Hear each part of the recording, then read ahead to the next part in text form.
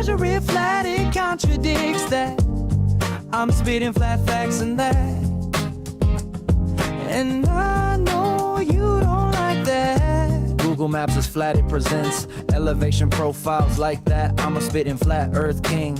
Sentence has a ring, doing my own thing. If earth was a big roast chicken, factually finger licking chicken. We just got the measurements missing. I'm spitting eggs and begs, begging the question lesson. I've said it before, time after time. I'm the spitting flat earth king of rhyme. Welcome to Flat Earth Debate, Uncut and After Show. I'm your host Nathan Oakley, and if you are new to this channel, or you've not done so already, then be sure to subscribe. Hit the bell notification icon and join button if you'd like to become a Nathan Oakley 1980 channel member and keep up to date with the Flat Earth Debate. If you would like to support the channel, there is a super chat that runs alongside each of these shows while they premiere. There's also a coffee, Patreon, crypto and thanks button in the info box below the video. Speaking of Patrons, I'm going to do a quick shout out to all of you who do support me on Patreon. So, a massive shout of thanks and appreciation to Smith Tools and Purchase, Level Plain Poem, Colton James, Survive the Spin, Effie Patriot, Thomas Van der Zander, Measured Flat, Tiers Morgan, Mitch Kennedy, Rod, The Name's Burley, JMails24, Unimento, Iron26, Retro Bill, John Kays, Patrick Gunnels, Banter, Hairy Blade, Mobile Max 777, Rob W, Del West Watson, Unbelievable Productions, Blue Ridge Ranger, Abraham Mohammed, Skeptic 936, Texas Mike, Chow Young Cat, and Dank. So another massive thank you to all of you for supporting me on Patreon. Links, as I say, to Patreon are below this video. And with that, I will hand across to whoever is in Discord and Google so you can enjoy their dulcet tones while I set up for today's live show. Hey, Neil. You. Does 24/7 Flat Earth Discord run reruns on their live stream? Because they've got a show running now, and I wanted to give props to the guy that was in there talking. And I go to... What's he saying? Just a... Oh yeah, it is. Live stream. FE Podcasts replay. It's annoying. Well, Who's the guy talking? Let's just have a look. Called or Sporadic Echo. Never heard of him. Either have I. What did he say? Yeah, he'd be saying something good if you want to give him props. What did he say? He was just describing the creation of the ball from the latitude longitude system. He's being asked, well, our government's lying to you, and he handled himself really well. He's like, well, I don't believe that's the case. I think they believe it too. But it doesn't alter the flat earth measurements that are being used to create this system. And you can go through some of the documentation. He gave an example of where they've utilised flat earth prerequisite measurements, pumped them into the system that they're utilising to convert them to the spherical systems that we all know and love. So it's like, so at some level, somebody's acutely aware of the flat earth topology and flat earth prerequisite elevation angles, because that's what they're pumping into these systems before conversion. So you're like, yeah, good answer. I mean, the question he was posed was about whether or not the governments are in on it, basically. And it's like, when you hear somebody handle something better than you think you could have handled it, you want to give them props, right? Yeah, you're giving me hope now. I've never heard that praised in that way on 24/7. So Me neither. that's good news. Me neither. And like I say, it was a woman asking on behalf of her husband, or asking on behalf of her boyfriend or whatever, and I'm like, okay, fair enough. That would straight away annoy me. You're like, why am I dealing with you? You know, just get him on here to ask his question. But nevertheless, the guy just answered it in a courteous manner that was non-conspiratorial. You know, he didn't immediately pander to the idea that the governments are lying to us, and he gave a justifiable excuse for why flat earth prerequisites would be used by them. So you're like, okay. So you're kind of leaning into the question, answering it in full, and you're like, I would have dismissed that question.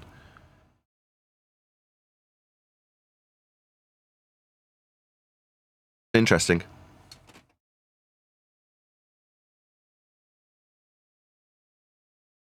And his name is Sporadic what? Echo. Sporadic Echo. Got to find out from Eli who he is. That's Jin. Jin was on the panel with him. Oh, Jin was there? Well, you don't even know what day this was. I've If it's no a idea. rerun, right? But Jin would know. He would remember. I'm in no doubt.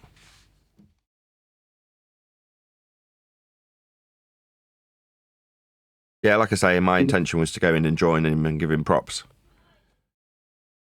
But no. So I'll give up on that.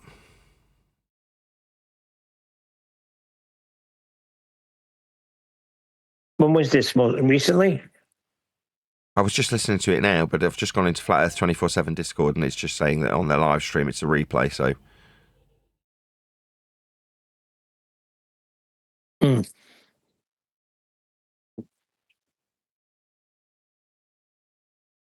Now, was there pushback from anybody there, or they were just listening?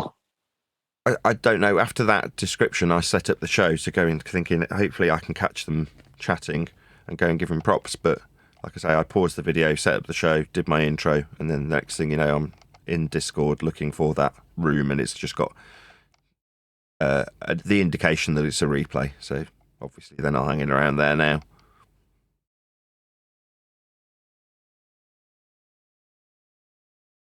Anyway, I'm in Flipside now. Interesting. Very interesting. Yes, it is. It's got to be paying attention, not to toot our own horn, but he's got to be paying attention to what's being said here. Maybe. I don't know where he's got the information. Regardless, the facts in the matter are the things that are being disseminated to people in that service. So, like, that's good, right? Don't get into the wrangle-dangle about why would they lie. Just point out that it's measured flat. And that's how it's necessitated based on the systems that we use. That's what it is. So, you know, there isn't an argument to be had. Justifying why governments lie is stupid. Who cares? Like, go and ask the government if you perceive them to be lying to you. Moreover, wrong, as opposed to lying. Well, feel free if you feel so inclined. But, you know, the guy that's explaining how the latitude and longitude system works isn't the arbiter of why governments lie. But he's being asked about it, which is why I say I would have dismissed the question. He's just telling you how it's measured, right? Exactly. He's just explaining how it works. Works it does. Spherical projections after the fact are what are used, but they require flat Earth measurements. So does it matter that you're being lied to? No. So that Uncut after show from yesterday, that pissed me off all over again, but I got over it. But it was interesting to see how long Buck Sodbuster was trying to get in.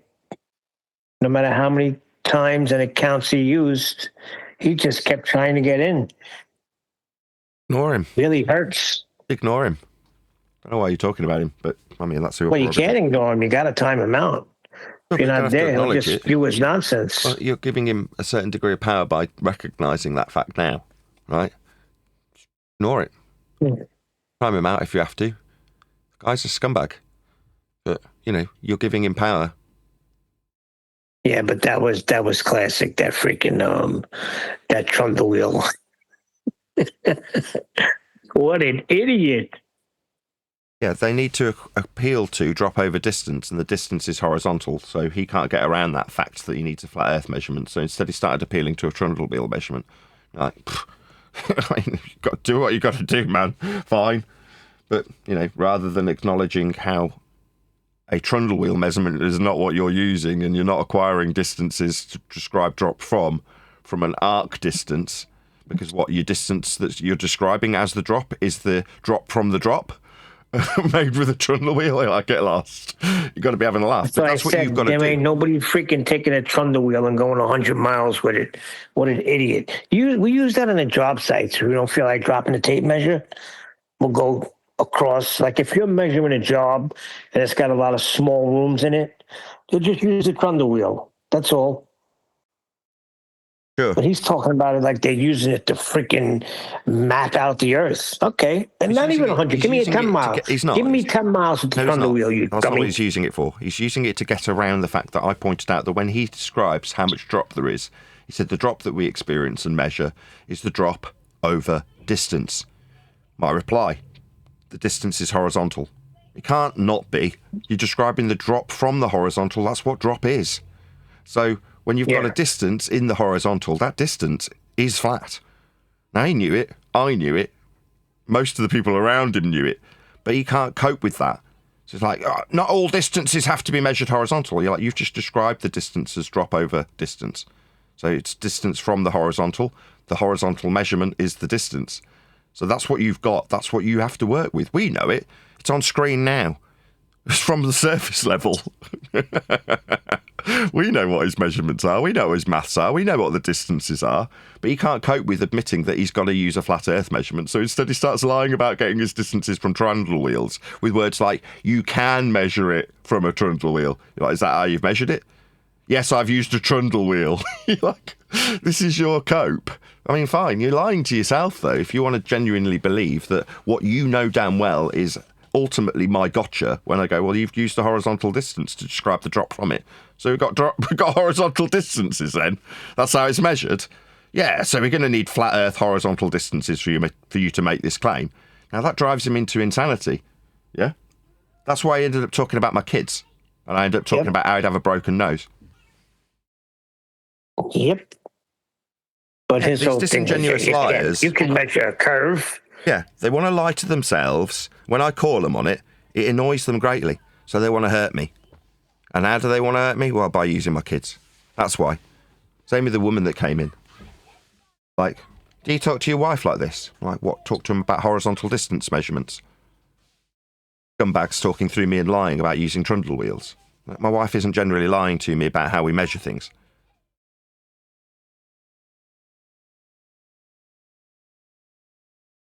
Yeah, it's very telling. Just the fact that they wait and come into the Uncut after show and just want to get some negative words in there. But I time him out and I erase it because I don't think we should deal with him ever again. I mean, he's going to be there on a Friday, and that's the only shot he's got. But like you said, what is he going to do? He can't get around it. You could talk about measuring your curves, which I want to ask you, why don't you just take him into, I know what you were doing, but why didn't we take him into what the measurements are right down to the inch? Because, yeah, I could measure something going around the curve, but it's still, when you straighten it out, what is it going to be? It's still not arced. They're linear, right down to the inch. Well, that's what he's appealing to. He's appealing to a distance that's horizontal to describe drop from it. That's his appeal. That's his requirement. Now, it's also his pain when I point out how flat that's got to be. But that's what he's appealing to. In realistic terms, I don't know why we're even going to worldwide debates. I'm doing it because I've been goaded into doing it. You're like, oh, right, okay. So you don't find it entertaining when we're sitting around talking about how Earth is measured flat, and none of our opponents want to come into the Flipside Discord server, formerly FED server, whichever server we're in, that's our resident server, they're not going to want to be there. If it was Betty's server, they didn't want to be there. They want to blame mute buttons. Like, why do we care what they want to blame for not wanting to interact with us? Like, if you want to interact with us, you can. If you don't, I don't care. You know, there's the open door. But because people want me to be a circus lion, they want me to go in and stand on their pedestal and fight with them while they whip me. I'm sick of it. I'm just tired of it, Neil. Why would I do that? Why do I care that Buck Sodbuster is going to appeal to drop over a horizontal distance? Why do I need to point out to him, with him lying to my face, about using a trundle wheel for a horizontal distance to describe a drop from? He's just got to lie. So we're intentionally going out of our way to go and discuss these things with outright liars and scumbags that want to sully my name, sully my family, bring my kids into the discussion. Scumbags. Why would we want to entertain these people? I was gonna bring that up to you. I don't think we should go there no more after his performance Friday and the things that they descended into. And then it stretches all the way into when you put an Uncut after show out, he's going to go in there spewing lies. I don't think it's worth it. I've been saying it for the longest time. Let's just stay where we are and do what we do. Same applies to people like Bev. Yeah. Bev's there to misrepresent what I do. I don't know why he's doing that, but that's what he's there to do. I unpack what creates a globe, and Bev ascribes it to me personally. Again, if he was in person, he'd get pain for that. That's what he'd get. That's the result. That would be the upshot. He'd be in pain. It's like, you're going to lie in my presence about what I do and ascribe things that are not mine to me because I've unpacked them. Like, that's disgraceful. I'm not doing that to him because I don't care about Bev. But the reality is, these people care about me. Did you listen to Thomas Sheridan? I asked you to go and listen to 2 or 3 minutes of his video. No, I didn't listen to it. What did you say yes in the chat then when I asked you to? I was saying yes to something else. I thought you were saying, can you stay here and watch the show? So I was like, yes. No, I specifically said, go and watch Thomas Sheridan in the chat. You know, yeah, I know. After I scrolled up and read. But I thought you were just asking me to watch. No. Because you're going to do something, because Buck was in there just freaking spewing nonsense. I've made it really specifically clear and told you there was timestamps for it. Right. Yeah, I scrolled up and saw that, but that was after I said yes. Right. When I realized you weren't talking about this show that I was moderating on, that was after I had said yes before that. Then I scrolled up. I said, oh, he wants me to look at a video. Yes. Yeah. So my yes was before I knew what it was. Do you understand that? Or am I not explaining that clear enough? You still haven't watched it, have you? No. 3 minutes. I watched it. 3 minutes it would have taken you to watch it. 3 minutes. Did you hear what I said? Help do the chasing so you can get paid up to 7 days faster. Get started for free. All right, let's go and listen to this Thomas Sheridan video. Hello, you're giving it power. Like, you know, that whole thing, love and hate, the same thing. So when you hate someone, it's the same thing as loving them because you're giving them the same energetic charge. The opposite of love is not hate. The opposite of love is apathy. The opposite, like, it's, you know, hate is a kind of a type of heartbreak. It's a kind of a pain. It comes from the same energetic charge. It's slightly manipulated. You know, the opposite of hate, the opposite of love is apathy. But so, like, when you attack something, like when people attack me online, all it does is give me more power. I know they can't understand that, but that's what happens. You know, it's like Oscar Wilde said, the only thing worse than being talked about is not being talked about.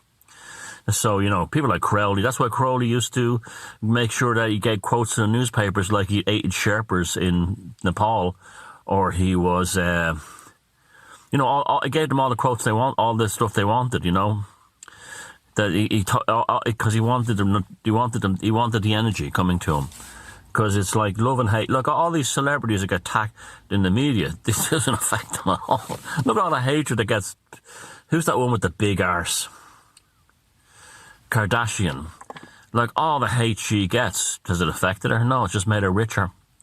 So, you know, if you want to be successful, seek to be hated. And if you don't like someone who you want to kill off their charismatic charge, you don't attack them, you ignore them.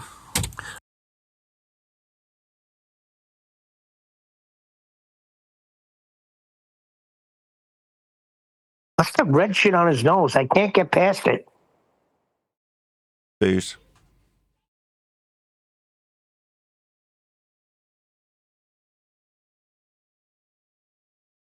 That's from drinking. I wanted to tell you something because Len sent me something. The guy from Uruguay is currently going around trying to get people together, get his minions to report Nathan's show for threats of violence. So I don't think we should go in there anymore. The hell with them. Yeah, so Uruguay guy gets told that his son's not moving in two different directions. He gets embarrassed by me. What's his result? What's the answer? Is it to go and demonstrate the son is moving in two directions? No, try and get Nathan shut down. Yeah. All of these people want to make it personal against me. This guy wants to tell me that I've got bad teeth and I've got a skin condition. But then when I say you'd have been bullied in school, you'd have had your head flushed down the buck. Threats of violence! Yeah, okay, whatever. Hypothetically, I describe how they would have been treated in school. That's what I've done. And it's absolutely true. All of the people that I described being bullied in school is true. I've seen them. And I've met those people in school and watched them be bullied for being irritating pricks. Now, I'm not saying it's justifiable. I'm not saying that people can justify bullying others, but they come across pricks and go, you know what, I don't like you. I'm going to flush your head down the bog because you're an irritating little twat. That's what happens to people like Bev and people like the Uruguay guy. Like, you've just described how the sun's going in two different directions. I've pointed out that it's only going in one. It's only going from east to west.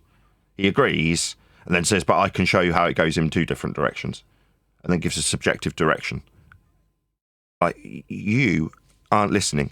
You have admitted it's going in one direction, and now you want to tell me it isn't. Yeah, flush your head down the bog. That's what would happen to you in high school. They'd have been bullied.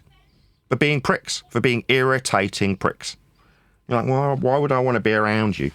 For being an irritating prick? And describing how, in reality, when you fuck people around, they want to beat the shit out of you. In reality, that's how people behave. That's how people are. That is to say, if you behave like an irritating prick, people don't like you. Now, they express that in many different ways. One of them, back in high school, was flushing irritating pricks' heads down the bog. That's what happened to them. Why? Not because they were really nice kids that were friendly. It was because they were annoying little twats. That's why. Uruguay guy is one of them. An irritating twat. Like a dose of thrush. He's an idiot. Yeah, an idiot that wants my attention. He wants to end me. Well, why are you constantly seeking my attention, trying to tell me things? Yeah, you want to convince me that you're right. That somehow measuring elevation angles to the sun is going to change how Earth is measured. Like, you know, I just don't want to be around these people anymore. It's like, these people are scummy. Why do we need to seek their attention? For ratings? It's not worth it. Nope. It's not worth it anymore. They re-uploaded the show about 4 YouTubers. In re-uploading my show. According to Len, I've seen about 4 YouTubers re-uploading the show and just getting excited about Nathan, about people winding up Nathan. No attempt at refuting anything. Uruguay guy's channel, he had Brenda on, and with Ranty. That tells you enough there, right? Listen, this is the measurements. I told you, it's like pouring salt on them. There's nothing to refute. They know it. So they're descending into anything they could do just to shut you up. And right now it's you. You're the one putting forth the measurements.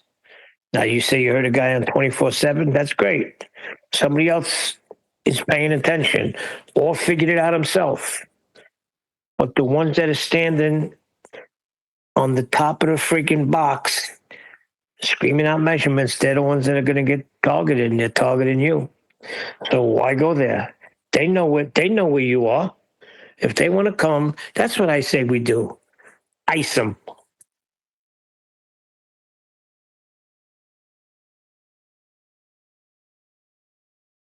Yeah, I completely agree. Why are we giving these people our energy?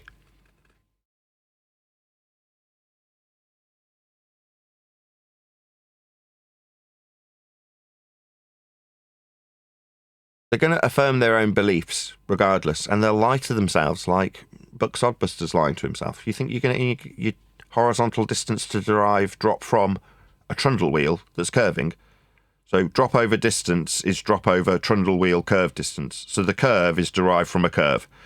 No, it fucking isn't. It's delusional. You're lying to yourself and ultimately lying to my audience when you do so, while simultaneously trying to browbeat me in submission. Like, what do you think this is going to achieve? Do you think the horizontal distance that you're deriving drop from is going to change its horizontal aspect to derive drop from because you've lied about it being from a trundle wheel to me? Does that change anything? No. But if I hadn't been here to highlight how horizontal and flat you need Earth to be when you describe distance horizontally to derive a drop from it, that would mean that nobody had pointed out how flat you needed Earth to be. So therefore you could have used it without anybody noticing how flat you measured Earth. And it's painful when I come along to point it out, because up until now, they got away with it. They got away with using horizontal distances. They got away with using flat Earth directionalities. They got away with using elevation angles. Nobody called them on it. So they could use all the flat Earth measurements that they like. What they don't like is me coming along and pointing it out. It's like, me pointing it out doesn't change that you're using flat Earth measurements. You are using them. Just less painful if I don't point it out. What, you get to use the flat Earth measurements unchecked? You're using flat Earth measurements, who cares? You're delusional if you think that by using flat Earth measurements without anybody noticing or saying anything, that means Earth's spherical. That's ludicrous and idiotic. But that's what they believe. If only Nathan hadn't mentioned that I use flat Earth horizontal distance to derive drop from, I'd have derived the drop from the horizontal distance we measured and could only be capable of measuring on a flat Earth, but nobody would have said anything. Therefore, it's a globe. After I've derived a drop from a horizontal distance measurement measured at Earth's surface level. Like, you're idiots. You're delusional idiots. What I do has no bearing on how delusional you are when you derive a flat Earth measurement into a spherical one. You're the one doing that. You're going to have to face your own demons. They just don't want to. They want to make me the demon, don't they? Yeah, that's what I don't get when you're talking about drop. Drop over what? Like they're deliberately not getting it and trying to deceive an audience. Themselves. Buck wants it to be spherical. He can't cope with the alternative. And whenever he uses a flat Earth measurement, he gets angry at me because I've pointed it out. Because in his mind, if I'd have, it's like in Scooby-Doo, I'd have gotten away with it if it wasn't for these meddling kids. What got away with using a flat Earth measurement? What would that mean that you were right because nobody highlighted it? Getting away with using a flat Earth measurement doesn't change that you're using a flat Earth measurement. It's just become painful for them because I've started pointing it out to them. No, you need south. South's flat. You'll chant your mantra. No, you're using south. You're using it, not me. I'm pointing out how you are using flat Earth directionality. It's not a mantra that I'm chanting to convince myself it's flat. South is flat. You are the one using it. You're the one telling me. You've gone out of your way to try and convince me that the sun's going in two different directions after admitting it's going from east to west. So who's the delusional one? All of your directions are flat. You require it to be so for your example. Me saying, well, that's a flat Earth direction, is simply highlighting your necessity to use a flat Earth direction. Me pointing out doesn't change the necessity. Me pointing it out doesn't change what it is. When you point south, it just is what it is. But if it only was for these kids, I would have gotten away with it. What, using flat Earth measurements? Yeah, it's like we're pointing out the freaking dancing bear, and it's within seconds you see it. Like we didn't see it before, but now we see it, and it's constant because they have to. Oh, use another one now. They just got to change their verbiage, that's all. Stop using our stuff. Figure out a different way to put yourself on a ball. Yeah, that's a rhetoric I'm going to stop using also. It's not ours, right? I am also inconsequential to this. I've got to start pointing this out, right? There's no other way to stop these people trying to make it about me. When I say using our stuff, what? My flat Earth elevation angle, my directionality. I didn't invent a compass, did I? So what's a better way to say it? Stop using flat stuff. Do what you like, but what you are doing is a flat Earth prerequisite. If they come to us and want to tell us because they need to appeal to us, because we are enlightened in regards to how Earth functions. Doesn't mean it's our functionality. Doesn't mean that it is arbitrated by me. It's not. I'm not the arbiter of what Earth is utilised as when it comes to the planar surface measurements, the horizontal distances they're deriving drop from, the south directionality being flat. None of those things are mine. I can't take any credit for them. But what these guys want to do, they're gammers. They want to elevate themselves in terms of some self-importance. When that guy was like, well, oh yeah, okay, I'm a flat earther now. Like, yeah, because in your mind, you've elevated yourself to the lofty position that you perceive me to be holding. So when I describe myself as a flat earther and you go, oh, I'm a flat earther, I don't know anything. Like, yeah, what you've done is you've decided to ascribe this notion to a group of people who are stupid so that you can not let your brain cognitively function in regards to the measurements of Earth. Suddenly it's about a group of people who are stupid. And if you say, well, yeah, I'm a flat earther, I'm dumb, in sarcastic tones, no, well, that doesn't alter what flat Earth really is. It's the Earth being flat. Not a group, not me, not you. Me saying it doesn't change what it is. Me highlighting how flat Earth is didn't lose anybody their job. But that's also the impression they want to create. That if the whole world appreciated how Earth's dealt with, it's like, what do you mean? If Earth realised it was flat, it is. It's dealt with that way. But people finding out about it doesn't make any bearing on whether or not people are flying in straight and level flight, using surface level and miles on maps, using south as a flat direction. None of those things change. But if you can create the impression that if a group society finds out the world will stop and jobs will be lost, then suddenly it's about you and you are suddenly consequential to this. Therefore, you have a bearing on it. So your opinion matters. No, it don't. It doesn't matter. Your opinion is irrelevant. It's not an opinion subject. It's geography. You arguing with it isn't going to change it. You ascribing it to a group isn't going to change it. You being a part of that group isn't going to change anything. You have no bearing on it. I was that delusional 10 years ago. I thought by going out and tracking the sun, I was doing something important. I wasn't.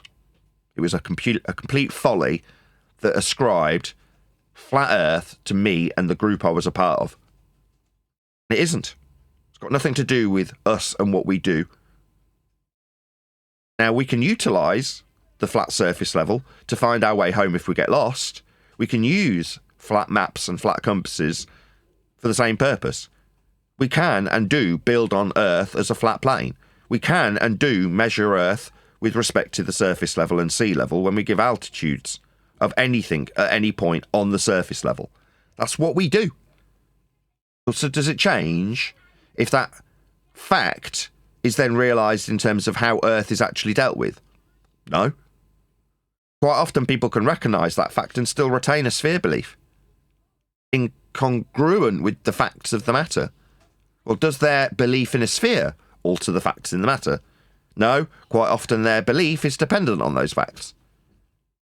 So it's been turned into a societal issue. Flat Earth becomes a group of people who are a problem that might cost people jobs. No, it won't. You knowing won't change anything. Nobody's jobs have been lost because you found out. The ever-increasing percentage of flat earthers that the people are constantly appealing to. Look how many flat earthers there are now. It's up to 2%. It's up to 5%. Who cares? Well, we have another problem because a lot of people were like, you should go here every day. I'm like, what?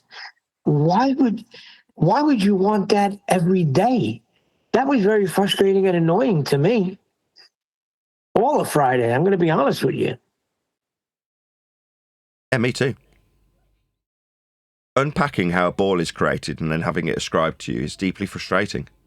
But Bev is an annoying adenoidal little prick who nobody would give a second glance to in a bar or give a care in the world about what he's got to say about anything. Nobody would care.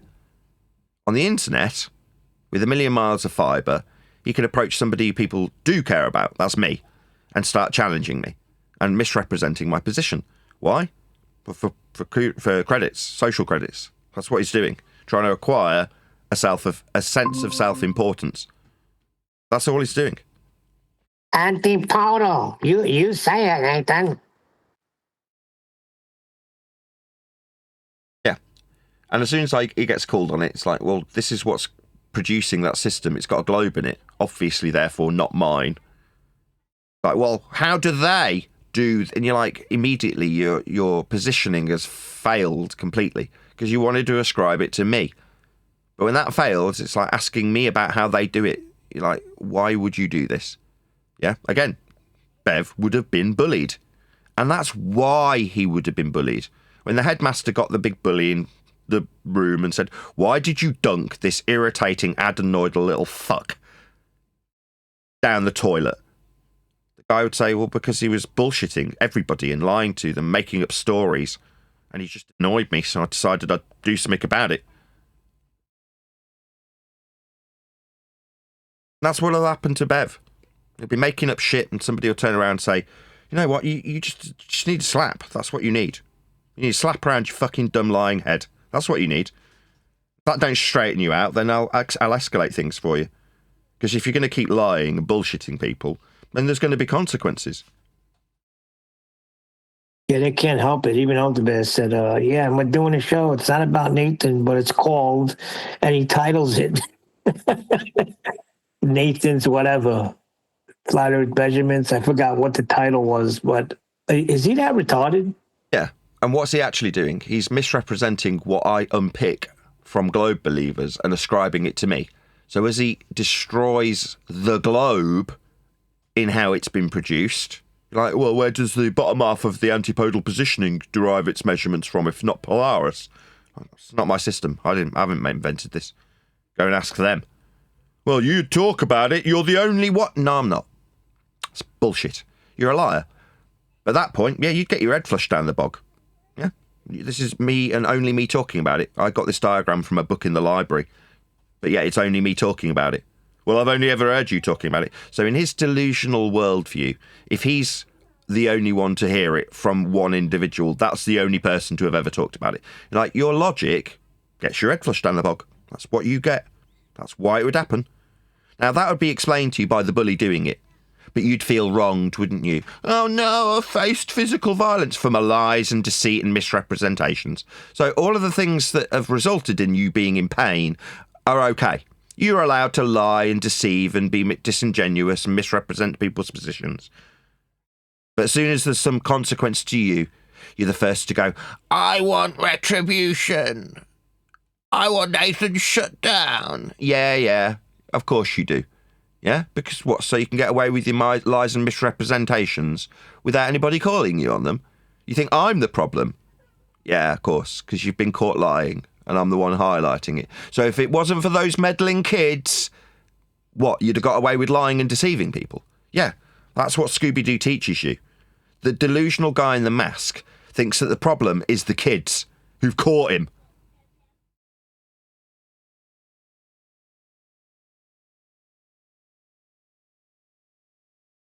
That's what they're doing. They're making it me. I'm the problem.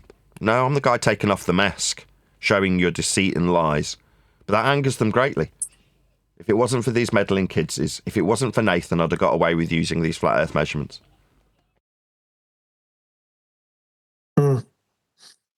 Oh. Is that what you want? What Is are that you what you going to want do? in life? To get away with these things?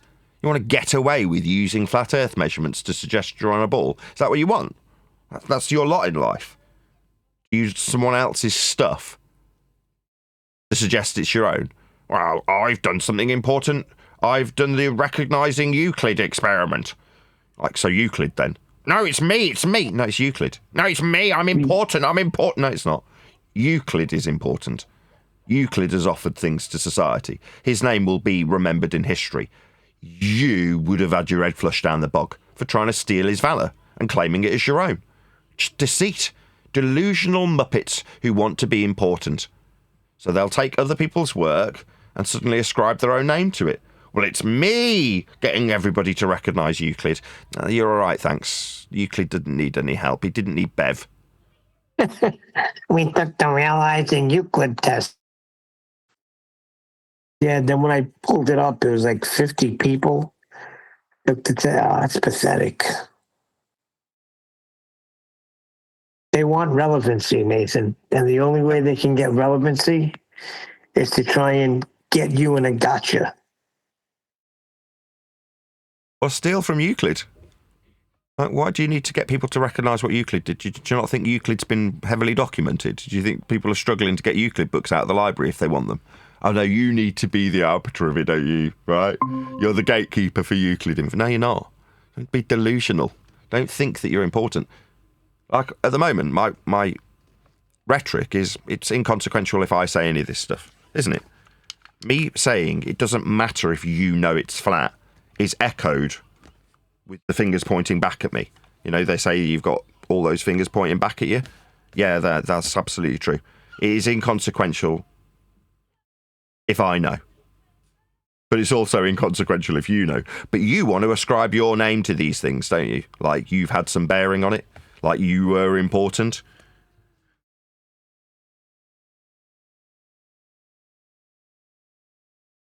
You're not. It's funny because it says little is known of his life except for his work in Alexandria, Euclid.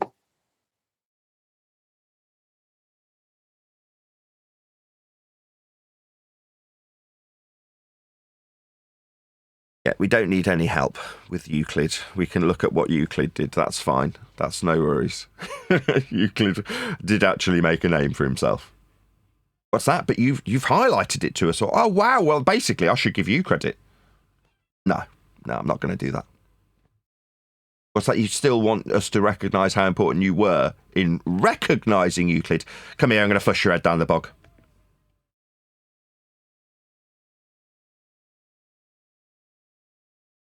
I need your help.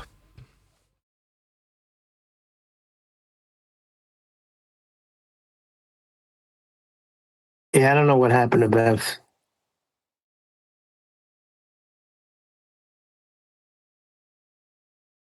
Who cares? Does it matter? Same thing applies, but it's utterly inconsequential, so who cares? Yeah, what I'm saying is you used to promote him, you used to freaking shout out his show, and then their feelings got hurt, and so it's attack Nathan now.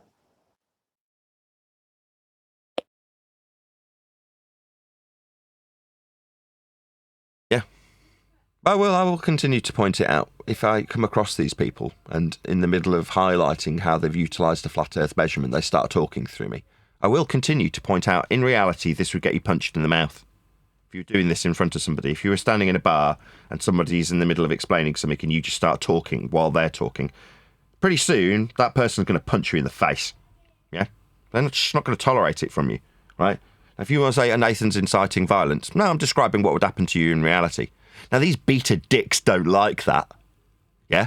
They want it to be tolerated. Their behaviour, being shitbags, being capable of just chat skanking straight through the top of something proving them wrong, that they want to be acceptable. Getting punched in the mouth in reality. In a bar when that happens. Yeah, that's how bar fights break out. Yeah, bar fights happen. And they happen because there's normally some adenoidal little prick being an adenoidal little prick. When someone says, this is why this adenoidal prick's being a prick, let's unpack what he's just said. So what he's done is, yeah, bang! Suddenly they got a broken nose. That's what happens. But they want to be the oh so powerful beaters. Yeah, these are gammas, secret kings. Secretly, I'm right. Now, him showing that I'm wrong, that needs stopping, because then everyone around me will realise I'm a fraud. Now, here on the internet, I can do something about it. I can talk while he's talking, and then if he shuts me up, I can moan about being suppressed with a mute button. I can make it about how bad he is. Aren't I clever? Yeah, on the internet, you can get away with that. In reality, you'd be on the floor bleeding. That's how it works. Piss people off in that way, that's what they'll do. They'll subject you to violence. High school rules, like in jail, Neil. I'm sure you're familiar with how people dealt with each other in jail. Yeah? High school rules. That's what you got in jail, wasn't it? Yeah, I mean, it's just silly things like if you use that bathroom when you shave, you better freaking clean it up and don't leave your hair all over the place so you'll get your nose broken.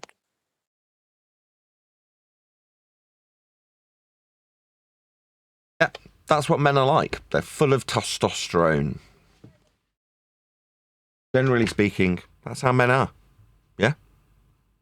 Now, when you can, put sugar on it and say, oh, this is the art of the beauty of war, men being violent at the behest of other men, that's tolerable.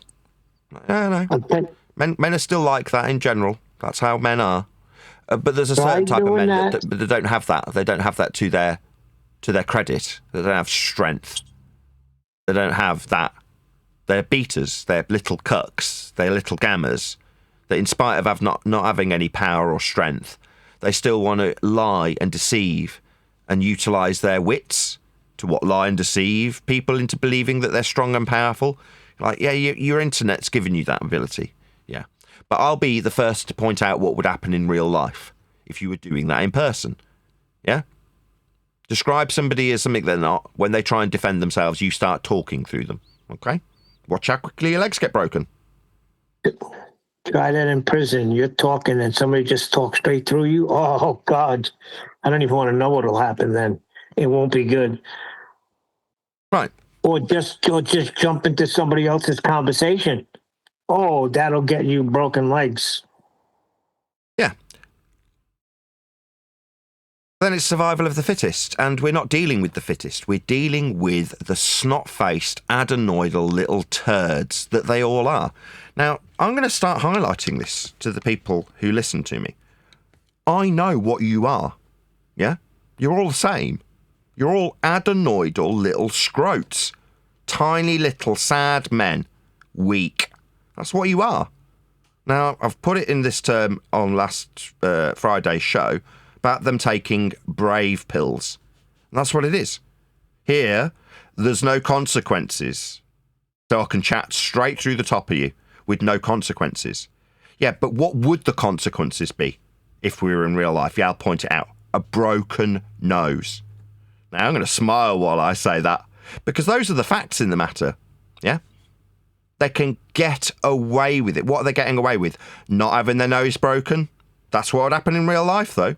Now, if you want to say Nathan's inciting hatred, what, describing how men behave? No, I don't think so. You can try. You can say Nathan's inciting hatred. No, I'm saying that if you did this in real life, there's a good chance someone will break your nose. Because it's true. That's how society is when dealing with little gamma and beta twats who think that they can just chat skank through the top of somebody who's standing right next to them. They wouldn't dare. They will online because they can get away with it. Yeah? What they're getting away with, not having their nose broken. That's what they're getting away with. So let's highlight it. Okay? Yeah? You think you're being clever? No. Irritating Uruguay guy would have been bullied at school because he'd have still been the same personality, and he learned very quickly not to do that in society. So he found a little home to do it where there wasn't any consequences. What are those consequences? Broken legs, broken nose, being stamped on, having the shit kicked out of you, having your head flushed down the bog. Those are the consequences that they're getting away with when they behave like that online. Because they can get away with behaving like shitbags, lying, being disingenuous, using their mute buttons. But we all know what they are societally. We've seen them, we've met them in society. And in society, these are the people that are looking at their shoes, looking at the floor, that won't give you good eye contact when you tell them not to do that. They'll look away. Yeah, they're the kind of person that you grab by the chin and go, no, you'll look at me in the eye while I tell you not to do that again. So that you know what the consequences will be without me having to tell you. Yeah?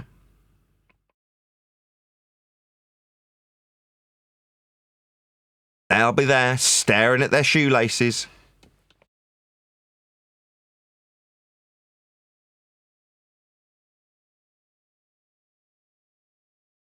So how are we going to handle this? How are you going to handle this?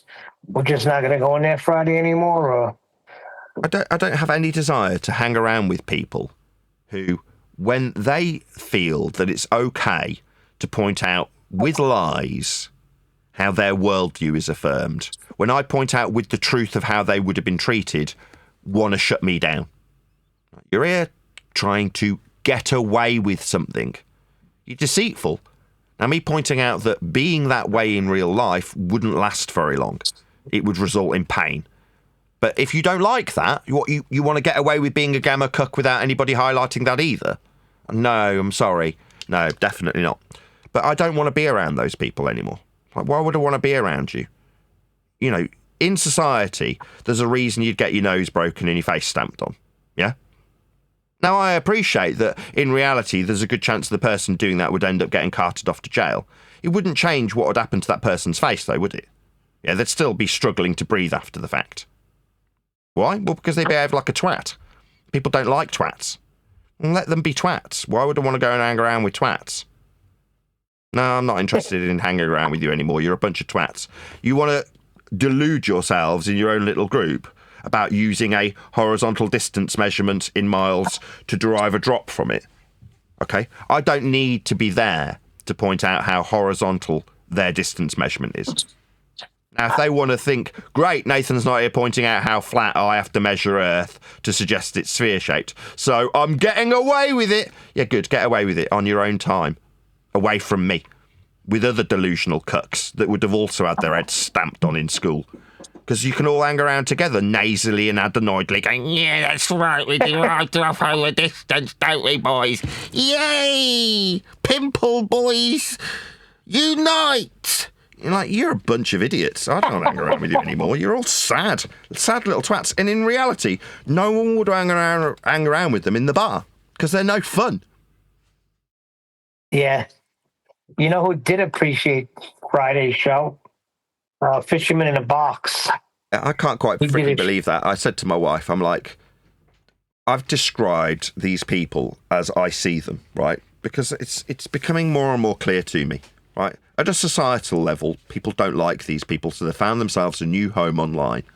I'm bringing it back to reality for them in a very realistic way. That is to say, in reality, people don't like you. People would want to hurt you in reality. People would want to subject you to pain because of the way that you behave. Now, I thought that would get me a whole load of shit, especially from certain individuals who are Christian. The last thing I expected was for a devout Christian to start praising me for it. I didn't expect that, not in the slightest. Yeah, but because it's correct, Nathan, you can't go around doing that without consequences. Gotta call it like you see it. If you were in front of me, you would not be doing that. And if you did, you get a broken face. Nothing wrong with that. Yeah, that's the reality. And they know it too. That's the thing. These people know what they are. And it angers them greatly. That's a violation. Number one, just bringing up my kids without saying, how's your family? Everything good? Other than that, you bring up my kids, that's a death warrant right there, or a beat down. Yeah, losing the argument, suddenly bring up my kids, and now I'm describing things with them in my presence when they're not here. Why? Well, because you've lost badly. But again, that type of person would get the shit kicked out of them in reality. You're in some bar arguing the toss about politics, and suddenly the person you're arguing with brings up your kids. Yeah, there's a good chance that person's going to break your nose. Yeah? But those people wouldn't do it in reality. That's why they're here doing it. Me, yeah, I'm that type of person. I've been in plenty of jail cells for it. I know the consequences for it. I'm still saying it, though. Yeah? There's plenty of people out there like me. And yes, they have to suffer the consequences of their anger by going to prison when they do those things. Yeah, I'm sure you're the same, Neil. I'm sure you've spent plenty of time in jail cells for hours and hours thinking, when the hell are they going to ask me their stupid questions? And then you answer their stupid questions and say, yeah, he was a dick. So he got a broken nose. What do you want me to say? Yes, I did break his nose. Everybody saw me do it. Yeah, because when does it normally happen? It normally happens when the irritating snot-nosed little face has got an audience. Why? Because they think they can get away with it. And what is it Mike Tyson said? Everyone's got a game plan till they get punched in the mouth. Yeah, that's right. Very true. Well, that's what I was just going to say. Imagine just hanging out in a bar. You're arguing over the game the night before. And because you're winning the argument, the guy starts talking about your kids and your wife. It's not heard of. Only on the internet. only with this topic. So metaphorically, I'll start bringing it back home for them, yeah? Making it apparent to them what they are. I know what you are, and you know what you are, yeah? You weren't the ones dunking people's heads down the bogs in high school, were you? No, you were the ones getting your heads dunked down the bog as you were a smart ass, yeah? Telling people how right you were, bullshitting, lying, making up stories, and eventually someone comes along and goes, I'm sick of this, and does something about it.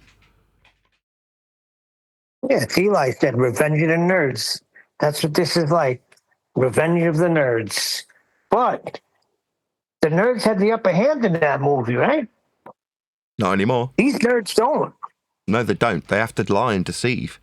That's what their raison d'etre is. They have to lie in order to get away with what they're doing.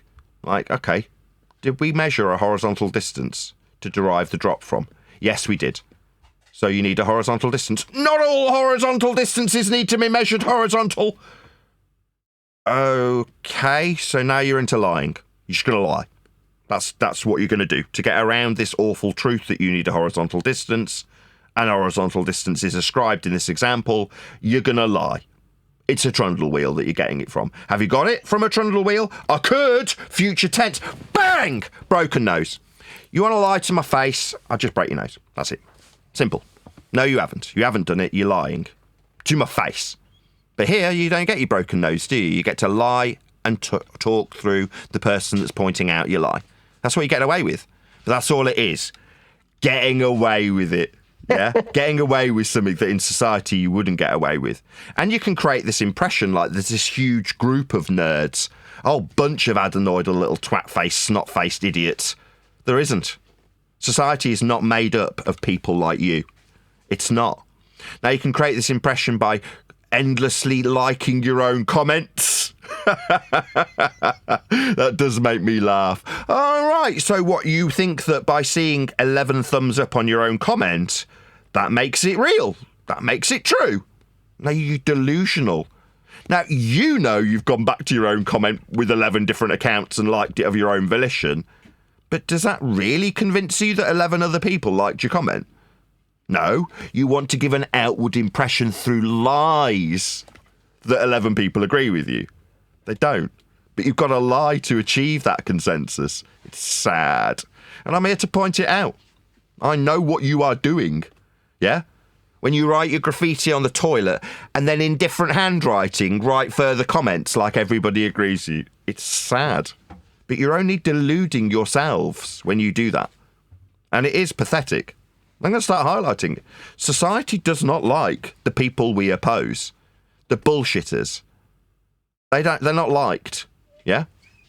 They probably know this. They just hate it being pointed out to them. One deck, Neil, doesn't it bother you that he can't say yes or no? One deck, Neil, somebody.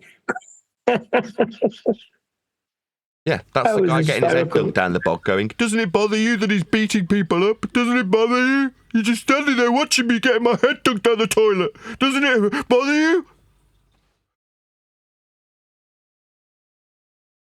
I'll tell you what, you got One Deck riled up too. If you listen to that show back, One Deck at the end of that show, he's like, you effing idiot. He's flipping out on Buckside Buster. Yeah, because he's recognised what he is. He's a liar. He's like, no, let's just tell you, let's talk to you like a piece of dirt. Because that's how he deserves being spoken to. If you're going to lie, deceive, cheat, misrepresent, no, you start getting spoken to like you deserve to be spoken to. And I hope society starts picking up on it and ignoring the etiquette that we're supposed to indulge in because we're online. Why? Why do you have to extend these people courtesy when they're lying to your face? Well, because it's not to your face, because there's a million miles of wire between you and them, so they can lie to you that way. Why would you tolerate that? Yeah? That makes you as sad and pathetic as them, if you put up with it. I mean, I'm not that kind of person. I don't put up with this kind of shit.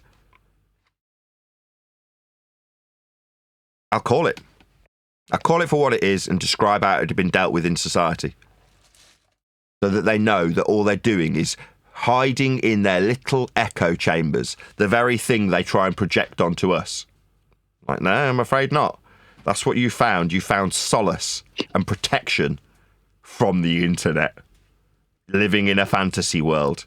That's what you're doing. Living in a delusional world where you are the secret king. Online. Like, yeah, step out your front door for 2 minutes and see how society actually treats you in reality. It's not how they treat you online. Yeah? When you bullshit them.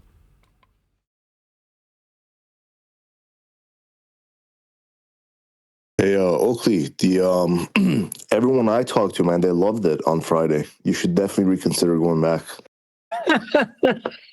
I don't want to feel that angry towards dweebs. Right? It's back to the example of the dunking their head down the toilet. I don't want to be that guy, right? I want to be the guy that goes, why do I want to find myself in the presence of bullshitters? Why? Why would I have to feel such disdain to any human being?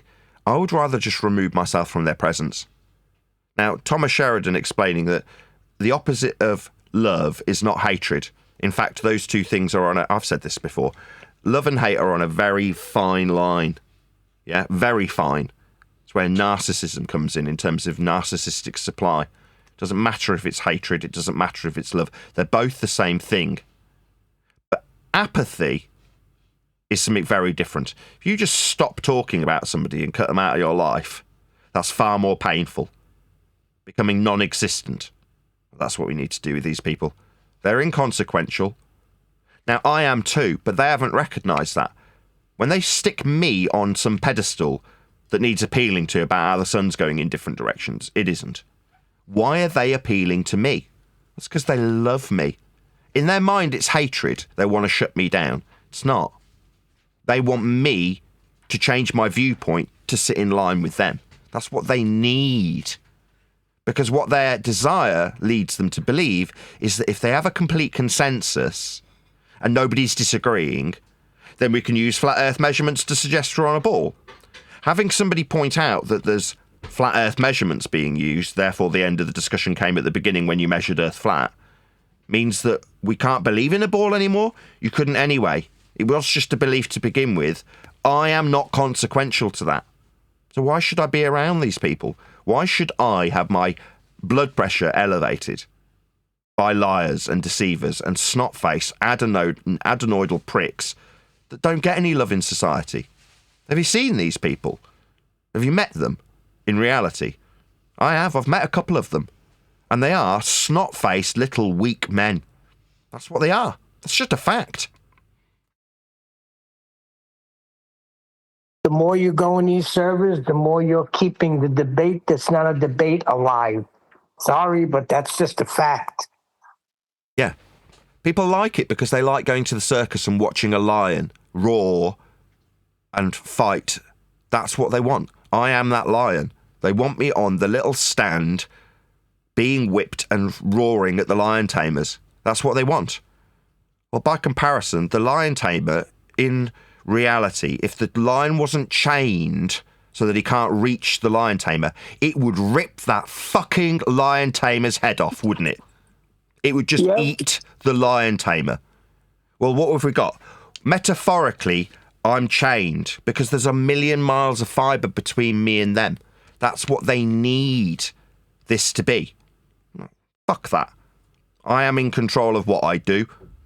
So I don't need to stand on their pedestal, chained, so they can poke me and whip me. Fuck that.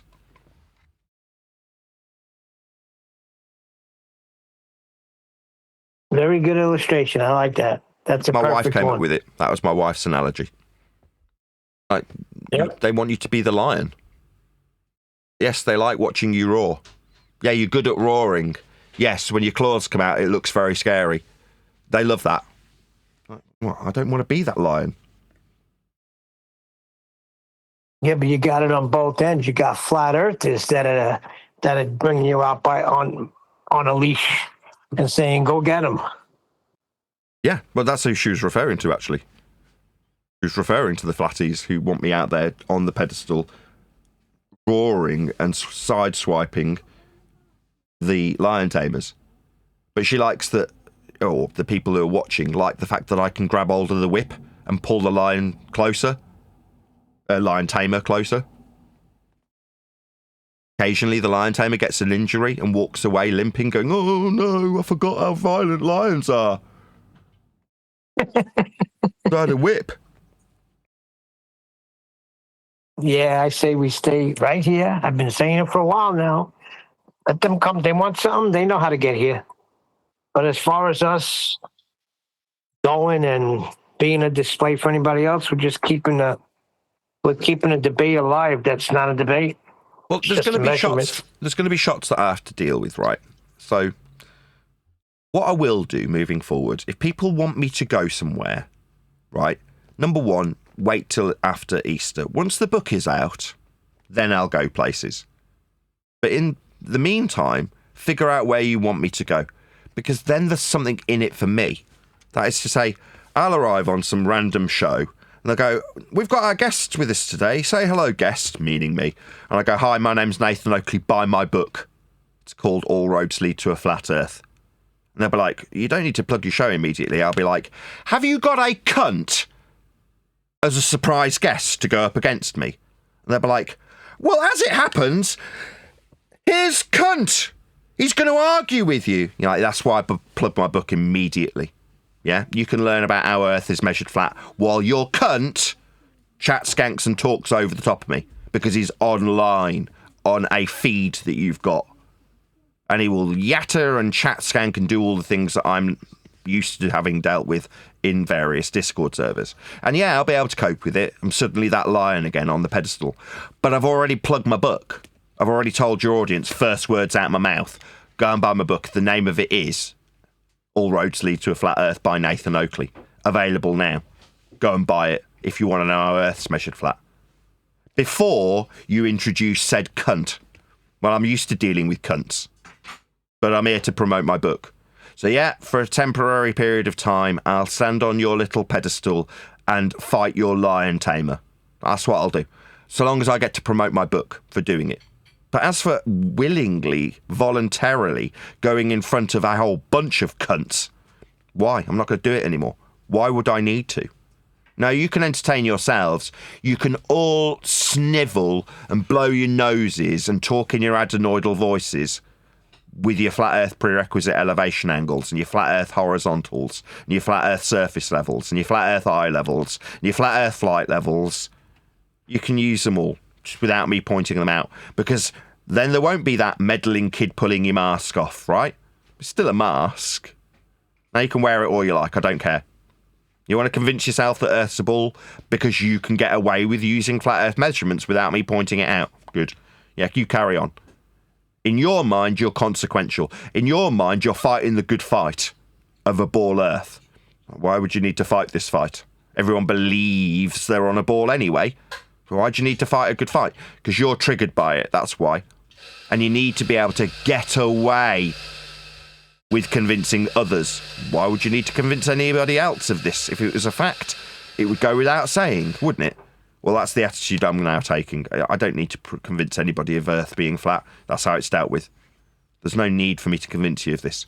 If you want to deny it, you can. It won't alter what is the measurements of Earth. They're flat. I don't have any bearing on this. Yeah, but going to other places will bring you more sales, right? Because you have more eyeballs. So what? Like there was people last week that watch your show that some of them are new, that have never heard of you, and now they're fans. So what? Is that consequential? Will Earth be measured differently because I've got more fans? How do you know?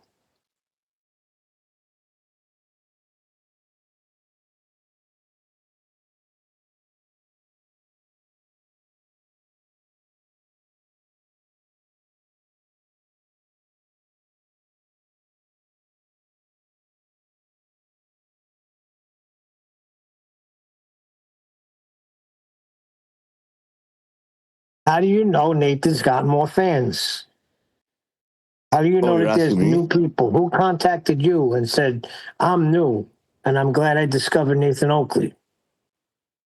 Well, there's a bunch of people I talked to on Discord because his clip went viral from that show. But They're fans now.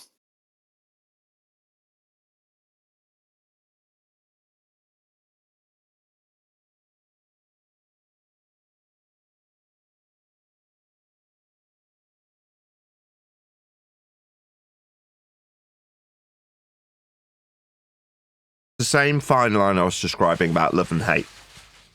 What you're trying to appeal to me is the opposite end of that same fine tightrope, right? So people will love me. No, it's the same exact feeling. It's the same exact emotion as the hatred. So why would I need it? I don't need it. What I describe and discuss is inconsequential to me discussing it. Now, I have to recognise my lack of importance in the subject matter and hope that that has an influence on the people who do come to me and watch me. Now, me having to go out proactively to find fans, those days are over. I've done this for 11 or 12 years. I've got a book coming out. It describes how Earth is measured flat. I didn't make any of the measurements. Realising the reality of how truthful measurements were always being utilised with didn't change how those measurements were being used. When I was arguing with my brother-in-law, my sister's husband, and my sister's nodding along about how flat Earth is dealt with by her when she was trained to do celestial navigation, I didn't need to have the argument. She already was measuring Earth flat. She was required to do so to go out on a boat. So I didn't need to influence her, did I? In fact, her agreement wasn't through my influence. Her agreement was through necessity of measuring Earth flat when going out on her boat. Not because I'd told her that's what the case was, because she was trained to do it and she paid for the course to learn how to do it. So she paid to learn how to measure Earth flat. When there was a consequence to her, that is to say she might die if she doesn't know how to measure Earth, she went out and learned how flat Earth got measured. That's what she did. I had no bearing on it. What happened when I got to win my argument? I got to sniff my own farts for a few minutes and got my brother-in-law to feel stupid for a few seconds. That was it. That was the end result.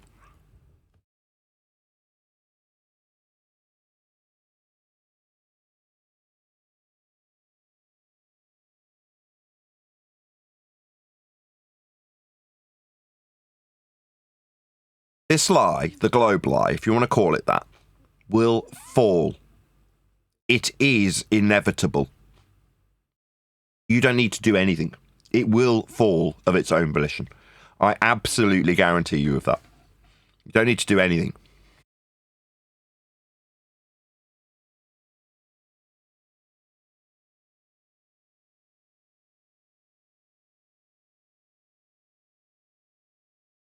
Got a long way to go.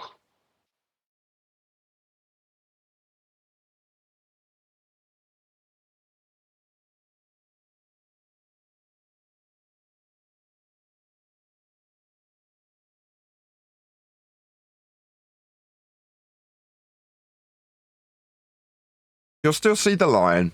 It'll happen when I'm out touring, promoting my book. People will be like, if I tell him that he can come and promote his book, I can then get this guy to come and argue with him. It'll be great. I'll show him how wrong he is. And I'll have surprise guests. Somebody make a note at this point that I've said what I've said now. While I'm out on my book tour, that's how it will go down. On, I don't know, 1 in 5 occasions. I'll get there, and then it'll all be smiles and politeness until, oh, by the way, we've got this guest we did not tell you about, who's now going to argue with you for an hour.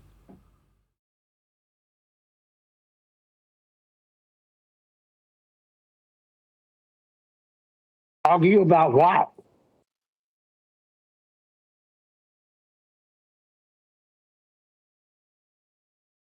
Flat Earth measurements. Oh, that's silly.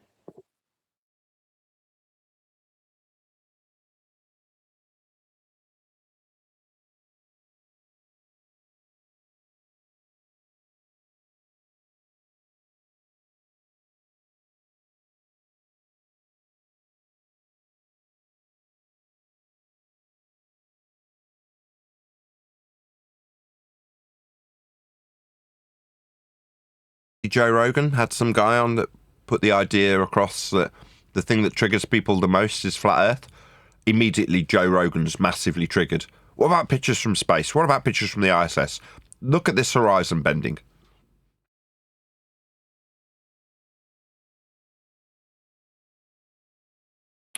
Did you say horizon bending? Mm-hmm.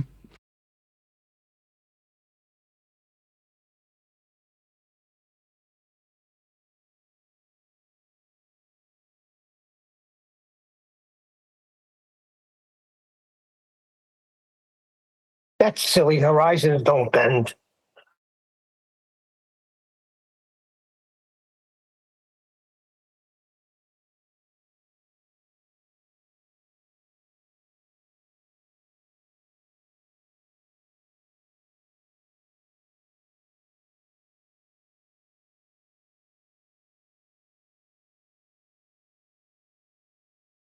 I hope that people who listen to the show start to recognise that flat Earth is something that is practically applied to Earth. Not dying at sea, you need a flat Earth. Not crashing into the ground or other aircraft, you need a flat Earth. Building stuff, you need a flat Earth. Mapping stuff, you need a flat Earth. Whenever it's practically applied, Earth's flat. Put that in the geography class, you can still retain your belief that Earth's a sphere. You can start saying, well, it's so big. I mean, it's so big. The ball, I assume. Okay, so give me an example that is practically applied that utilises a ball Earth. Beyond something that's just convincing you that Earth's a ball, give me an example that's useful. Boats going over the horizon isn't going to be a practical use for anything. Nobody's using that to do anything. And me, I can take that apart and point out our perspective's been hijacked. But what use is that? When you're describing building something, levelling your tools to the plane of the horizon, that's something that practically produces something. When I describe not dying at sea, finding our way, that's a practical use of Earth as a flat plane. There aren't any practical uses for a sphere Earth beyond its original intention. Trying to explain epicycles outside of the box thinking by way of utilising flat Earth elevation angle measurements that were taken to track the light movements, and then the explanation afterwards coming by converting the ground that's been measured flat for the angles into sphericity. That's what it's used for. Its only practical purpose is to try badly to explain epicycles. That's it.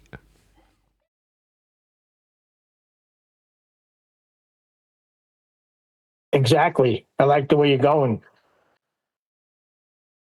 Wow. Give us an example. Utilizing Earth as a globe that's practical. I like that.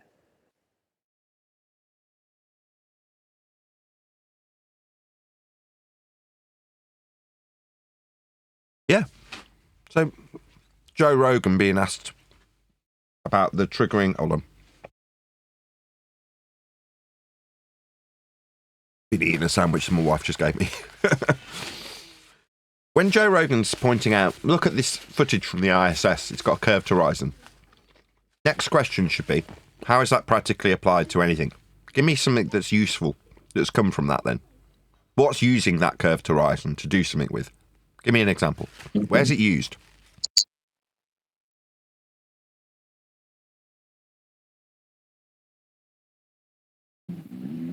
Yeah, nothing. It's flat. Well, with the Earth being flat, you can erect buildings, you can navigate, you can chart the world. You can do a whole bunch of stuff by utilising Earth as a flat surface. Well, that's because it's so big. Okay. But that's how it's used. I can give you plenty of practical examples of a flat Earth. Saving lives, building buildings, surveying the terrain, giving us maps, flying people from A to B, sailing from A to B. Those are all practical applications of a flat Earth derived measurement. When it comes to the globe, you're like, number one, to give you the globe to infer it's got some use, you had to measure Earth flat to get there. But let's just ignore that. Let's say that you've whistled past it, so I'll lean into it. I won't point out that you've derived the ball from a flat Earth measurement. Let's start by begging the question of a ball. Okay, give me a practical example. How is this being used in a useful way? If they say, well, satellite navigation, you're like, that's Cartesian, that's flat. Derived from the elevation angles, that's flat. That's a flat Earth giving you those useful, practically applied measurements for movement, not a globe. Converting it to a globe and then converting it back to a flat map, that doesn't make it useful from a globe either. For it to be useful, it had to be converted back to the flat map, distorting things, making it worse. So that's not a practically applied globe, that's a practically applied flat map, so it works with flat directions, as it must. But they won't give you any practical examples that are useful, because there aren't any. What's the globe used for? Well, you have to look at its original design intention. What was it originally purposefully put into effect for? Well, to answer the question, why do these lights move this way?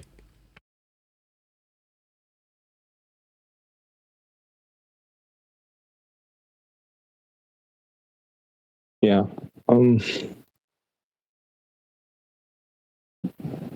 I gave you the down low, Neil, right, of what I'm going through, right? You there, Neil?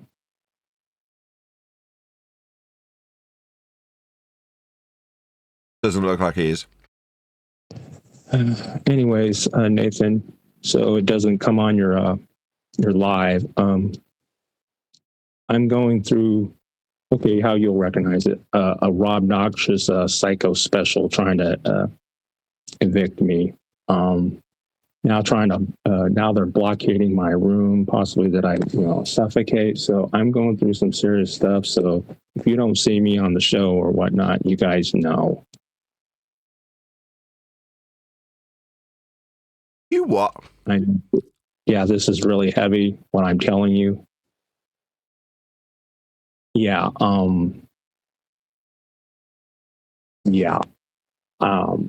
tomorrow getting possibly served papers just because God only knows what made of evil crap. I didn't do anything. I didn't do anything violent.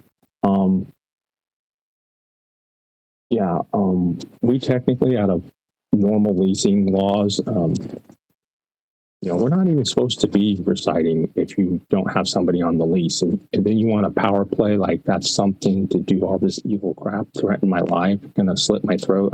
Don't get me wrong, this is some serious stuff I'm telling you. At a point, anything more, I'm just going to call the police. You keep trying to barricade me in my room. Go on now. I just want to get the hell out of here. Some shelter. Go ahead, huh? Go ahead, dude. Call him. Just call him now. Yeah, even before the shelter. But what do I say, mate? What do I say? Tell him the truth. Well, you made me laugh there, bro. Yeah, of course.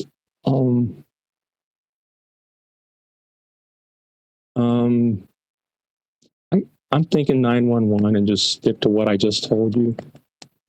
Yeah. And that if there are any social services that can get me the heck out of here right now. What's going on? I need to call them. I need to call the shelters.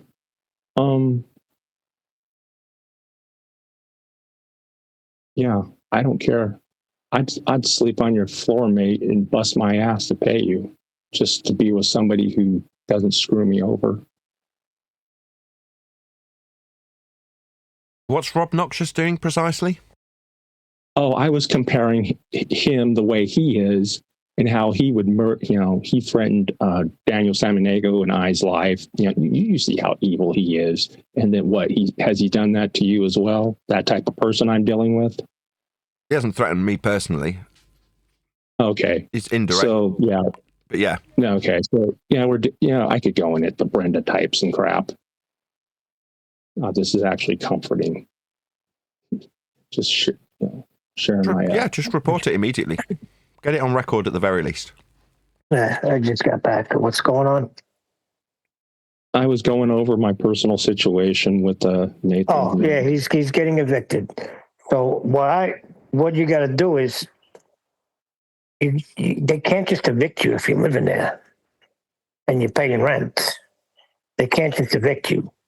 Okay, now let me make this clear. I've been my appendicitis, and that took up the big chunk of my time here. But I haven't had work. But here's the thing too. I've learned based on leasing laws, and I need to get back in touch with the lawyer as well, because it was just a text representative, nothing over the phone yet. But yeah, as far as I see, it's illegal basically everywhere. You can't have people on your lease. Okay, say it correctly. You can't have people just staying there and receiving mail or even living there more than like 3 days. They're considered a resident, and that you're at that point breaking the lease. Yeah, it's only who was on the lease. I went through that. My brother needed a place to go. I'm like, look, you're not on the lease, so I don't know what to tell you. And I don't even have the room. But if you're not on the lease and you're living there, you're in a little bit of a sticky situation. But here's the thing. Where you going to church at over there?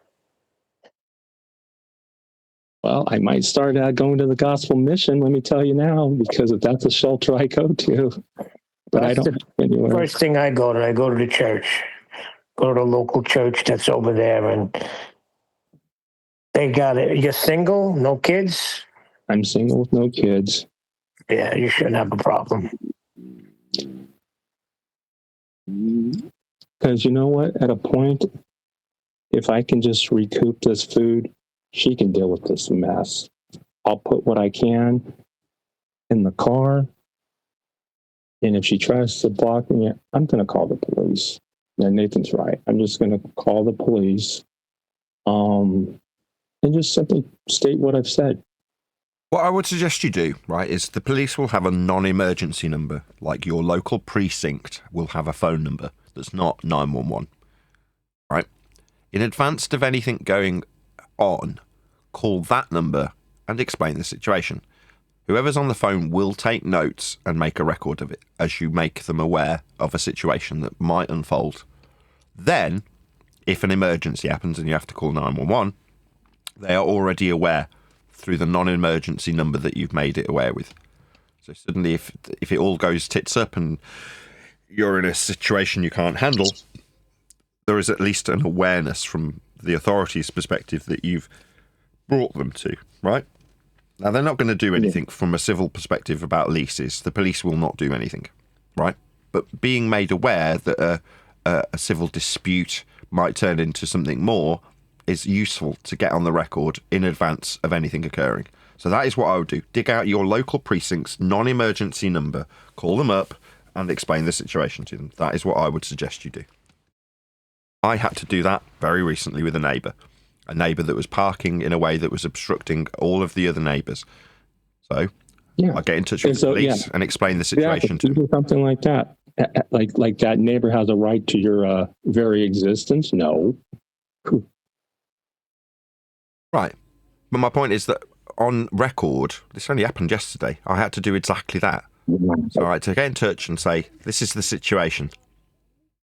They're like, well, did he threaten you? I'm like, no, that's not where it's at currently. Trying to hint at the fact that, there's a chance that this might escalate. You see what I mean?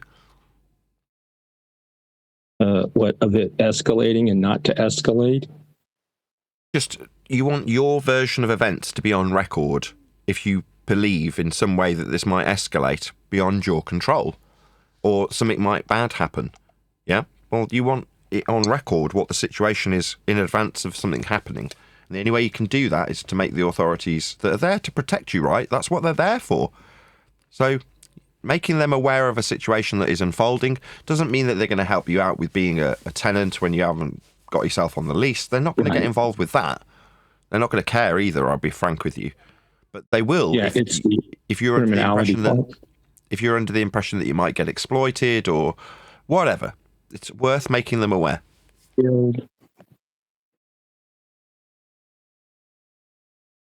What's this guy's name? Because he's talking through your mic and we can't see his name. Showtime. Christian. Yeah, I thought you were going to start the show. Well, this guy wanted to address Christian, so just let him before I'll pause the recording. Go ahead, whoever that wanted to talk to Christian. Did you want to address something to him before I? No, I was just asking his name because he was talking through you. Yeah, that's Christian.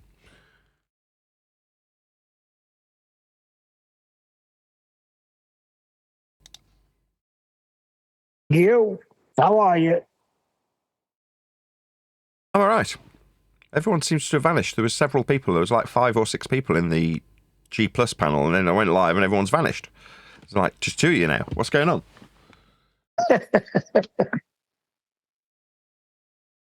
He'll be back. How are you all doing in the Discord server? Good to see you, Flat Arthur. Hey, Nathan. Hello, everyone. Hello. I got praise over the weekend, which I was definitely not expecting. So, I kind of cut loose in terms of my disdain towards the betas and gammas that we have to deal with on a regular basis. That is to say, the snot-faced little lying twats that we have to cope with.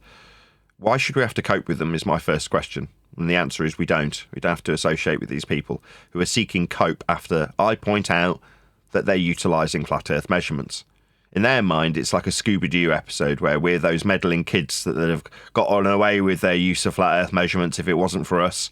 Therefore, if we can only end Nathan, they'll get away with using the flat earth measurements. And you're like, let them.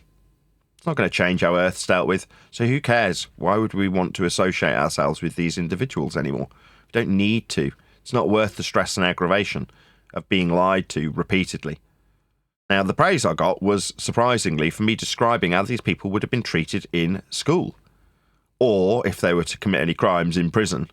Now, the reality of the situation is that the person that ends up breaking these people's noses would be the one that ended up in jail. But metaphorically, this is how they would have been treated in high school. That is to say, they'd have only got away with being snot-faced little liars a couple of times before one of the bigger kids got them and dunked their head down the toilet. Now, I thought that would get me a load of grief and aggravation. It didn't. It got me praise. Now, I'm not inciting violence. I don't suggest anybody goes out there actually breaking anybody's noses. Far from it. What I'm trying to do is highlight to the audience that there's a group of people out there that have only decided to behave in the way that they do because they can, quote, get away with being the way they are when they're online. So I'm going to start highlighting to those people that you getting away with it is you getting away with not having your nose broken by somebody who gets pissed off with you in society. Now, having met some of these individuals and seen what they're actually like, they are genuinely, as I described, the gammas and the betas of this world, the secret kings and the pathetic cucks, the weak men in society, the weak men that everybody overlooks, the women ignore. These are the men we are dealing with. That's just a fact. But because they've got a brave pill in them and an internet between them and the person they're talking to, they feel that they can be cheeky and lie. Well, I'm going to start highlighting it to them. In reality, you would be given short shrift by the people who are bigger than you. That's the reality. The people who the rest of society does like. Now, it's not a pleasant situation to face that men are aggressive. They are. And it does often result in consequences for those aggressive men. Now, I didn't expect to be getting praise for describing the aggression that these people would face in reality when they're deceitful, when they're disingenuous, when they misrepresent their opponent. But it is just a fact. That's the life that we all have to face. Men are men. That's how we behave. Sometimes, as I say, gets those men in trouble. I've been in my fair share of it. I've spent enough time in the insides of cells to know what a police station looks like, to know how irritating it is to wait for hours and hours and hours to be questioned about the person's nose you've broken. But I've broken a few noses in my time. I understand the consequences. So I'm going to disseminate that fact. I know what I am, and I know what the people I'm dealing with are. They're irritating twats. Gammas, beaters, and cucks. That's what they are. So I'm going to start pointing it out to them. Yeah, you can get away with utilising flat earth measurements here on the internet. And if it wasn't for those meddling kids, you'd have got away with it. Now, the meddling kids are the big kids that would be dunking your heads down the toilets in high school for being an irritating twat. That's the reality. Having your brave pills and hiding behind a million miles of fibre won't change what you are. Now, simultaneously, there is a certain degree of self-recognition that has to go on. I am inconsequential when it comes to Earth measurements. 10 years ago, when I was doing Tracking the Sun on a Flat Earth Live, I thought I was the most important person. That something I was doing that was really consequential to the world, that I was making a difference. I wasn't. I was delusional. Me measuring Earth flat, I'm not. Me making the flat maps with the flat miles and the flat I'm not. Me measuring elevation angles, I'm not. Me flying in level flight, I'm not. I'm not doing any of those things. Those things will continue to be done, regardless of me pointing them out to somebody who's got a bit of cognitive dissonance because they were taught in science class that they're on a ball, while they were taught in geography class that we measure Earth flat. The deceit, if you want to perceive it to be such, that's to say the deceit of the lie of a globe, will fall. It is inevitable. But it doesn't need any assistance. It doesn't need me to do anything. And in trying, all I will receive is ridicule, persecution, and snot-nosed gammas, betas, and cucks telling me that I need my channel shut down. Because why? They've put me on a pedestal like I am consequential. Like I'm gonna be changing things by pulling their masks off? Nah. The people who are measuring elevation angles from surface level or sea level will still continue to do so. The people who measure the height of the land with respect to the sea level will still continue to do so. The people who measure their altitude with respect to the sea level will still continue to do so, regardless of anything I say. That's it. This lie, if you want to perceive it to be such, will fail eventually. I don't need to do anything. Earth will always be measured flat. And That's it always correct. was. Go ahead, Neil.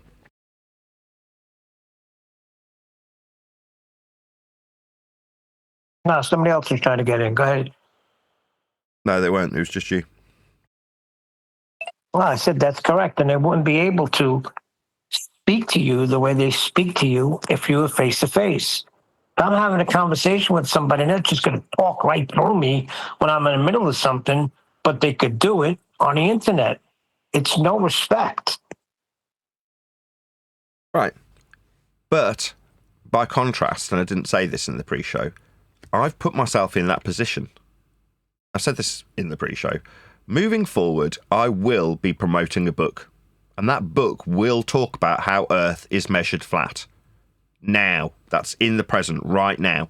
People who are measuring Earth with consequences for their actions measure it flat. There aren't any consequences to suggesting with flat Earth measurements that Earth is spherical.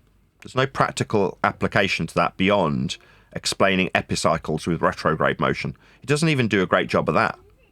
But that's its design intention. That's what the system of sphericity and heliocentric motion was developed for. And that is its only, if you want to call it that, practical application. Beyond that, there is no practical application for the sphericity in the heliocentric worldview. It doesn't give you anything. It's not useful. The world is dealt with flat, measured flat, flown on flat, sailed upon flat, and built on flat. But that's never going to change. It always was being built on flat, sailed on flat, flown over flat. It always will be built on flat, sailed on flat, flown on flat, mapped flat, charted flat, dealt with flat. Because Earth's flat. Nothing you do will change that. You pointing out to a person that believes it because they were taught it in science class will only get you mocked. Will only be you as the Scooby-Doo character. Because suddenly the guy that you're pulling the mask off who wants to keep his cognitive dissonance or her cognitive dissonance about Earth being spherical sees you as a bad guy pulling off their mask. Now, the mask that they were wearing was inconsequential also. It's all well and good me saying it's inconsequential whether or not I do anything. I'm not making any of these measurements, but neither are they. And if they are, they'll be dealing with it flat too. If they're suggesting sphericity, there's a good chance that they'll be leaning into the flat Earth prerequisite measurements that are used to make their sphericity belief a reality. It never was. And it never will be. The only reality is the one we measure, and that is flat. You're not measuring it, and I'm not measuring it. If I was, there'd be a reason. Like I might not die at sea if I measure Earth flat with elevation angles to the stars, so I can find out where I am. But I'm not erecting any buildings and I'm not flying any planes or sailing any boats.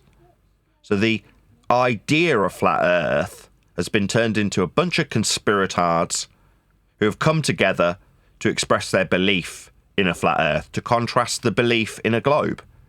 Geography class was still being taught while we expressed our belief in a flat Earth to contrast the globe Earth belief.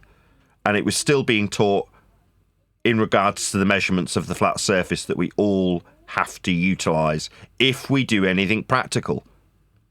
So, to summarise, if you're in a position where suddenly you're in a row with somebody else, ask yourself, what consequence does it have if I completely concede their faith?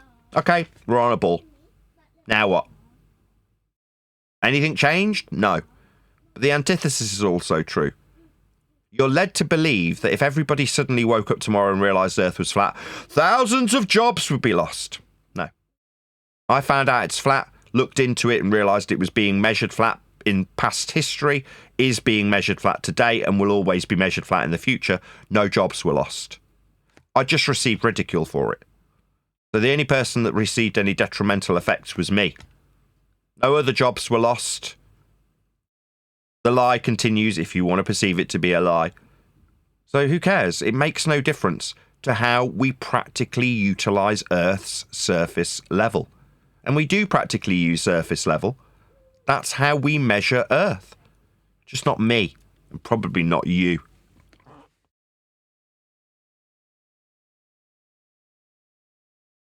Yeah, we need to make it about groups, because then it's us versus them, our belief versus their belief. And there's a lot of people that I'm falling out with currently on my own perceived to be side, because I'm saying there isn't a side. And you're not on my side when you talk about 9/11 or chemtrails or Jesus. You want to perceive that because I can have those conversations that we are on the same side. We're not. Now, the fact of the matter is that the very limited audience that I do get are mostly conspiratards. And I'm pissing them all off currently by saying what you do only serves to offer the public a reason to hate you and the group that you are associated with called Flat Earthers, and allow the geography of Earth to remain flat and be utilised by your opponents, the globe believers. Up until 2025, it was accepted and acceptable for a globe believer to utilise flat Earth measurements to infer their ball when arguing with you and your belief in a flat Earth, while you told them that you saw too far. Both parties would measure the distance horizontally and go to maps that used scales that were horizontal, that had been measured from Earth's surface. Both parties would use sea level and angles to form the Polaris-based systems that created the globe. Without a hint of irony, neither side would ever highlight it. So then all you are left with is both sides having the capability of utilising the geography of Earth's flat surface to argue for or against a ball. That's all that's ever happened. From 2025 onwards, the futile nature of arguing this position has become most apparent to me and the people around me. Who cares if we argue about whether or not we can convert flat Earth elevation angle measurements into sphericity, create a model, call it the WGS84, and then ask next man if he appreciates how spherical that model is. 2024, everybody would have argued, no, the model's wrong. Let me show you how far we can see. See, we're seeing too far beyond the horizon. Who cares?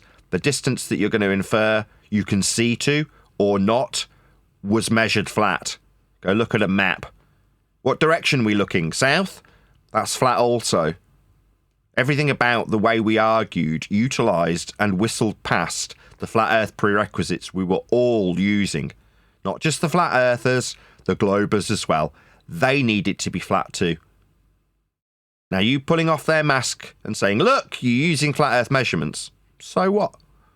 They weren't actually out at sea when you were arguing with them, were they? They weren't erecting any buildings when you told them that they're using flat Earth surface level to know the altitude. They weren't actually in straight and level flight, parallel with surface level, having been told to be there. On the aircraft, they're not flying. So it's just a group arguing. And the consequences are zero. The consequences of an actual pilot suggesting that there's a void opening up ahead of him, there's a space that they could fly into, could result in death. So they don't. They're ascribed to flight level and they stick to it. They measure Earth flat, and if they don't, people die. It's that simple. You arguing about it not being a ball had no influence on it.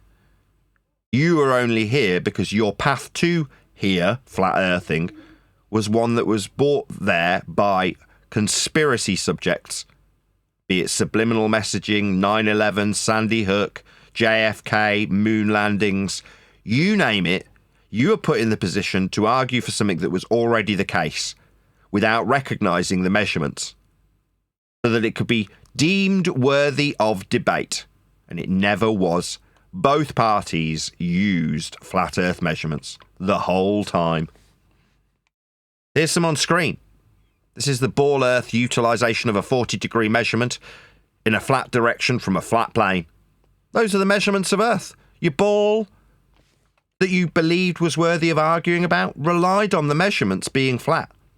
So there never was a discussion. The geography class taught you how flat it gets measured. The science class told you it was a ball.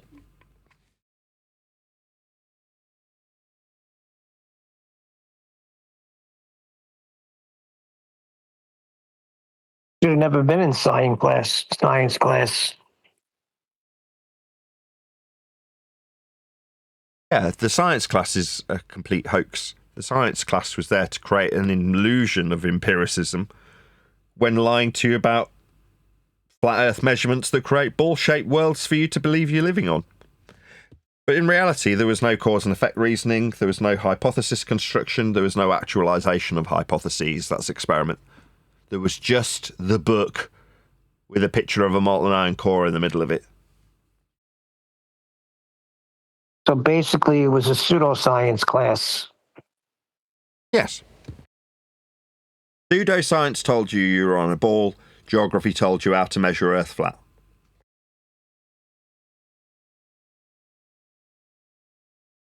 Now all we face is liars who want to get around the awful problem of it being required to be measured flat. I don't want to be around those people anymore, frankly. Those people aren't pleasant people to be around. Yeah, but they want to be around you, Nathan. Yeah, so I'm going to make it more and more clear every time that it comes to head that somebody wants to tell me that I've got a mantra because I'm describing how flat directionality is. No, I am inconsequential to how flat south is. It's just a direction. It's not me seeking cope. Far from it. I have not reached the pinnacle of riches. I don't have a Lamborghini by talking about flat earth. In fact, I'm heavily censored in the subject. So if you want to go and affirm your bias by using flat earth measurements without me pulling that mask off, then you can get away with it without us meddling kids interfering with the use of flat earth measurements. But it isn't consequential. Me saying Earth is measured flat doesn't change how flights work, doesn't change how boats navigate, doesn't change how flat maps are, and it doesn't change how flat south is. Nothing I say in this regard is consequential. You think it does because you are projecting your desire to be important onto me. Yeah? So I'm the antithesis, I'm the antichrist when it comes to your use of flat Earth measurements. If I wasn't pointing out how flat you require Earth to be when you suggest it's ball-shaped, would mean that it would be ball-shaped after you use your flat Earth measurements because I'm not pointing it out. You're delusional. But yeah, you're putting me up on a pedestal. That's all you're doing. And there's a certain apathy that is required towards these people moving forward because I don't care about them. They care about me. They want me to be wrong. And me being wrong is irrelevant also. If I'm wrong about how I understand latitude to work, does it matter? It'll still be flat Earth prerequisite elevation angle measurements, won't it? Regardless of my incorrect description of them. They'll still be used to derive circles of equal elevation and write on flat maps. little circles to find your fix. That's how it's done. Me describing it is inconsequential. If you want to infer that you're on a sphere that's got drop over distance, then you will require the distance be horizontal and measured flat. For you to infer that there's a drop with respect to the horizontal distances that we measure, me saying, well, we measure horizontal distances won't alter that we measure horizontal distances. We do. Miles have been measured for the maps. The scales are all flat. We've already measured the Earth. It's flat. That's how it works. That's how it's used. That's how maps operate. I'm not the arbiter of them. I'm not a cartographer. I didn't invent the compass. But the compass definitely requires flat Earth directionality be adhered to. The miles on maps are flat. The surveys are from sea level. And the flights are with respect to it when parallel with the ground. Those are all just flat Earth prerequisites that are used to stop people from dying. No Nathan Oakley intervention was needed. So moving forward, what does that tell you? The lies, if you want to perceive them that way, will fall. Can't be on a ball if we're measuring it flat. And we are. Well, I think that's why their focus is on you, because they're making it about the people. You know, if we get the TFE has caused Sheridan to turn, and what's his name, Celebrate Truth, and all of these other people that left. Now, if they can only get you to be proven wrong, that would be more of an exodus. You understand? Yes, delusional. In their mind, right, the people who felt comfort in Jeren changing sides, they made Jeren consequential to the discussion. Discussion, it's measured. It's not about discussing it. It's not about what Jeren perceives or Celebrate Truth Robbie Davidson perceives. And I'm saying that's the same for me. I am inconsequential when it comes to this subject. Doesn't matter what I say about it. It will be dealt with flat, regardless of me pointing it out. So let's say I turn tomorrow. You'll get about 30 seconds of pain relief out of that. If I say tomorrow, yeah, it's a ball, I was wrong. Will it change that horizontal distance measurement is used to derive the drop over distance that you think the Earth has? No, the distance is flat. You require it to be that way for you to infer your ball faith. Oh, I would have got away with using those flat Earth measurements if it wasn't for that meddling Nathan. But he's not here anymore, so I can use horizontal distance measurements and infer a drop from them to say Earth's a ball. And look, no one's called me on it. So it's a ball then? No. You use horizontal distance measurements. Me not being there to pull the mask off your face won't change that you're wearing a sad little mask. Now you, as the individual, want to project the consequences of realising this awful fact onto me.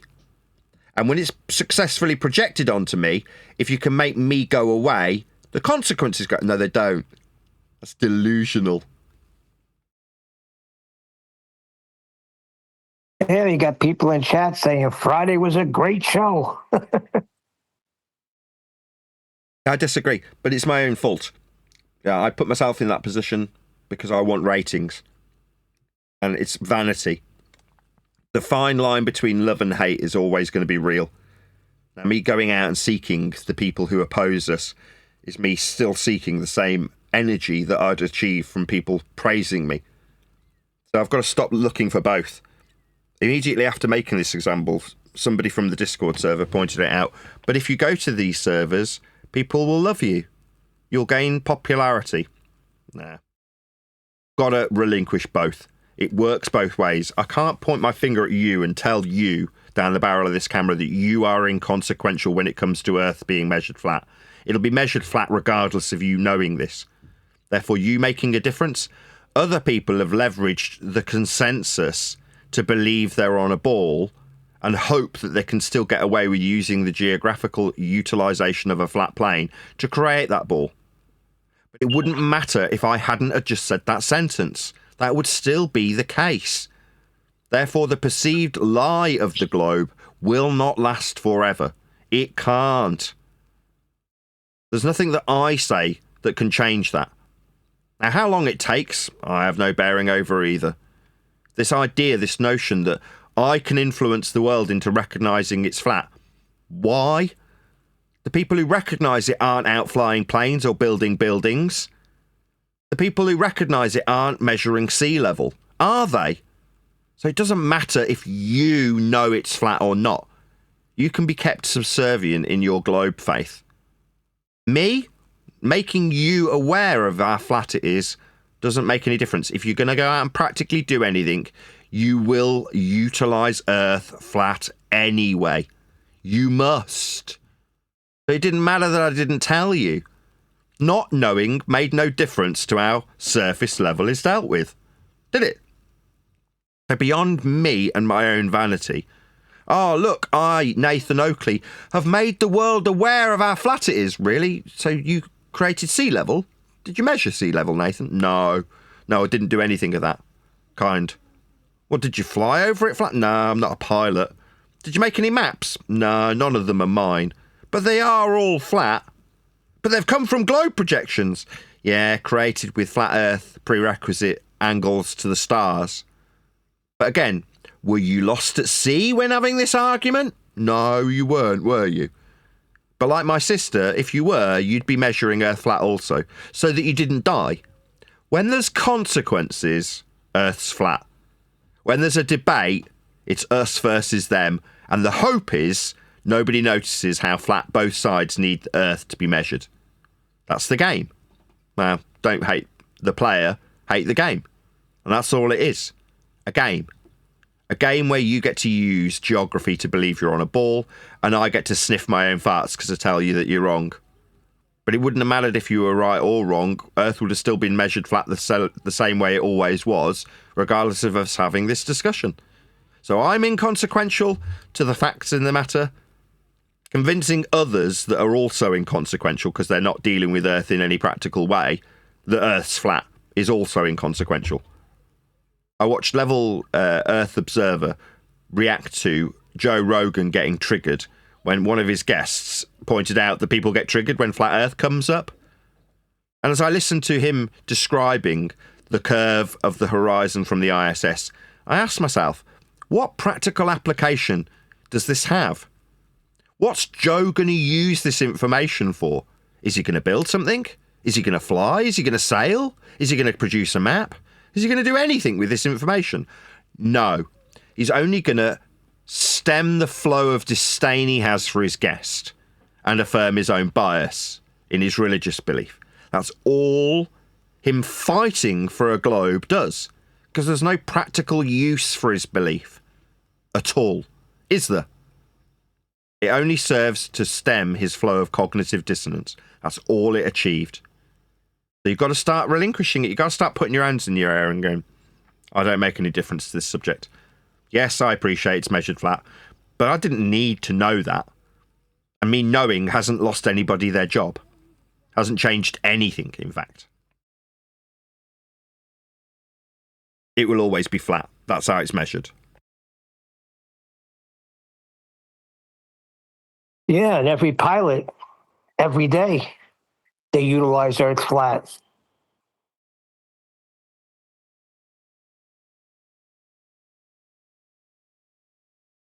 Yeah. But it appeals to a certain sense of self-importance when we have these discussions. I said this in the pre-show too. When I was tracking the sun on a flat Earth live 10 years ago, I thought I was doing something really important. And likewise, more recently, Simon Dan felt the same. What did he achieve? Did he give you anything practical or fruitful from him measuring Earth flat with elevation angles? What did he actually achieve? Did we get some new maps? Did we get a new travel system? Did we explain retrograde motion any better? No, nothing. But in his and my own fart-sniffing way, we thought we were important when we measured Earth flat. He was measuring it flat to affirm his globe belief. I was measuring it flat to affirm my flat Earth belief. We both thought, I'm really important. I'm making a difference. No, you're not. When it comes to actually doing things that stop people dying, Earth's dealt with as a flat plane. Just not by you. And not by me. So put me up on your pedestal. Imagine that getting rid of me will change how flat the Earth is practically used. It won't. You're delusional. You're just projecting. You want your position to be important. Now, you've been trained that by making your opponent wrong, you get to be right. So you need me on a pedestal, don't you? So you can make me wrong. Well, I'm going to take that away from you too. Doesn't matter if I'm wrong. I have no bearing on how Earth is measured. Putting me on a pedestal to make me wrong, to make you right, which is all this ever was, won't make Earth anything more than it is measured to be. That's flat.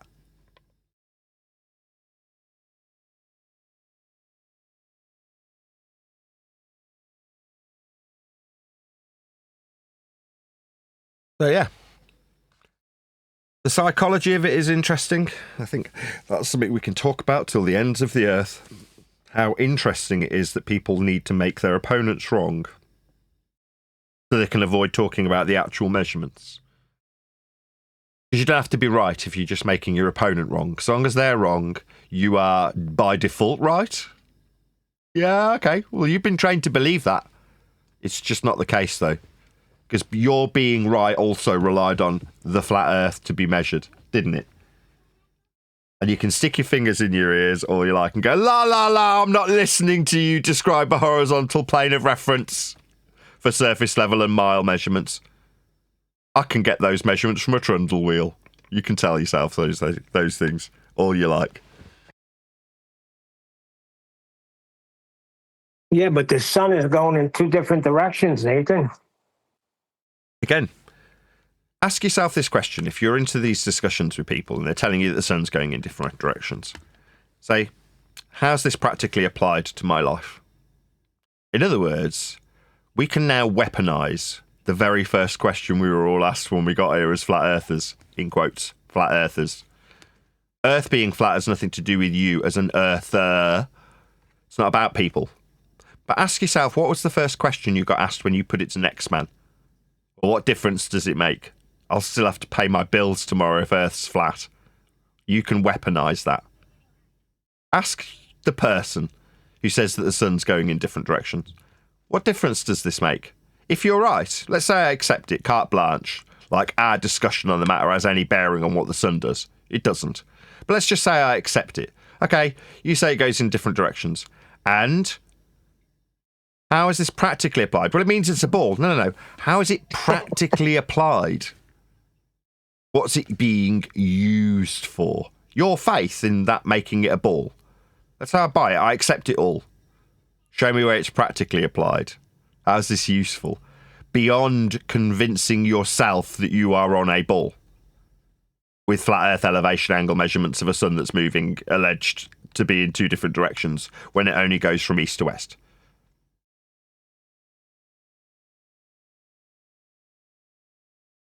There isn't any. All practical applications of Earth and measurements are flat. Surface level, sea level, eye level, flight level. These are all what are actually practically applied to stop people dying. Elevation angles, elevation itself. These are all flat Earth prerequisites. And they're practically applied to prevent death. It's a very serious business, understanding how flat Earth is. There's a reason why people like NASA profess to how flat Earth must be dealt with, how stationary it must be. Because in some capacity, they're dealing with people's lives. They don't want to kill people. So they'll say it like it is. Earth's dealt with flat and stationary. Because it is. Don't need NASA to confirm what is practically applied by pilots. Just listen to ground control. Ascend to flight level, and then they give a number. It's what it is. It's flight level. It's parallel to the surface level, measured from sea level. They're flying with regards to maps that have been charted with elevation angles. Everything about Earth, in practical application, is flat. Nothing you do or I do will change that. That's what drives me crazy when they say, well, pilots got to come out and say it. What do you mean? They're demonstrating it every day. Yeah, again, it's back to them. In their mind, if a pilot says it, what all you're doing is putting the pilot on a pedestal, like he has any bearing on what Earth is and how Earth is dealt with. The pilot has no bearing on how Earth is dealt with when he's told to ascend to a given flight level and maintain it. He just maintains straight and level flight because he's been told to, or she's been told to, by ground control. Those are the rules that you must abide by if you're going to fly a plane. Their opinion on the matter is inconsequential to how Earth is actually dealt with.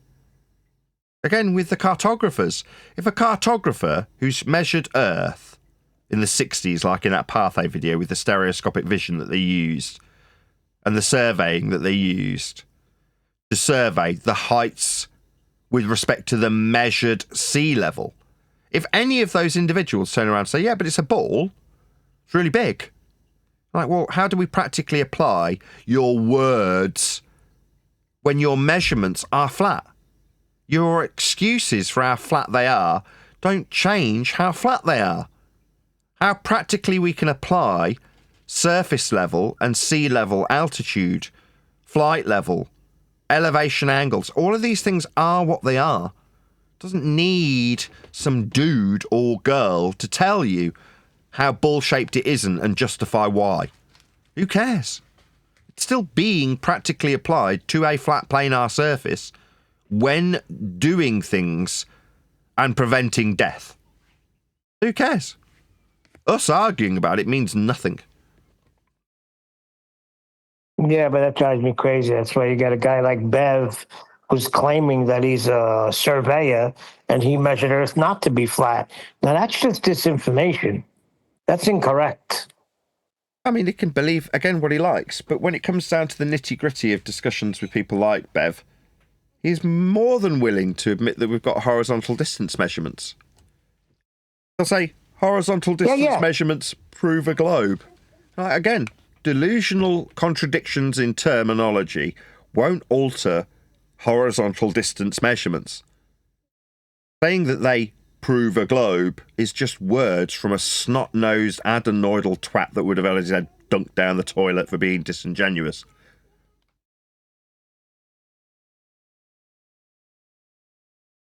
Again, you've only got to look at someone like Bev and say to yourself, if we were in a bar full of people, would people be listening to Bev going, actually, he's a meme. He's a meme with a neckbeard with the word actually next to it. People want to punch that type of person. That's just facts. Nobody likes that guy in the bar when everyone's trying to have a drink and have fun. Actually, horizontal distance measurements. Bang! Shut up! Get out of my fucking way, you snot-nosed little adenoidal twat. That's the kind of treatment people like that get when they go, actually. Nobody likes that guy.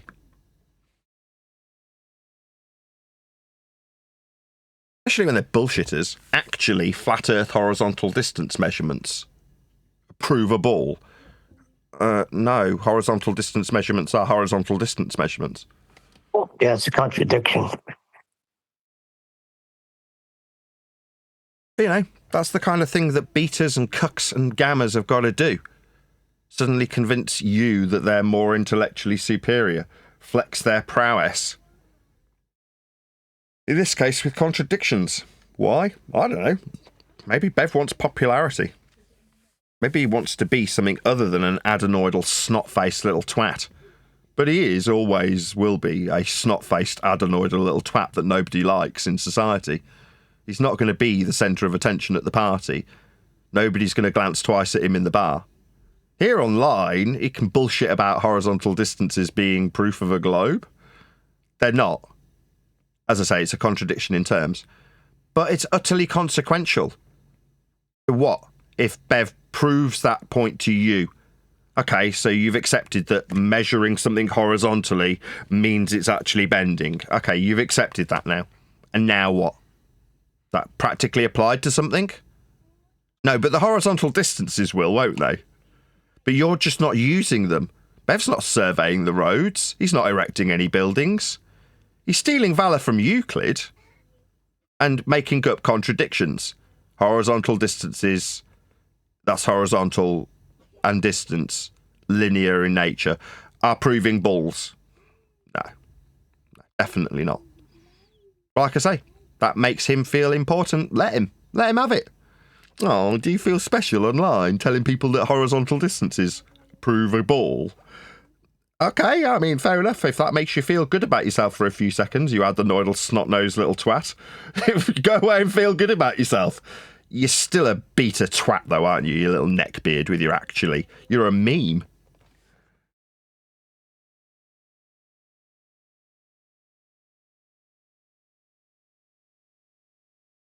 Yeah, if you want to see that lion growling at people, it won't be in these Discord servers anymore. I'm sick of it. No, these people aren't pleasant. Yeah, I've heard rumours that these people want to shut me down for inciting violence. When I describe how, bang, you know, had your fucking teeth knocked out for being disingenuous if you're in front of somebody in a bar. That's a hypothetical scenario where you, the beta cuck, gamma, dickhead, would get your teeth knocked out for being a disingenuous lying shitbag and talking through the person correcting you. That's what would happen. Men are very violent. It's just some men are very weak, and they're the ones that end up with their teeth being knocked down their throat. Now, that's just me describing the facts. We're animals, men. Aren't we? Now, you can say, oh, Nathan's inciting. No, I'm not. No. There's a million miles of fibre between me and you now, isn't there? But you can pretend that this is me inciting hatred. All it tells me is I don't want to be around you. You pathetic bunch of weak gammas. You can all interact with each other, can't you? You can pretend that you're not measuring Earth flat because no one's mentioning it without me punching your teeth out. I don't need to be around you, suffering the consequences of jail time because I've got some beta dick trying to show off in front of all the alphas. And that's all this boils down to. They all want my attention. I'm sick of giving it them. Yeah, it just makes me feel like I want to be violent, and I'm not a violent person. You know, I can describe how these people will have been treated in high school accurately, though. They will have had their heads flushed down the bog. They would get their teeth knocked out if they tried that shit in a bar, yakking through the top of somebody who's explaining how wrong they are. Yeah, that's what would happen to them. Now I'm going to highlight it. Like I say, they're getting away with it because of the internet. Yeah? So they need a special persona. Brave pills, I call it. That's what it all boils down to. Pathetic, sad, weak little men wanting to feel self-important. Huh? I'm going to start highlighting it. You're not. Societally, people despise you. They hate you. They find you irritating. So what? You're going to go out and find yourself a nice little position in the fantasy world of internet usage? Good for you. Do you feel a bit better? I'm here to knock you off that little pedestal too, aren't I? Pointing out that you're still a gamma little dick that generally societally frowns upon you, looks down on you, probably because of your short stature and your tiny penis. That's all it boils down to. Little dick, flaccid men, weaklings. But they want to feel important for a few minutes. With their actually, horizontal distances mean we're on a ball, actually. What? People will look at you with disgust in reality. Here online, there's lots of other little gamma dicks that can gather around you. Go, that's right, actually. Horizontal distances means ball, doesn't it? Yes. Aren't we special? No, you're not. No, you're hated societally. And you know it. That's why you hate me, because I'm pointing it out to you on the regular, aren't I? Pointing out what a bunch of little golems you are. Secretly, I'm the king. Secretly, I'm the one who told everybody about Euclid. No, Euclid was special. You're not. No, it's me. I'm the special secret king. Actually, it's because of me that everyone knows about Euclid. No, it's not. Don't be delusional. You sad little man.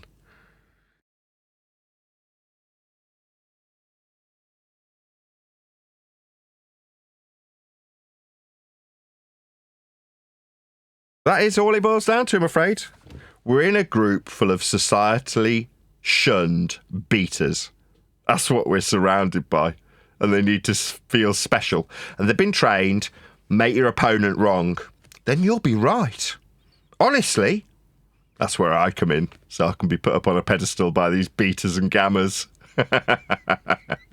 Yeah, well, I'm sick of it. Sick of standing on some pedestal for these betas. I'm no longer interested. What I will do moving forward is go out and promote my book. Now it's nearing completion. Eventually there'll be a tour de book. And when I do it, I'm going to be faced with cunts. That is to say, someone will say, yeah, I'll have you on your show. Yeah, you can promote your book that you've spent 10 years developing. Come on my show. And within 5 minutes of me being on that show, oh, by the way, I've got this guy. I'm going to introduce Cunt to you. Here's Cunt. He's going to talk through you for an hour. Have fun. Yeah, I know. I'm going to deal with that. Yeah? But when it happens, I'll be telling them about my book immediately when I'm introduced. So we've got a guest. He's a flat earther. Can you introduce yourself? Yeah, my name is Nathan Oakley. I've got a book. It's called All Roads Lead to a Flat Earth. Go and buy it if you want to know how a flat earth got measured to create your ball face. Oh, no, you don't have to promote your book immediately. Yeah, I do, because you're probably going to bring out some wanker any minute, aren't you, that you haven't told me about? Like, you're being clever. That's what's going to happen when I go out on tour to promote my book. There'll be people who want me on that pedestal so they can bring out their lion tamer. So long as I get to promote my book, yeah, then there'll be something in it for me. But me going to these places of my own volition, so I can hear the gammas and the betas going, actually, horizontal distances means we're on a ball. Nah, I'm sick of you. You're a bunch of betas, and none of you are going to help me with book sales, so I don't need you anymore.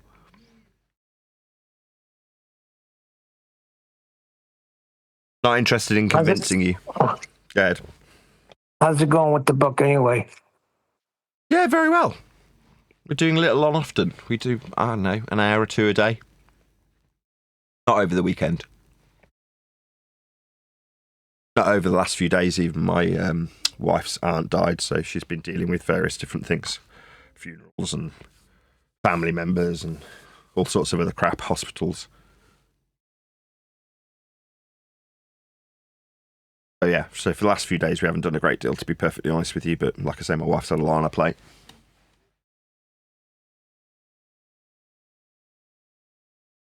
Big shout out to all the people who've continued to give me PayPals. So I've been able to spread that love slightly wider than it would normally. That is to say, it normally all goes in my pocket when people give me PayPals.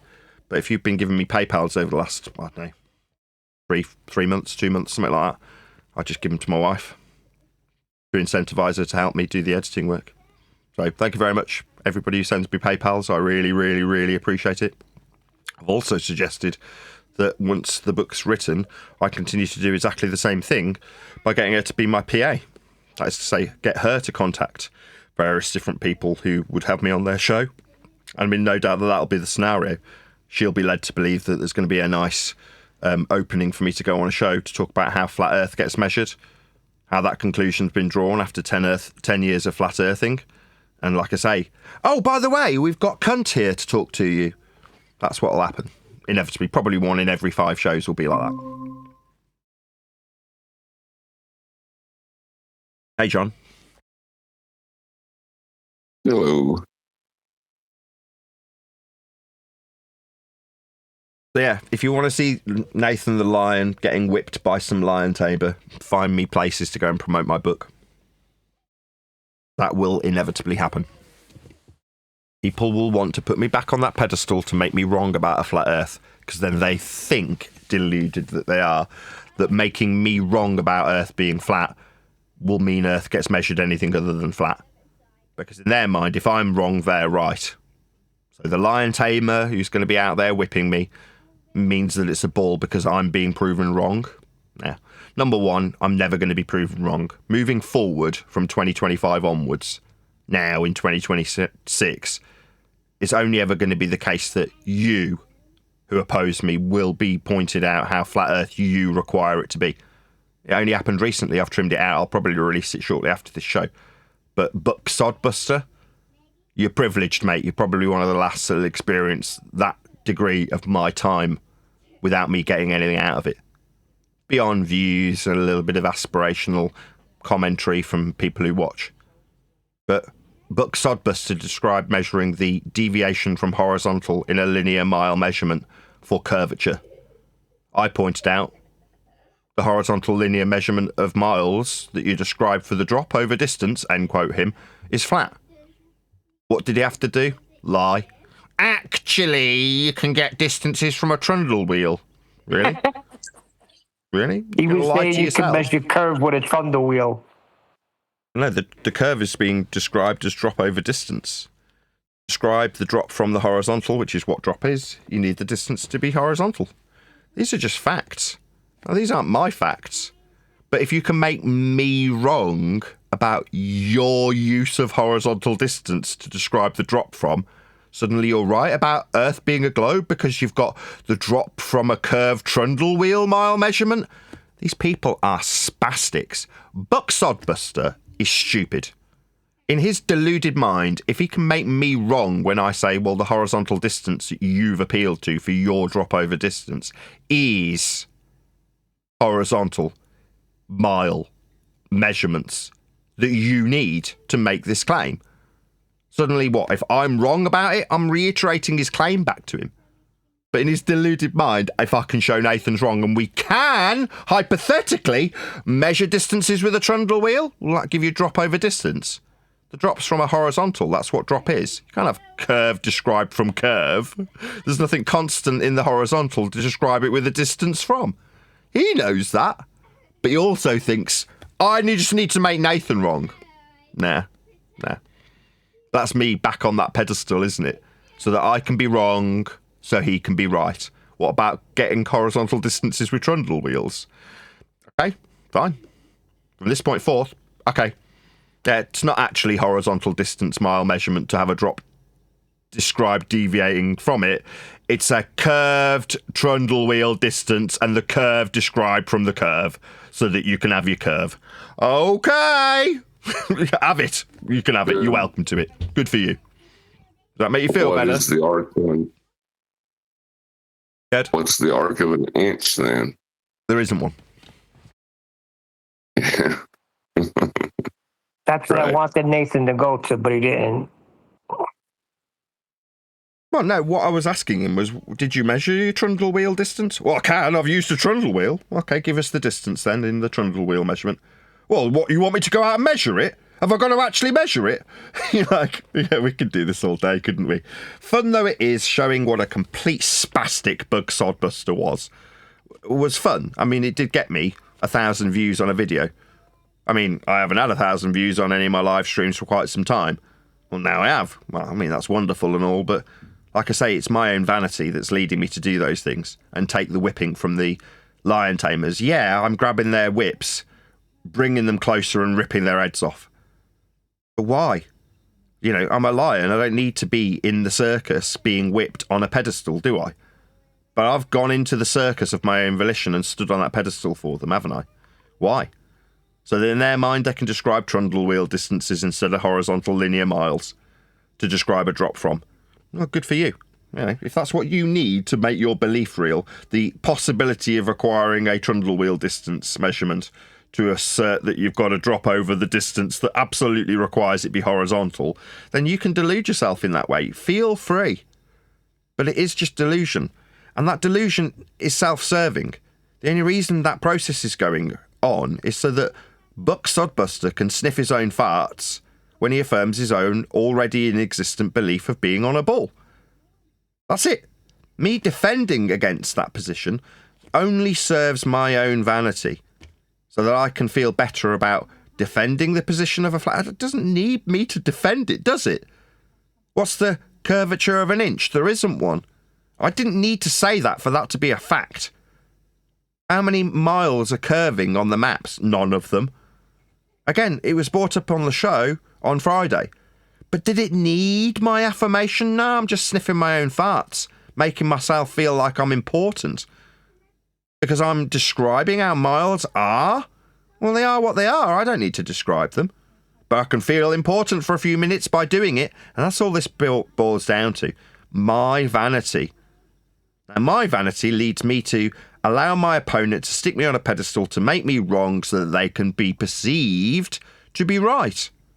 And that's all it really boils down to. If I'm wrong, they're right. Not if they're right, Not if trundle wheel distances give them a horizontal mile measurement to describe a drop from. It doesn't. But if Nathan's wrong and we can acquire distances with trundle wheels, then that means I'm right by default, therefore Earth's a ball. Hooray, I win!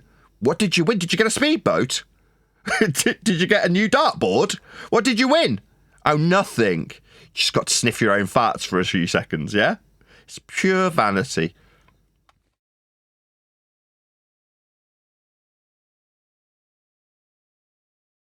Yeah, I guess, but still, I'd like to hear when I'm trying to answer that. What is the arc of an inch? There isn't one. Well, after he asserts that there is by saying that, he can measure curvature with that instrument, it would be nice to be given that value, wouldn't you think? Yes. What would we achieve? What's the goal? What would you achieve as the audience that was listening, Nathan? I'm not debating on how you handled it. It was fine. I understood exactly what you were saying. And you're right. But take them back to the inception of measurement, and they can't go nowhere. But where they're going to go? Okay, I'm talking to you, the audience. This is going to lose me subscribers. It doesn't matter if you know. If I convince you that Earth is flat by way of showing you the measurements were always being utilised in that way. Now that you, the audience, know that there's no arc in an inch, what are you going to do with it? What are you, the one watching me say this right now, going to do with that information? Tell me. Right in the comment section. Well, what I'm actually going to do is build something, fly, sail, map, chart. What are you going to do with it?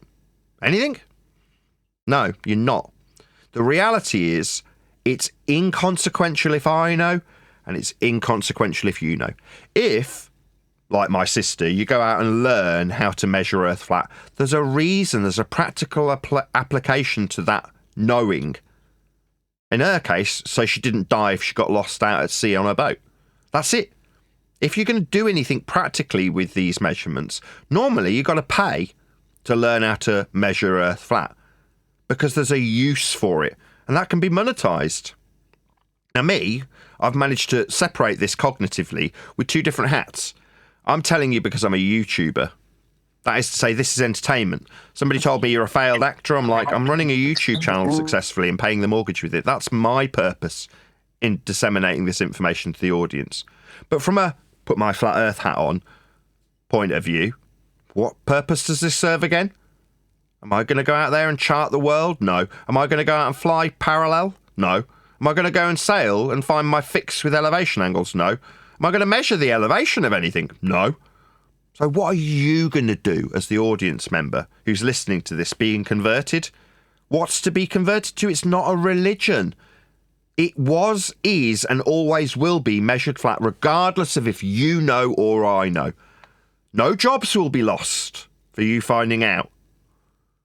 But the perception that there's a group that needs to have a consensus about the measurements are what they are.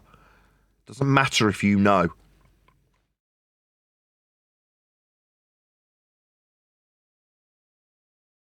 That's very true. Right, so there's a certain futility to what we do then, isn't there? Yeah, because my belief in what something is doesn't change what it is. Yep. But we can create an impression like the consensus understands it's a globe, therefore it's a globe. Now, because that's how you, most of the audience up until now, have perceived this situation to be, there's a group that braces against it, and there's a group that wants a unified consensus. Both use flat Earth measurements, and neither are consequential to how flat Earth gets measured in reality. So who cares? It is futile. But for a moment, you can feel special when you find out something that you believe to be true isn't. For a few moments, you get to feel special. I'm the secret king. I'm going to change the world because I know hundreds of thousands of jobs will be getting lost. Or the Dave Weiss attitude. This time next year, millions of people will know. Know what? That we deal with Earth flat and always have. We always have and always will. Didn't matter if they all knew.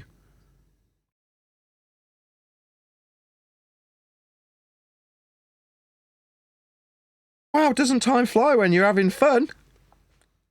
Yeah, it was kind of a dark mood when I walked in. Did you go to politics or something? Last Friday, yeah. How'd that go? We were met by a load of dweebs. Actually... Did any of them say, well, what about in the South, Nathan? Yeah, that happened frequently. And I got told that South is my mantra.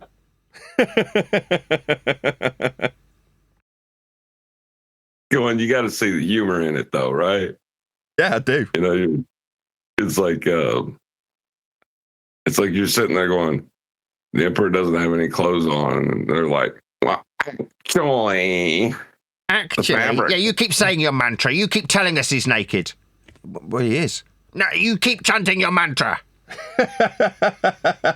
No, he's just naked. That's your mantra. Stop saying your mantra. Yeah, they've tied up so much of their how they think of themselves with, you know, the ideas that come along with heliocentrism that they're going to fight it. It's like they almost have to. I'm starting to feel embarrassed for them, frankly. I just feel it rubbing off on me, and I just don't want it anymore. Like, I'm embarrassed for my own behaviour around them. Now, don't get me wrong, on this occasion it's worked out quite nicely, and I've had a certain degree of praise for my behaviour while I'm describing how they'd get their nose broken in high school and had their heads dunked down the toilet for being irritating twats. I thought that would backfire badly, but the reality is the oppression level from the people on the Flat Earth side, the perceived group, has been so bad over the last 10 years that they hear me describing how these beta cucks would be treated in society and they all cheer. And me, I hang my head. I honestly do. I feel a sense of shame for doing that. Regardless of how much praise I get, I still have a certain degree of introspection that goes, nah, that's not who I am. Yes, I can accurately describe how these betas and gammas, pathetic cucks that they are, would be treated in high school. But is that fair? No. The fact that these sad little men would have been bullied quite severely for their actually with their neck beards isn't a reasonable way of behaving in society. I mean, it's the truth. That is how they would get treated. Now, I can smile about it. It is funny, but I still hang my head in shame. And how can I avoid that? Just don't hang around them. Good.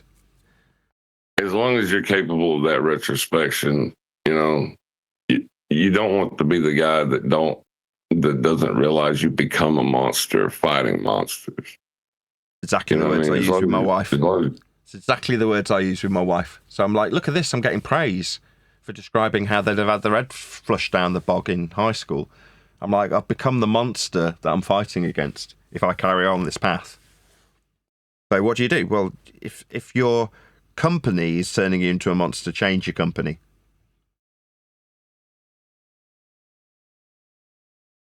Yeah. And I mean, really, you don't have to do that, but to sell the book, you'll probably have to do that a little bit more. Yeah, that's what I was saying. Sorry. Yeah, no, I totally agree. I think there's going to be opportunities that arise that are sold to me or my wife acting as a PA that are suggested to be beneficial. And in reality, it's just their opportunity to say, oh, by the way, there's a cunt here to try and whip you. And they'll be like, okay, yeah, that's fine. Yeah, I've metaphorically had enough gunfire to know how to cope with gunfire. So I'll just cope with it. As long as I've had the opportunity to plug my book immediately, then there's still the what's in it for me aspect gets satisfied immediately. So yeah, I'll go out, I'll go on people's shows. They'll think they're doing well by, I can't remember the name of the black guy that was put up against Dave Farina, Cream of Wheat, Professor Dave, and he's calling him sweetheart. That came up as an example. Like, that's that example. You're here as my guest. Oh, by the way, I've got a cunt to talk to you. Come on, cunt. Surprise, a cunt. Yeah, that's going to happen. They're gonna march out with their gotchas about in the South or over at this many miles. How much do you think we shouldn't see? All I hear though is like Matrix examples with Neo. The bullets that you've just described, I just go like that. Sorry, south, it's flat. That's me, bing, firing the bullet straight back at them.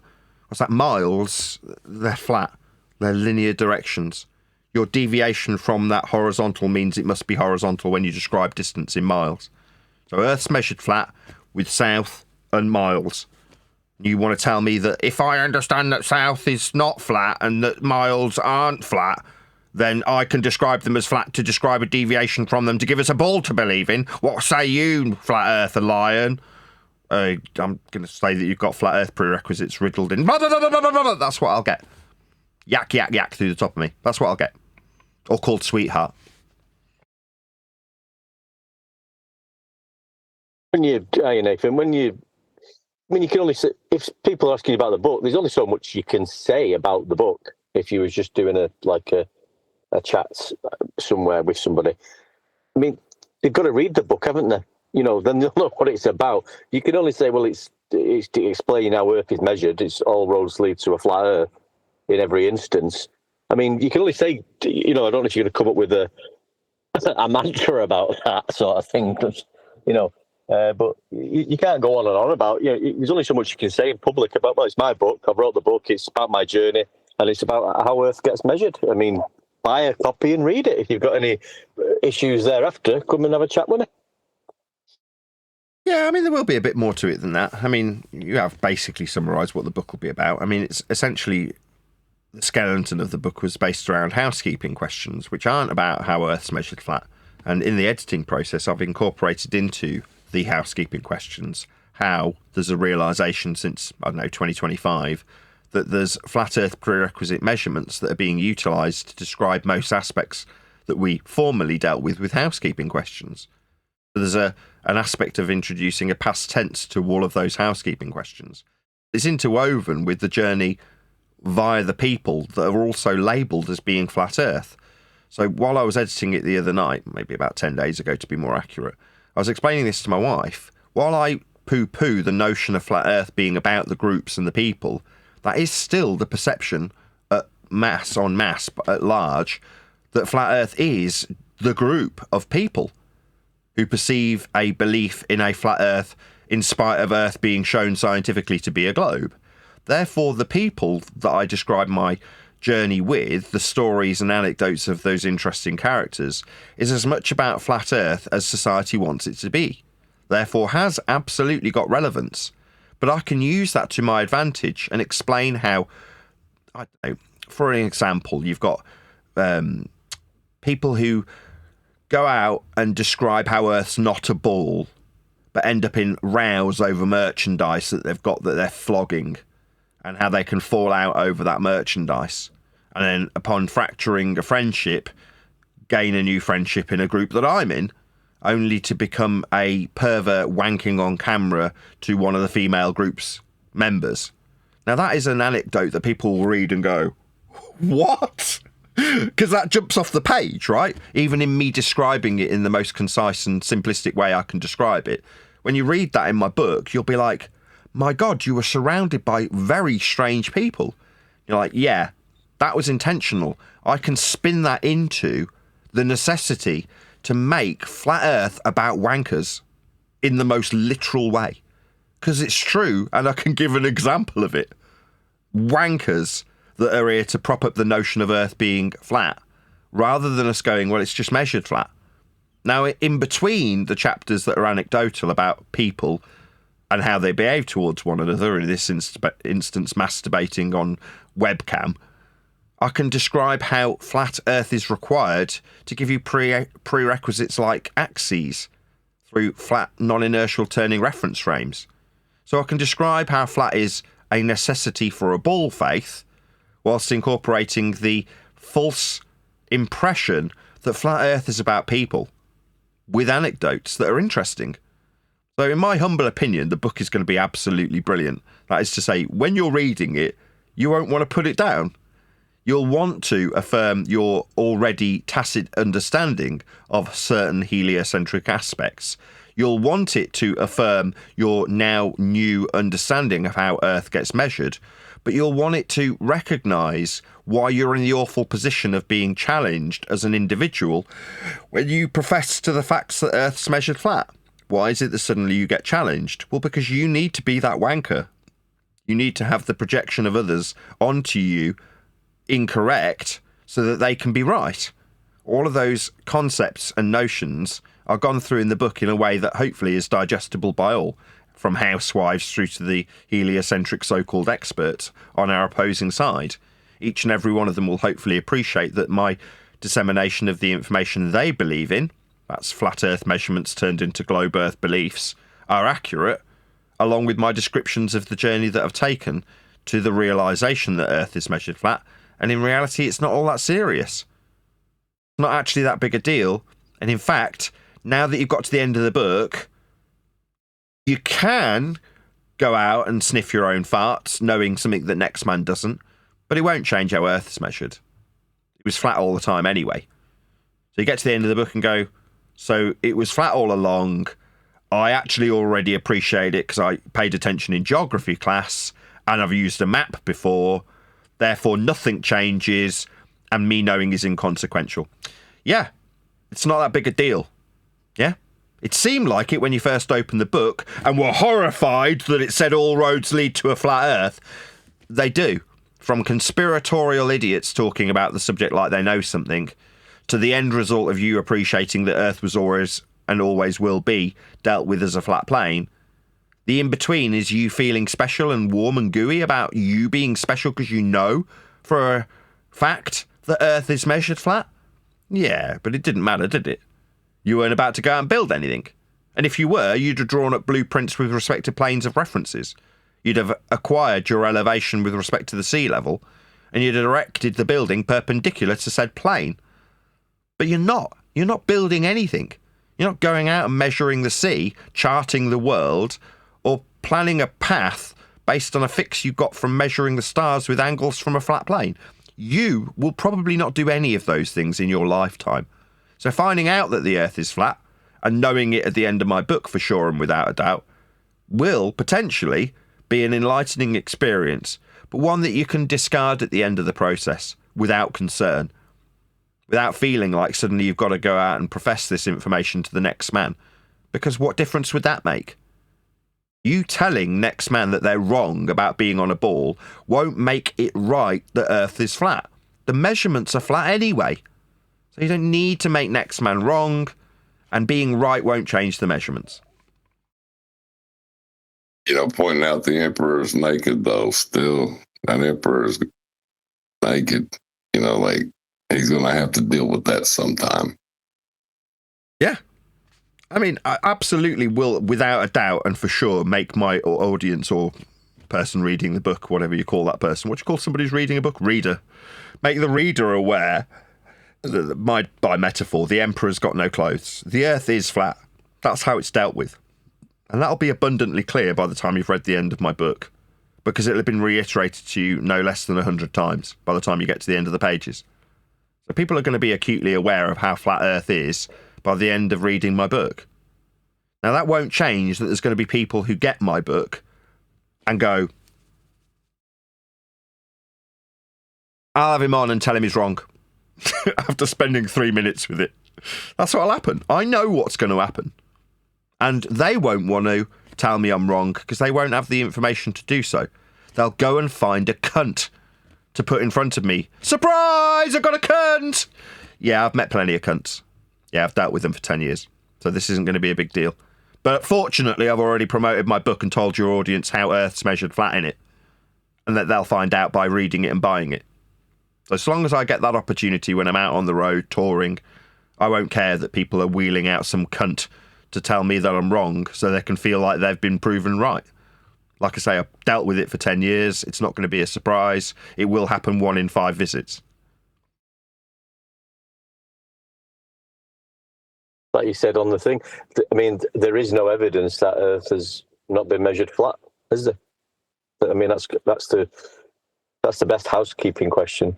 I mean, that's how you should end the book, with that housekeeping question. That's malformed as hell. Yeah. Is there any evidence that Earth is measured anything other than flat? That actually killed the housekeeping question. Do you realise that, right? That question killed the rest of the housekeeping questions. Yep. The housekeeping was kept because there was a perception that these debating points were necessary. But they weren't. They were only necessary to keep the perception of a debate alive. So when you appreciate for sure and without a doubt that Earth is measured flat, it makes all other aspects of flat earthing redundant. Barely palpable background noise is what I'd call it. Barely palpable background noise. Yeah. Arguing about axial rotation or Earth curve or distances to the sun. You're like, when you dig down into the nitty-gritty of any of these questions, what you find as a foundation for all of them are flat Earth measurements. So the only reason you can have the housekeeping questions is if you ignore the flat Earth prerequisites that the housekeeping questions, malformed or otherwise, are based upon.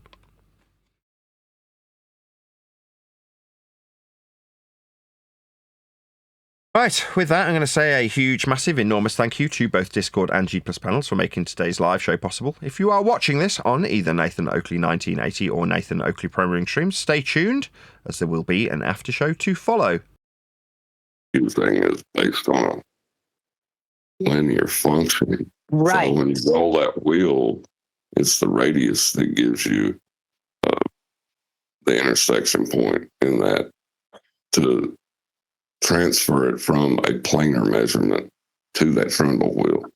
Correct. But you need the planar measurement first. Exactly. Yeah, it's described as a linear measuring tool. Of course. Like you could take a trundle wheel, you could go up and down. We measure up and down hills, and we go into valleys, right? In reference to what, though? That's number one. Right? Well, yeah, that's how you figure out, as the crow flies, as opposed to the topology, right? So exactly. You can go as the crow flies. Perfect. Yeah, that's the actual. I've always heard it. I'm from the South. It may be something different somewhere else. No, that's what it said. I was looking it up the other day, and it's exactly what they were saying. It's as the crow flies. Yeah, that's how a map functions. The map functions as the crow flies. If you do a sat-nav distance, it'll give you 2 different distances. One is the distance between you, where you stand, and the crow flies, as you put it, and your location that you're travelling to. So where I am now to, I don't know, Birmingham might be 30-mile distance. But then it gives you a travel distance because you're obviously going to travel up and down hills and around widening roads, and the overall distance then becomes 43 miles. But it doesn't mean that Birmingham's 43 miles away. It's still only 30 miles away as the crow flies. And if you were to describe from a map, well, how far away is Birmingham? Well, you get your scale, which is flat, and you describe how far it is on the map. That's how we deal with Earth, and that's how it's been measured. And if you've got any deviation in topology, you can show those with the little bars that go around the hills on certain maps. But they're described from sea level. There's no getting away from this. I'm not talking about the map. Yeah, we had that quite a lot, didn't we? So it goes from, well, how do we get distance measurements? Well, I'd get them from Google Earth or from a map. I'm not talking about maps. It's like, what? Because you don't want them to be utilising the flat Earth prerequisite distance measurements that maps use. You don't want to be using the horizontal linear distances that you can draw out on an elevation profile from Google Earth. No, you want to go and get a trundle wheel.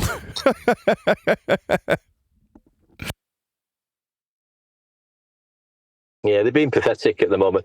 They take, we're talking about the so-called, well, we'd say Earth is measured flat. They think they live on a ball with a circumference value, which was measured flat anyway in the first place. And now they want to start, these theodolite apps, and we can measure. No, a theodolite does not measure curvature. You can. And the device, the app that's going to use is going to use the MDM processors in your phone, which reference a plane. So for you to use that app, it needs a plane of reference. Yeah. The theodolite app. It does also say, when I was having a look and I posted it, that it also uses a WGS84 model is programmed into it. Which is, wouldn't be in existence without the elevation angle measurements in the first place, which Nathan was going over on Friday. But yeah, the MDMs are micro gyros that give your orientation of your phone so it can perform the function. And those micro gyros have a fixed plane of reference.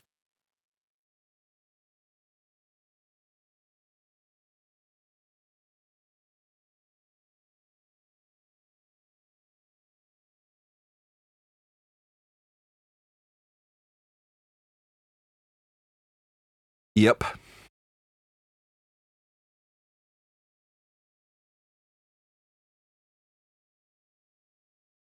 There's no way of getting around this.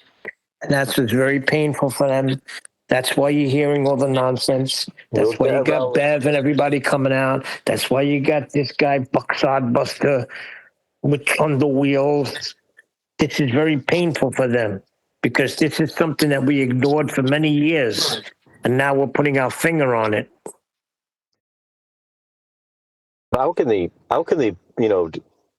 put a presentation together about measuring vertical and horizontal angles of a theodolite, then infer that because you might have an elevated height difference between two objects, that is Earth curvature. That's not Earth curvature being measured. It's just you're just inferring curvature due to a different in elevated height difference. You know what I mean? Yeah, it can only be calculated. It can't be measured. And the calculation is contradictory to the measurement. So it's on its face, it's wrong. But yeah, a theodolite does not measure curvature. It's a fact. It doesn't measure curvature. You've got Toon, he should be done for fraud. He's promoting Sodbuster's presentation of Sodbuster shows how a theodolite measures curvature. It doesn't measure curvature. That's a lie.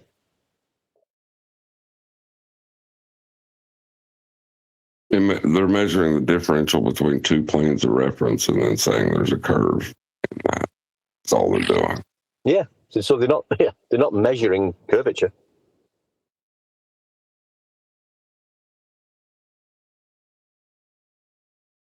They are measuring two planes.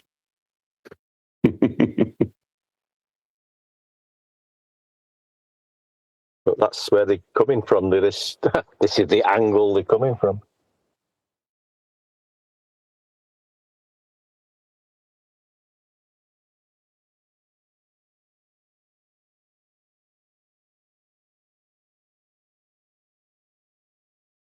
There's another guy. I just briefly cast over it. There's another guy. What is it called? Is he called Whatcast? He goes over videos and stuff, and he was going over the debate one on Friday. He doesn't like Nathan, and he doesn't usually cover Nathan. Blah blah blah blah.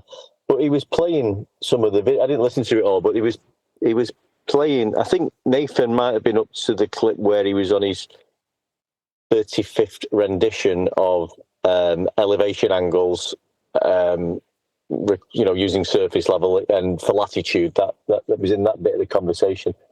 And all this guy was doing, this Whatcast, he didn't even pick up on this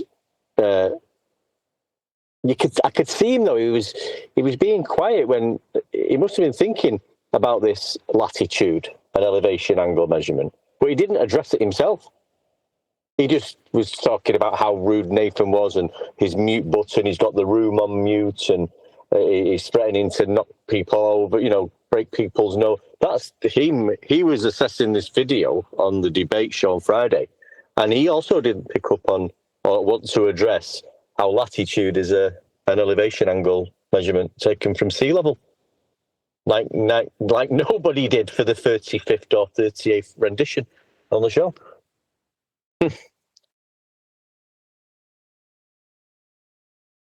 Cognitively, it cannot be easy to have it constantly pointed out. That's a lot of ignoring you have to do.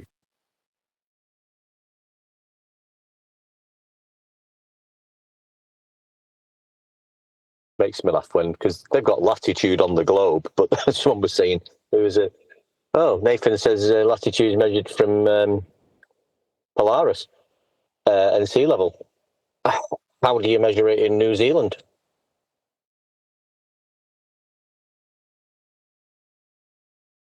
And that's what they come out with. but he's a glober. He's got his globe with his latitude lines around it. He lives in New Zealand. You can see his latitude there. You tell us how it was fucking measured, mate. Yeah, that's what Bev tried to do. It's like, well, you're describing the antipodal system that the globers produce.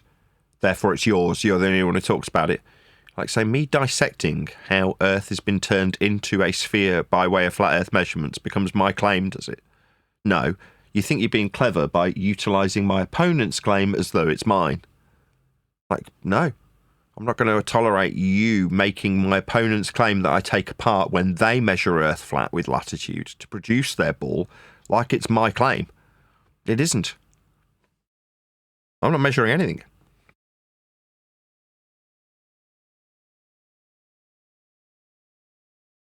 You would think if it was like a real debate, they would have to at least address your point.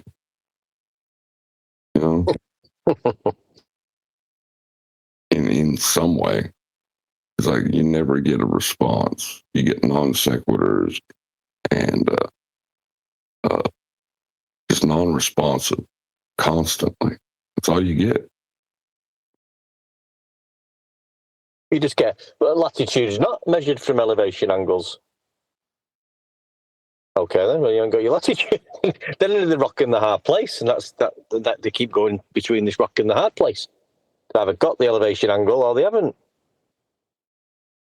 I think a few of them was in that position on Friday. Yeah, that reminds me of like in the old cartoons where they'd have the guns and they'd shoot. They would be on the fence or something and walking one way, and then the bullet would spin them around. They'd go the other way, and then another bullet spin them around. They'd never get anywhere. That's where they're at right now.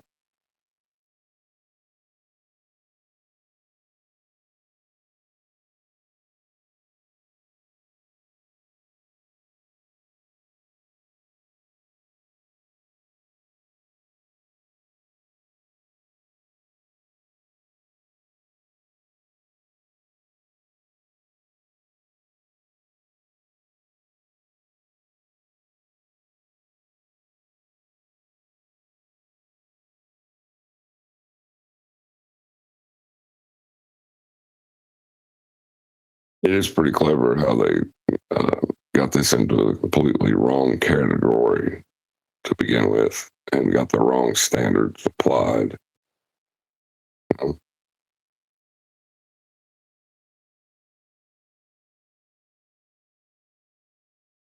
A new guy in Discord. Hey, Ancient Traveller.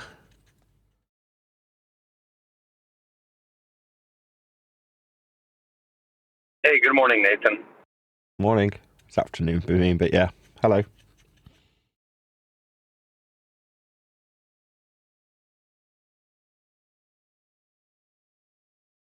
Did he have a question? Tell us a bit about yourself. Yeah, I don't think I was just saying hello because I hadn't seen him in here before. Oh, I've been listening since about 2022. Spoke with you a couple times.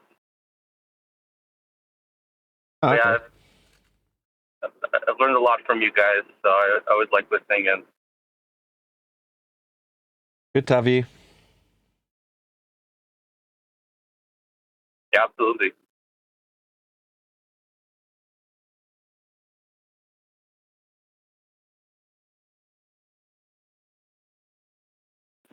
Not that it matters, but how long? This Sodbuster character. How long's he been about? He's not. He doesn't seem familiar to me.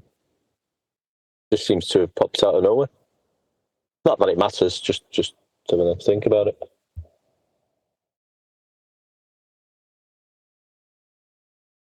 You could put it another way. How long's Book Sodbuster been triggered? I don't know. When he first got triggered a couple of years ago.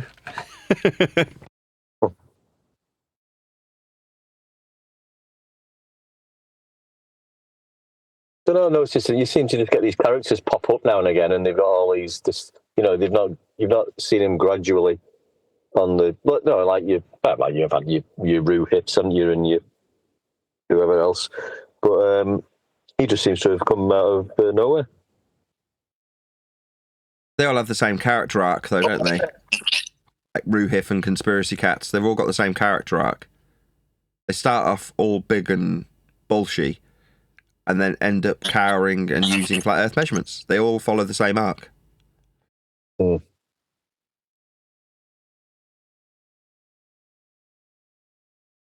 have to say it's nice to hear you on the worldwide debate. There was a while there was no actual debating going on, so it's nice to hear you back on the worldwide debate. Good to hear it. There is no debate. Yeah, there is no debate. I get it. Yeah, we're trying to pull away from that. But people see it's like The Godfather. Every time I get out, they pull me back in.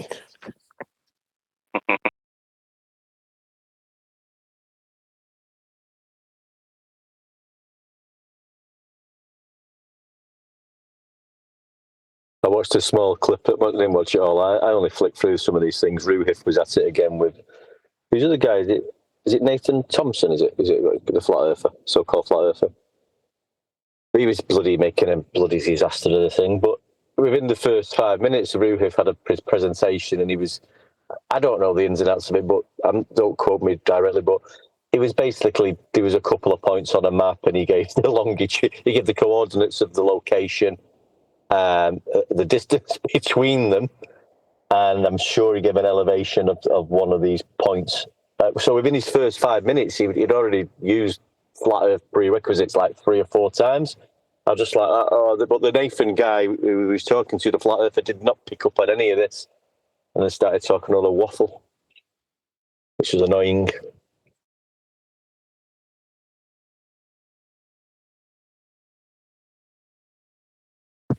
Just because you've seen the dancing bear doesn't mean everybody else has seen it yet.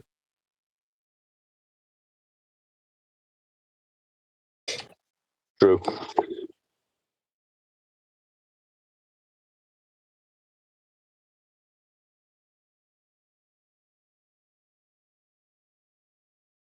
I don't know if I posted. I heard you mention before, Nathan. You watched the Joe Rogan one with Level playing as the observer. I forget his name, sorry. But yeah, I watched that as well. That was it was funny. It was good how he was pointing out he's getting triggered through beliefs. We've been speaking about that, haven't we? When your beliefs are challenged or you feel threatened, this natural behaviour you go into, cognitis or whatever you want to call it. But I think it goes a bit deeper than that. But yeah, he's not bad. He's got he has a couple of good videos out.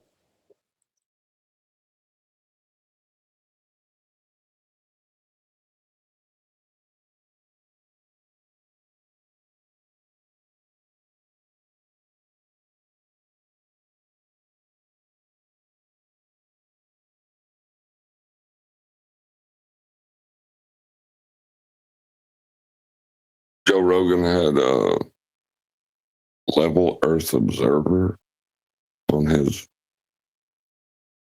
podcast? No, Level Earth is that what it's called? I can't think of his name. But he was just reviewing a video with Joe Rogan and I forget the other guys. He's a flat Earth guy who was explaining about obviously flat Earth and Sort of. Yeah. He wasn't a flat Earth guy. All he did was bring up the subject. Yeah, I can't think of his name, sorry, Nick. But you watched it. I watched it. Yeah, it was just highlighting how Joe Rogan was, reacting as they do. He basically started off by saying, of all the conspiracies out there, like, it's not a conspiracy, but fine, you're leading into what they need a flat earther to be, even though you're not professing to be one. Because at some point it's like, look, man, I think the Earth's a ball. But as soon as you mention flat Earth, everyone gets triggered. So what does Joe do? Get immediately triggered and start a barrage of, well, it's got to be a ball, we've got ISS, we've got space, we've got spent horizons, look at these pictures. Immediately. Like, well done for proving his point, I guess. And it's frustrating that everybody that goes on to like a mainstream podcast or something to talk about flat Earth, whether it's David White, they never make the hard arguments, they never make the good arguments. So it's some speculation or piece of nonsense. Yep, this guy was pure feast of nonsense. Oh, well, the pictures are cartoons. Oh, well, they're hiding God. Nope, they'll never mention a sextant. They'll never mention elevation angles. They'll never mention gas pressure without a container. So annoying.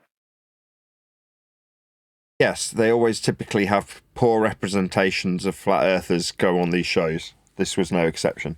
But I don't think the guy was there intending to become a flat earther. He was there to say, this triggers everybody. Everyone gets really triggered really quickly when you bring up the subject of flat earth. So what happens? Joe gets triggered and then starts putting him on the spot for his very limited understanding of what the subject has to offer. Yep. Not even from a position of being a flat earther. He's saying he isn't. But didn't you hear something from a guy you said on 24/7 that was pretty good today? Got the guy's name already. Something Echo. Can't remember the first bit of his name. Yeah, he was talking about how the ball got created through flat Earth measurements on 24/7. Jin was backing him up. Good. Good for him. Because the last time I tried to talk to them guys about it, they told me that it was more important that people understood that it wasn't a ball than what it was. Yeah, well, that's good. If somebody else outside of this little group we're in is saying it, then that's pretty good. Then people are catching on. Or they're not even that they're hearing it from us, but they're looking into it themselves and coming to the conclusion of how the Earth was created a ball with flat Earth elevation angle measurements. Who's off mood? Me. Gotta be that one deck guy. Get rid of that one deck. Mute him.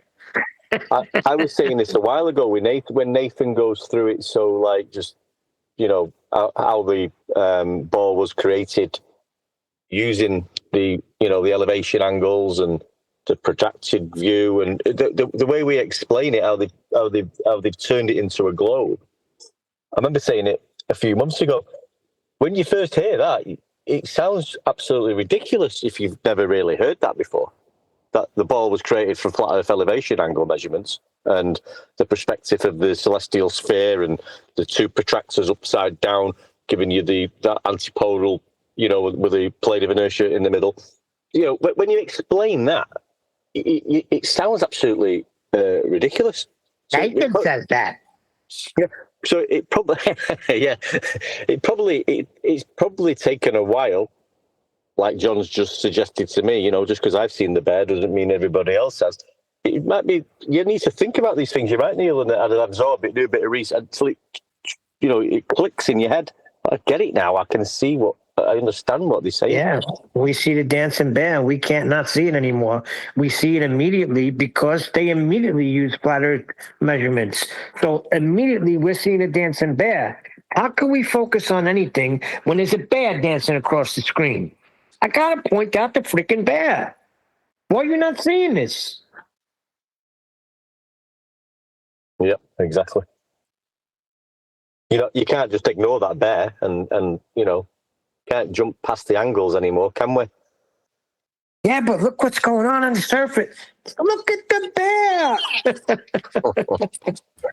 Yep, even Eric Dubé did it in his recent video where he's talking about how flights cannot really fly on a globe because of that whole conservation of momentum thing. Oh, that God. You cannot go from north to south. Oh my God, I cannot even make it through 10 minutes of such videos these days.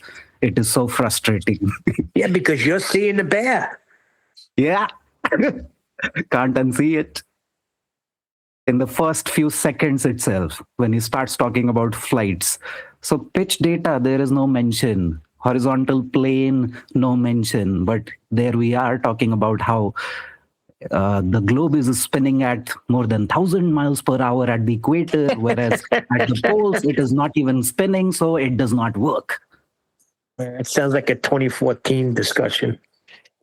That's what it feels like, that he's reflushing his videos from 2014. There's nothing new. Just now let's be fair though. When we first came to it, all of these things were great. It seemed like it was great. But now looking back, say, wait a second, there was the dancing bear the whole time. They do call it an airplane for a reason.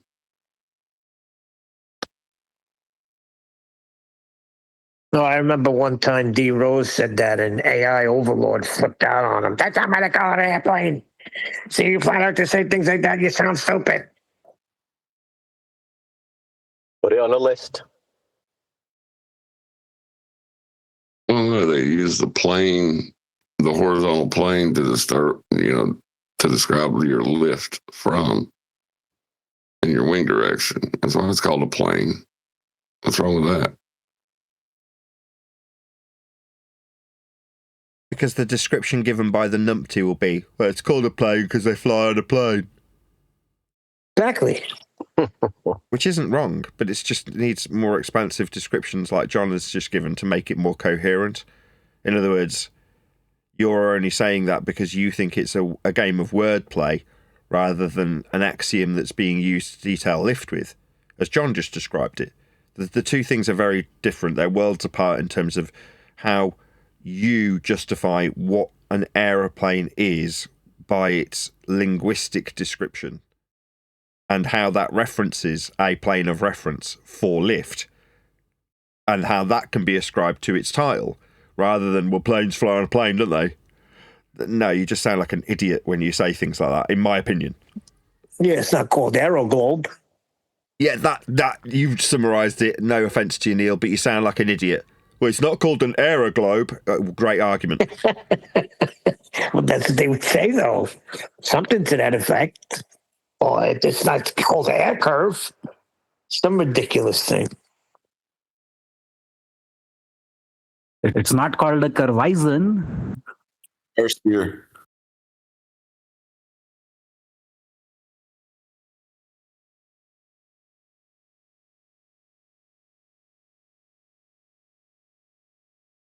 We just got to establish the plane that we know it is so we can deny it to prove that it's the globe we want to believe in. It's that easy, man.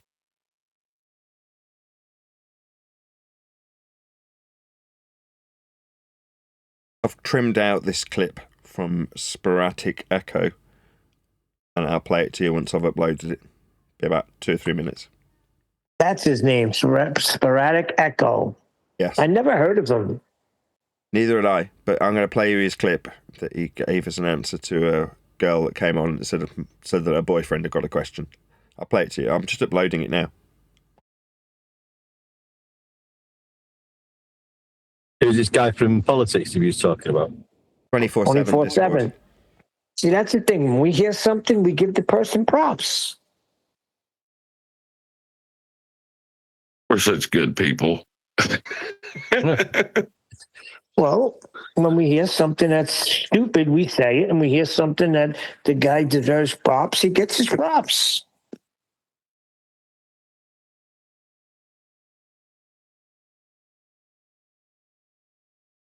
Yeah, I got. I remember the one time I went on Flatsoids, and they had. Can't remember who it was. I think it might have been McToon on reviewing one of his videos, and I had to disagree with the flat earthers. That was so horrible. I didn't want to ever do that again. You know?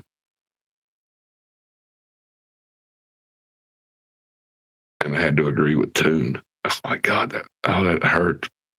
Yeah, I totally relate. There are times where I have to agree with my opponent, and it really you do it with gritted teeth, right? Yeah, like when they said, what was it? He said that gravity wasn't a force, and the flat earthers were trying to argue that it was, and I was like, oh my God, Tim's right. Yeah, but sometimes you could create a monster like you did with Edibear by agreeing with him. But then they'll take that and misquote you and misrepresent you.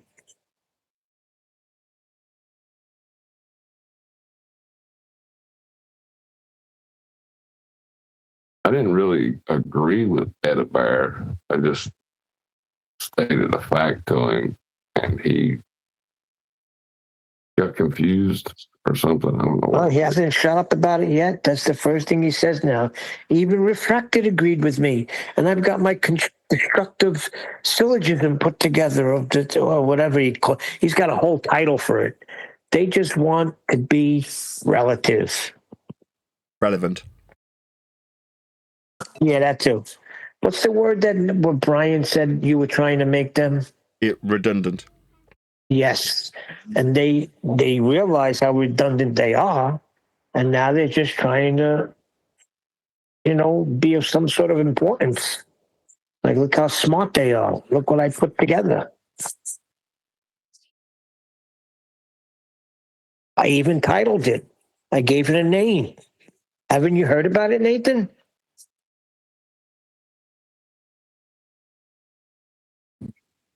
I did. I mean, Nathan spoke about the show today and how he's reflected on the way it was, and Nathan pointed out he was going to break people's noses and flush the head down toilet. But he was just sort of giving that as an example of that's how that person would have been treated at school. But I was bloody laughing when he was doing it. But I'm going to say I'm not saying either way, but I do really think. If we go back to that first time on there with Sogbuster, when we was all really chilled out and Nathan wasn't reacting like that, and he was so chilled out and calm and letting people speak a little bit of nonsense and just stopping them and putting them right on how it's always been measured flat. I think that was one of the best. Have you listened back to the show yet from Friday One Deck? You were getting irritated at the end of that show. Was I? Yeah, yes. You were like, you were flipping on Buck. You freaking idiot. You were bugging on him. Okay, Nathan's fault. I mean, he's talking about flushing head down. Gets us all riled up. Getting me all riled up. I'm like, yeah, what are you going to do to me? Break my jaw? I'll break your fucking jaw. I was getting violent, man. I felt like fighting. Now blame Nathan stirred me up. But like I'm saying, yeah, that's all well and good. But I do think that Buck, your dweeb's helping you, right? Your dweeb rescue team is talking. Come on, dweebs. Oh, Come on, dweebs. Sideways, come on, dweebs. As the amount of annular. That's the wrong clip. Yeah, sorry. that was it. It's the other one. I'll just go and dig it out. Won't be a sec. Sorry, I ruined it. Bye. Where have you got these dweebs from anyway? I never heard you say that. You do a good impersonation of Bev, though. I thought it was Bev.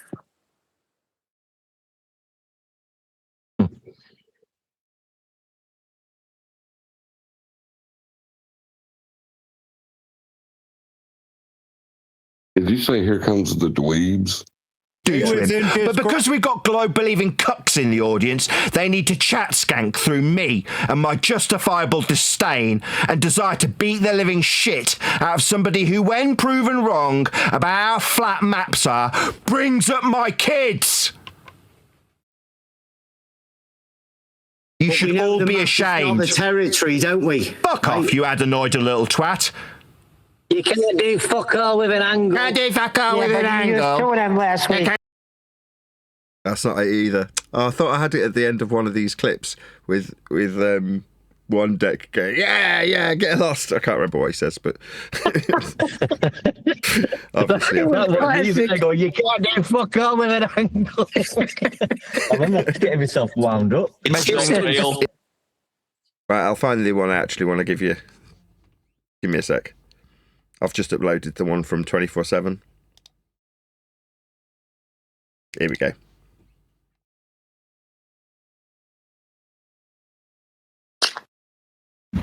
Hi, sporadic. Hello. Hi, my boyfriend's with me right now. He had a question for you, if that's all right. Yeah, that's fine. Do you think the government spread propaganda about the Earth being curved when it's not? No, I don't. You know, you'll find a lot of flat earthers, a vast majority on social media, who I disagree with, believe that's the case, but I don't think that's the case at all. I think they buy into it too.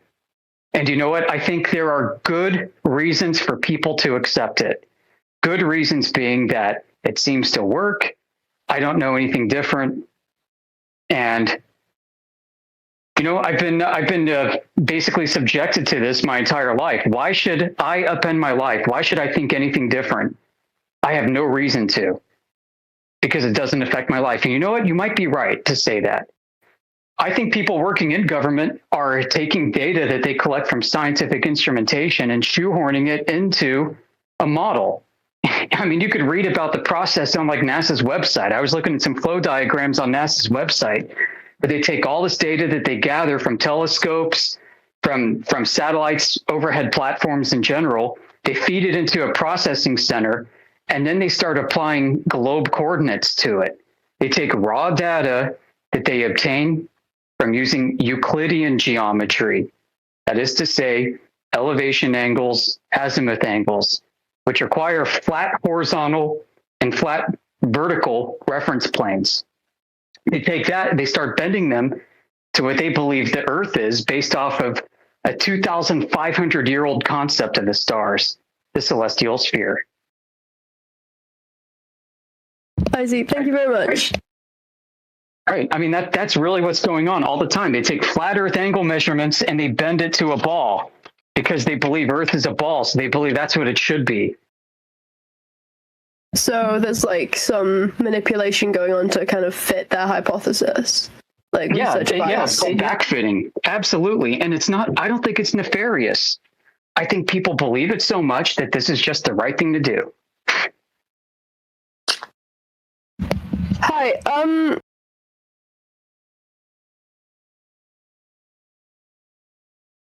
hypothesis. Yeah, aside from their incorrect appropriation of these words like hypothesis, like scientific instrumentation, both of which we could pick flaw with, his overall sentiment, I agree, because he's saying, I don't think it's nefarious. Well, we would say we don't think they're lying. They're just wrong. Right. I forgot, he's been in there a very long time. He's changed his name. Yeah, I recognize. Yeah, I was going to say one deck. I recognize his voice. That's not his name originally. I forgot what his name was. It might come to me, but I think actually he actually is one of the creators of that 24/7. He's heavily involved with it. You know what I mean? Whoever it is, Eli will know who it is. Whoever he is, he deserves props. The whole reason for me trimming it out was because he deserved props, right?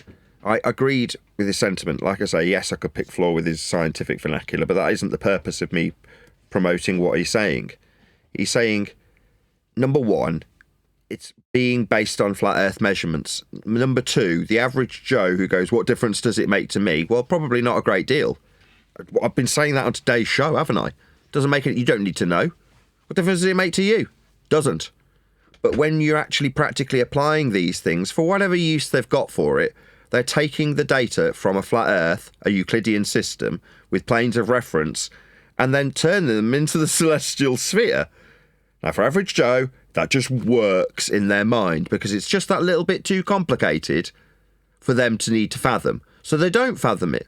They just accept it as true, so long as there's a few scientific words like they're hijacking alongside it. Oh, this has been figured out by smarter people than myself. And that's enough for them. Because it's inconsequential to them, you can have the consensus agree with a contradiction in terms. Because they don't have to show the contradiction in a work that will kill people, because they're not doing anything of any consequence with this information. Neither am I. I'm here to be a conspirator to be braced against. Now, he's not saying that. I'm expanding on his point. But he's saying it doesn't matter to next man. Well, why would it be such an irritating response when we hear that? Because it's true. The truth hurts. Right, but he explained everything good. I agree. But don't you think he should have went the extra mile when she called it a hypothesis? What's she going to do with it? Who's she? Who is she? Whoever the lady was. Some inconsequential fart-sniffing twat. Both of them are in that regard. I'm not saying that so that they hear us back and go, what are you calling me? No, I'm saying as an example of a fart-sniffing twat, you are it. Because you're telling her, like, she's going to have some bearing on what the world is when she finds out. So now that she's found out, let's just take it a couple of different ways. If she says, you're wrong, what difference does it make? Absolutely none. If she goes, oh, you're right. We've been measuring it flat forever. It's all Euclidean. I totally understand this language of you. She didn't. But let's say she did. What's going to change? What difference does it make? What difference did it make? If we accept that she understood implicitly and agreed that it's flat and that's how it's measured, what does she now do that is consequential to anything whatsoever? Give me 2 examples. You won't give me one. Nothing. None. But I'm saying he agreed with her.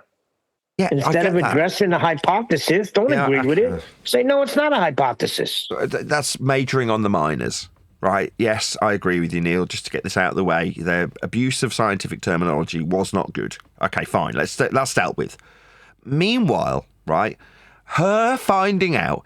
Did anybody lose their job as her finding out? Let's just accept on the premise that she got it and her fella got it, right? Did anybody lose their jobs? Nothing happened. Did any of the measurements of Earth change? No, everything stays the same. Did NASA still continue to, as it was suggested by this Echo guy, pump the flat Earth measurements into their conversion processes? Did they still continue to do that? Of course. So who gives a shit whether or not she understood, if she got it, if she's asking? It literally doesn't matter, does it? Who cares if she knows? The only thing that changes. I suppose the only thing that changes is for the person who's asking the question and finding out some new information or truth.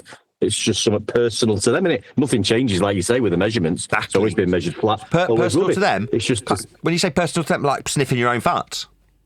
Like, my farts smell nice. Yeah, so suddenly they can feel self-important for a few minutes. We found out some special information. It turns out it is flat. This guy's very convincing. Okay, so you being convinced made any difference to the world, did it? No. What about if an army of other girls and gals that came along as boyfriend and girlfriend found out? If every couple currently courting found out that Earth was flat, nobody would lose their job. Nothing would change. It wouldn't alter anything. But they would all get to feel special for a little while, didn't they? Like we all did. Yeah, it's like in The Incredibles, right? I'm not trying to give everybody superpowers. I'm trying to point out that the superpowers are already being used by others, and you recognising that people have got superpowers does nothing. What the guy Syndrome wants to do is give everybody superpowers so that nobody's special. It's like, but you weren't anyway. You weren't utilising flat Earth measurements. So even if I give you them, you can't do anything with them. You're not going to do anything with them, and you having them makes no consequence to anybody.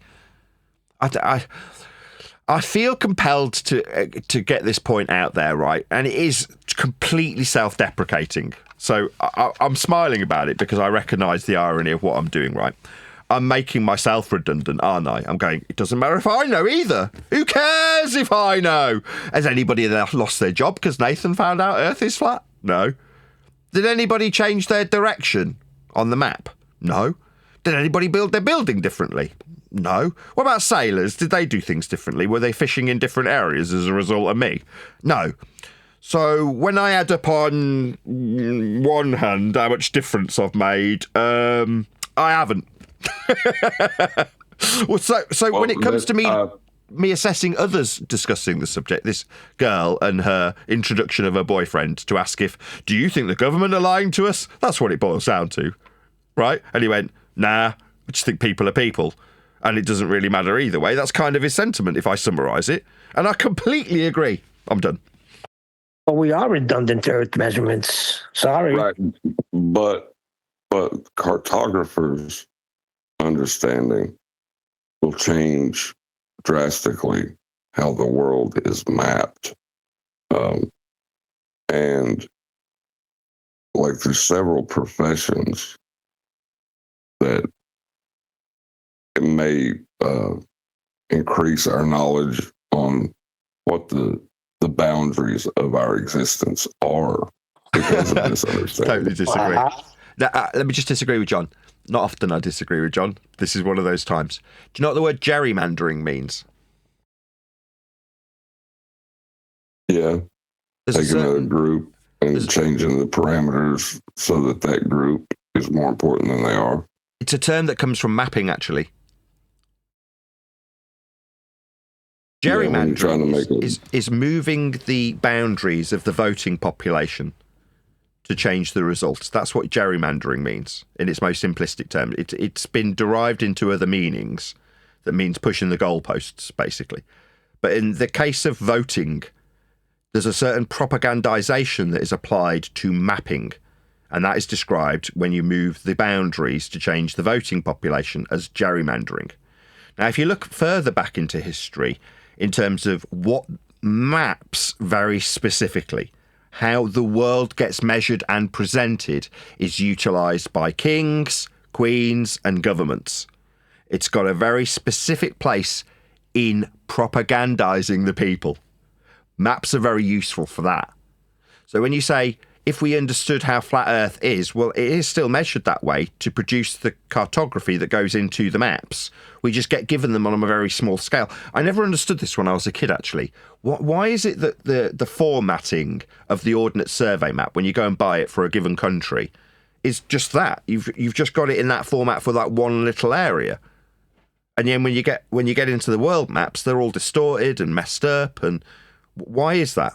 Well, because when you're doing things on a local scale, it's got to be accurate because it's consequential to, what's the word for transporting stuff around? Logistics. It's logistically important that those maps are accurate, but not when you go out to the wider scale. You can just buy a new map when you go over the channel, right? And you just get a European map for Germany or France or Belgium or wherever it is that your local map is relevant to for their equivalent of the Ordnance Survey. But the same applies for when you go out on the sea. They give you little sections on a chart, don't they? They don't just give you an entire map. Well, why not? There's nothing beyond the realms of useful possibility in terms of patching together a whole bunch of these, but that is not how it is done, ever. It's done with a very local system that is still capable of description with the latitude and longitude system marked on it, on the local scale. If you've got it even fitting between two of them, if you've got longitude descriptions, often it'll only sit between a couple and won't be necessary. You might have a time zone change on it, but they won't necessarily name that on your local map, equivalent to the Ordnance Survey. What do you have accurately on the maps is the altitudes with respect to sea level and the distances measured in the horizontal as the crow flies. All of those things are dealt with the scales on the maps, but only in a very small way, because the larger maps are propagandising the people for whatever reason the current government or current king wants to propagandise the people. And it's also been used, this was Ali whatever her name is, McLove or something, I've forgotten the one that I played, she's Irish, therefore Brian didn't like her. I can't remember what her name is. But she was McBride. Whatever her name is, she was pointing out that people were incentivised to travel overseas and essentially put themselves in complete servitude, complete slavery, but willingly, based on what they're told they will get on the maps. Like heavily propagandised into slave labour of their own free will, with nothing more than maps being the tool to do it. You're like, wow, when you look at it in the way that she was explaining it, I was like, I'd never thought about it in that. I knew maps were used to propagandize people. I just didn't know the extent. And her pointing it out in terms of certain maps that we used to convince people to go to the Americas, to basically go into slave labor, and half of them dying on the way. Like, no one sold you in that way, did they? No. But when you got there, you were put into immediate hard labor for the greater good and all that. Yeah, because you got to colonize the land. Hold on, Neil. That's non sequitur to my point. Of course, you can take your knowledge and hold power over someone. That's what they were doing. They had the knowledge of where these places were, and they were, holding it over people's heads. I'm just talking about, in general, the growth of our knowledge by understanding the boundaries, not the boundaries on a map, but the actual physical boundaries that keep our system contained would grow what knowledge we have of the world. That's correct. I agree 100%. If we could reach the extent of a perceived boundary, then it would, without question, expand our knowledge. Because you're talking about a boundary that is yet to be talked about, disseminated. It's only alleged in conspiracy theory. So if that was to be discovered in the most real sense, it could only expand our knowledge vastly. And obviously it would fundamentally alter everybody else's worldview. Because then the tower of cards that is heliocentrism just fails immediately, doesn't it? It just instantaneously crashes down. So yeah, from that perspective, when you said boundaries, I just thought you meant the limitations of the maps themselves, but you're talking in a much more grandiose fashion. And I agree. Yeah, if you've discovered those boundaries, all bets would be off from the perspective of belief. But I would say that perception of belief is inconsequential anyway. So again, it wouldn't necessarily change the world in any way if everybody suddenly found out that there was a physical boundary to the limits of the ground beneath our feet and what that was, because we found it and started looking at it. Well, everyone suddenly drops their globe belief, but I don't think a great deal would actually change. The same applies the other way around. When someone says, what difference does it make to me if it's flat? You're like, well, by the contrast, what difference does it make if it's not globe-shaped, now that we found this boundary that obviously isn't going to comport in any way with being globe-shaped? So therefore we're not, but I don't think that would mean anybody's jobs would get lost. I think. Hold on. Go on. The same way that they knew the Americas were here and they journeyed out and colonized it, don't you think they would have done it already? Are you saying they're not doing it just because it'll destroy the globe? If there's money to be made and colonies to be had and new lands to be populated, they would have done it already. It's obvious that they're not habitable.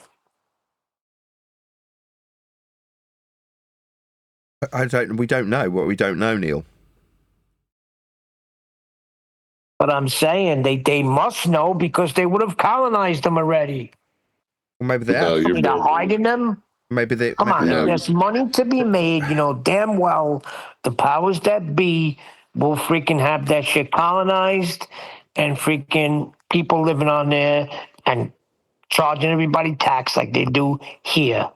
Neil, for all you know, there is an entirely different land called Zinzo Land that exists with people there doing farming and existing with a political system that you are completely and blissfully unaware of. Now, they may, the Zinzos, know all about us, or may not. They may be told all about the Western world, but they're just not in a position to travel. Like they're too far away on a land far, far away, like Narnia. And you wouldn't be none the wiser. I think the Zinzos would have made themselves known by now. Maybe. Or maybe not. But you wouldn't know either way. You don't know what you don't know.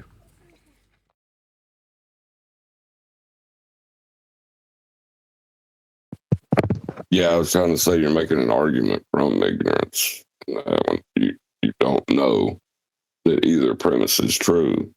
Right. So you can't really say that this would happen. The answer's in Antarctica, man.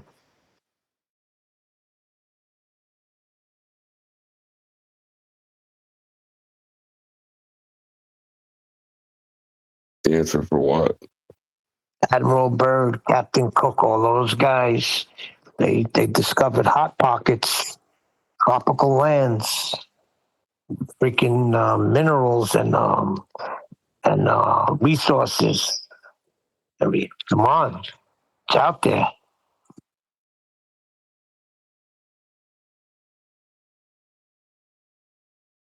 I don't know what to say to that. I thought we just covered it.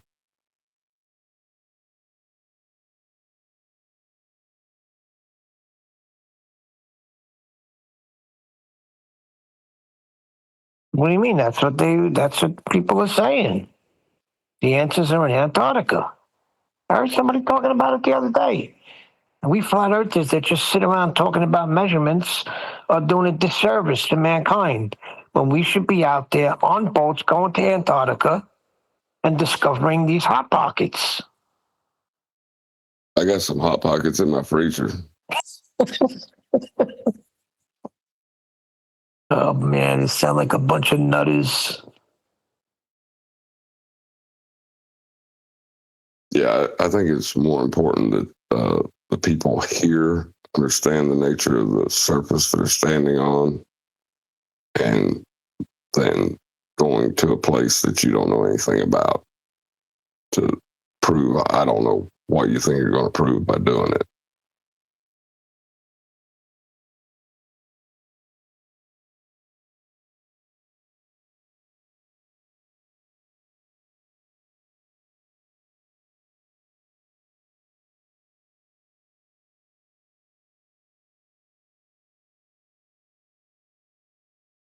Yeah, we got into a big thing last night at the dinner table again. Started with the politics. I won't even get into what my son was saying, but it started with the politics. It led into what I believe in the Bible. It led into, well, you say you know the Bible, but you say the earth is flat. I just freaking slammed my phone on the table. I said, here's a compass. Point north, south, east, and west right now.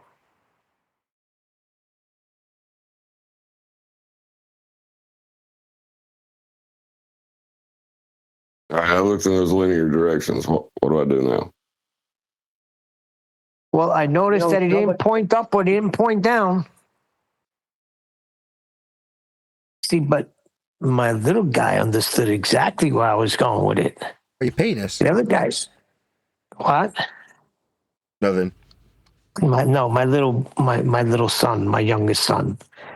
Because he looked at me and he got it.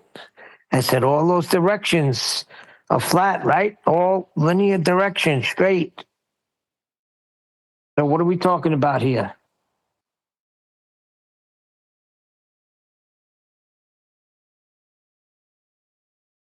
I think the less education you have in heliocentrism, the easier it is to relinquish it. So then he cries the 2 points in the sky nonsense.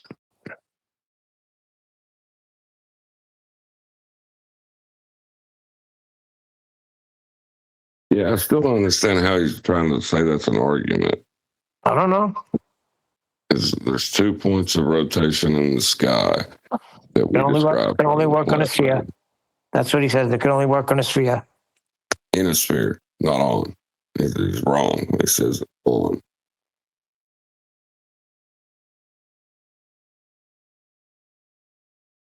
What's that you going on about? Is this the 53 degrees north and south thing that Scampanella's going on about? No, but that's probably what my son is trying to do. Does anyone know the crack or what Jaron's trying to prove with his latest experiment, as he's calling it? It's meant to be going 53 degrees north and 53 degrees south. Oh, those are flat. And looking flat west. measurements, aren't they? Yep, all flat. But yeah, he's got that little bitch boy Max Uruguay guy wanting to sniff his arse while he goes out to do that. which is quite hilarious because the likes of that little geeky dweeb Max will have been the one pointing and calling Jaron all these names, and now that he's became this brave baller, he's got all these dweebs flocking around him like he's some guru. So look, he's the only one who understands large spheres.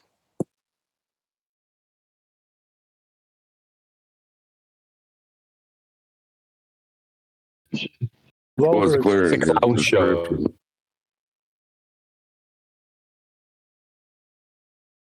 description. I heard John first.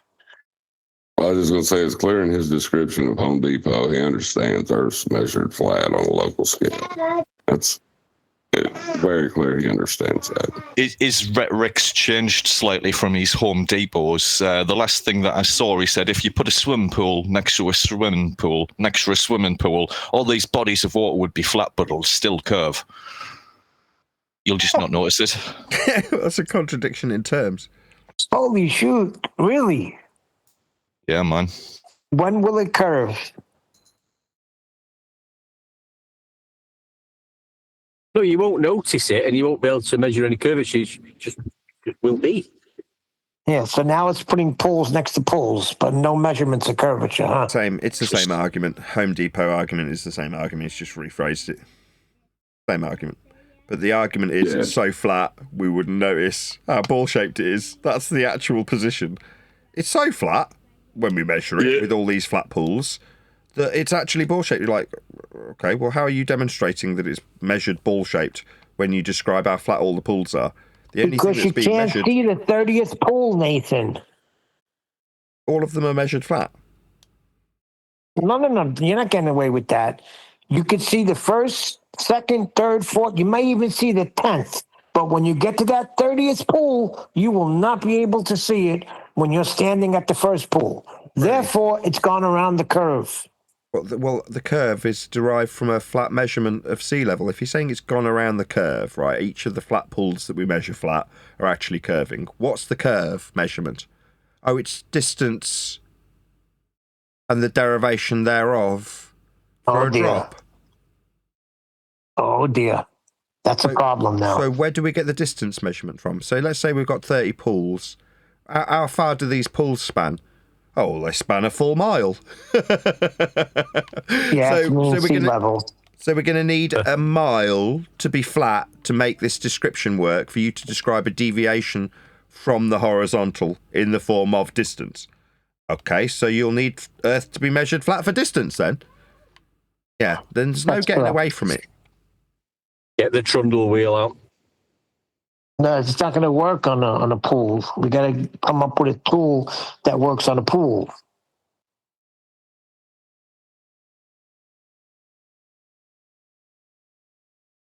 But yeah, you trying to. Sorry, John. Go ahead. I was going to say, you get your life preserver and you hop down to sea level, and there's your curve right there. There's nobody going on a life preserver taking elevation angles, according to Edinburgh. What just one time you would have to do it if your ship went down. You'd have to get a theodolite. And he's saying it's never happened. Yeah, but it's in the books, right? On one deck. Yeah, but why? I mean, going back to Jen, why are they using Home Depots and swimming pool now examples? I thought they just that the final experiment and everything was sort of dealt with the horizontal measurements to the sun above, the planar Earth. I thought they'd done all this. What they're still going on about now? Well, the documentaries are coming out now, so they're going to start promoting that. Right. Yeah, he was trying to justify his swimming pools with a AutoCAD circle that he zoomed in on. Just like he tries to find the flat spots on a basketball by zooming in. Trying to use that as his justification. Basketball. There are no flat spots on a basketball. Yeah, you notice how every example that they will ever use will take something conceptual. Like, if Earth was like this basketball, I could zoom in on it and see the flat areas. Like, who gives a shit? Earth's been measured. So, do we care what Jaron's got to say about it? Again, it's back to the same thing applying. Is Jaren consequential to how a mile functions? Yes or no? No. No. Is Jaren consequential to how our elevation angles are utilised at sea? Negative. No. Did Jaren have any bearing on how any of the maps were made? Nope. Does Jaren fly straight and level when he's piloting a plane? Yeah. Never. He's not piloting any planes, I assure you. The answer's no. But meanwhile, Earth will still be measured flat regardless of Jaren's desire to justify his now reinitiated ball faith. It's just a Jesuit turncoat. Yeah, all this measuring basketballs and curves, they're tangible objects. It's a reification fallacy. We don't live on this ball. It's the same with McToon, where he picks up his can of tab and says, oh, I can measure this, I can get a circumference, I can get diameter, blah, blah, blah. Yes, it's a can of pop that you've picked up. The Earth is not that. Well, then you got to take him back to the inch, like John was saying earlier. Just take him back to the Greeks. Whoa. I've got to do it again. Why? So if you convince Jaren, what consequences are there for convincing him that he's wrong about his reification fallacy if he's using a can of tab? Nathan, we just want to break his nose, okay? No, he was a prominent flat earther, Nathan. And the more of these guys that they get to turn, like that's why they're trying to bring you down and trying to prove you wrong, because it's about the people that declare Earth is flat. Yeah. Once you get rid of the people, then Earth's a globe. Yeah. But once you get rid of the people, will we still measure elevation angles? Collectively? Of course, but they'll still think they're on a sphere. What about if I'm on a sphere? Will I still have to use the latitude and longitude system?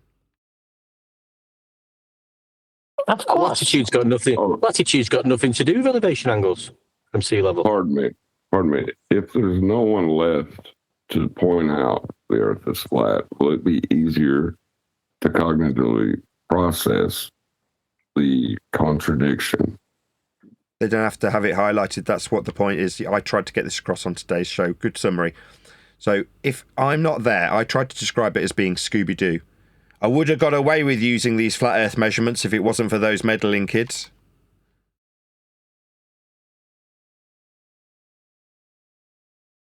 We're not here, then when they describe drop over distance and the distance measurement is flat, if nobody's there to point out how flat the flat Earth distance measurement is for their assertion, then Earth's a ball because they've measured Earth flat for the horizontal distance to describe the drop from it. Make sense? Yep.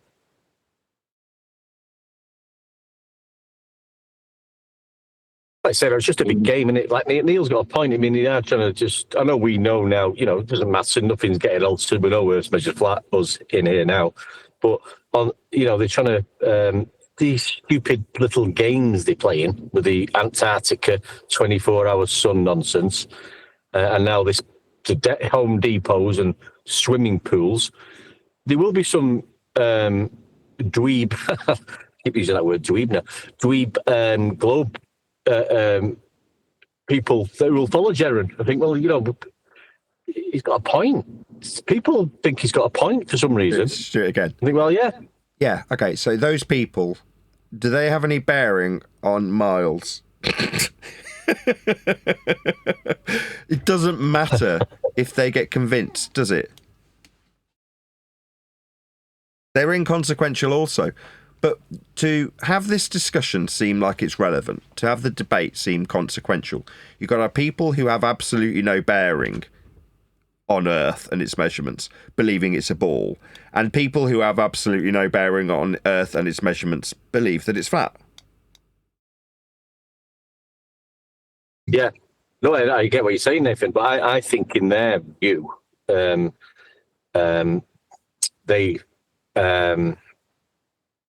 The more damage they could, for something, to them it does make a difference because they need to keep their belief alive. No, I don't mean the belief, right? Beyond the belief, which is it's inconsequential also. Having a belief in what Earth is. If I believe that Earth is a roast chicken, and then I convince everybody with the use of flat Earth elevation angles and flat Earth distance measurements that Earth is actually a roast chicken, will it change the measurements I've used if I form a complete consensus? If everybody believes, by way of use of angles and flat Earth measurements of miles, that Earth's a chicken, does it make it a chicken? No. Does it matter that they think it's a chicken? No. It also does not matter. Right? Because to produce the chicken, I've got to use linear distances and elevation angles to produce the chicken for them to believe in. What does matter is that the people who actually deal with Earth, regardless of whether or not they also believe it's a roast chicken, whether or not they actually are capable of measuring it as it is presenting itself. Now, for each and every practically applicable example, everybody's utilising Earth as a flat plane. In any practical way that you can show me Earth being utilised, it's always a flat plane that is being utilised, isn't it? Yep. Right. Yep. So therefore, it doesn't matter if the person that Jaren's appealing to thinks, you know what, this guy's right. It is actually a ball. Like, what difference does it make if you believe it's a ball?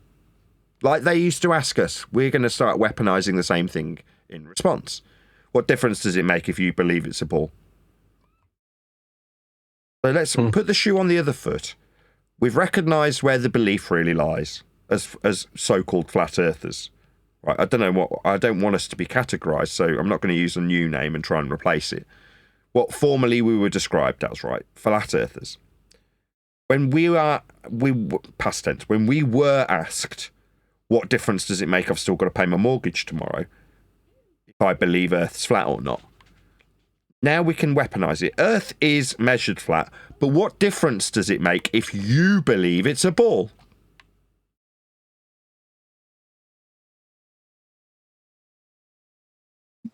Yeah. I keep thinking of a Smith song when you say, what difference does it make? But I'm not going to sing it. But yeah, I know what you mean. But they're doing it for some reason, Jeren and the cronies. They must, in their mind, they're feeling the necessity to do these strange things, as if it does matter. Tell you what, You have to. You made me hurt on the inside for him a little bit when you said that, Nathan. But they want to be important. This only works, this illusion, if the importance is given to the person. So they've done it by saying if people found out Earth is flat, there'd be loads of jobs lost. Things like that. Like, all that does is lend to the idea for the person hearing it that they are consequential to the subject. Like, oh, if I thought differently, the world would change. Like, no, you're being weaponized like you have a bearing on this, and you really don't.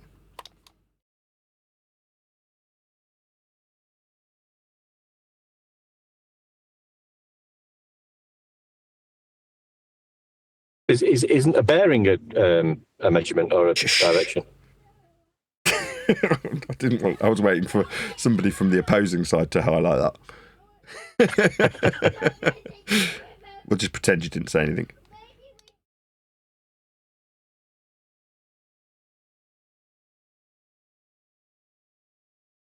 I feel bad for him. I still do.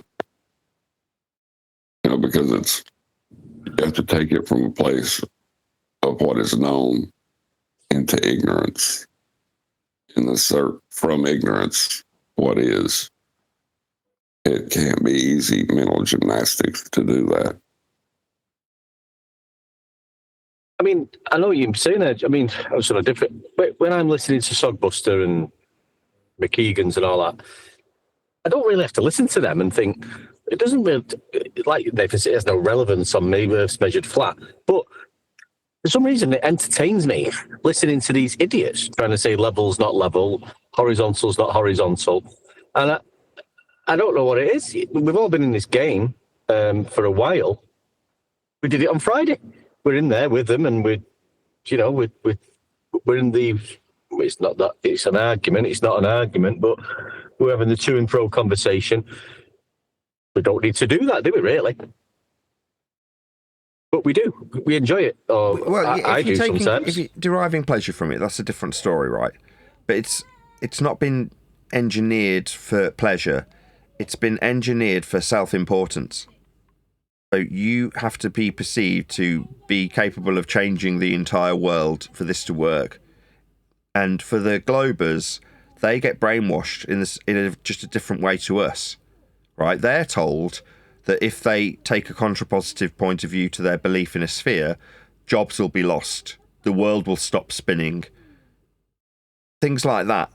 Yeah, they're propagandized in a different way to make it seem like their belief in a ball is somehow important.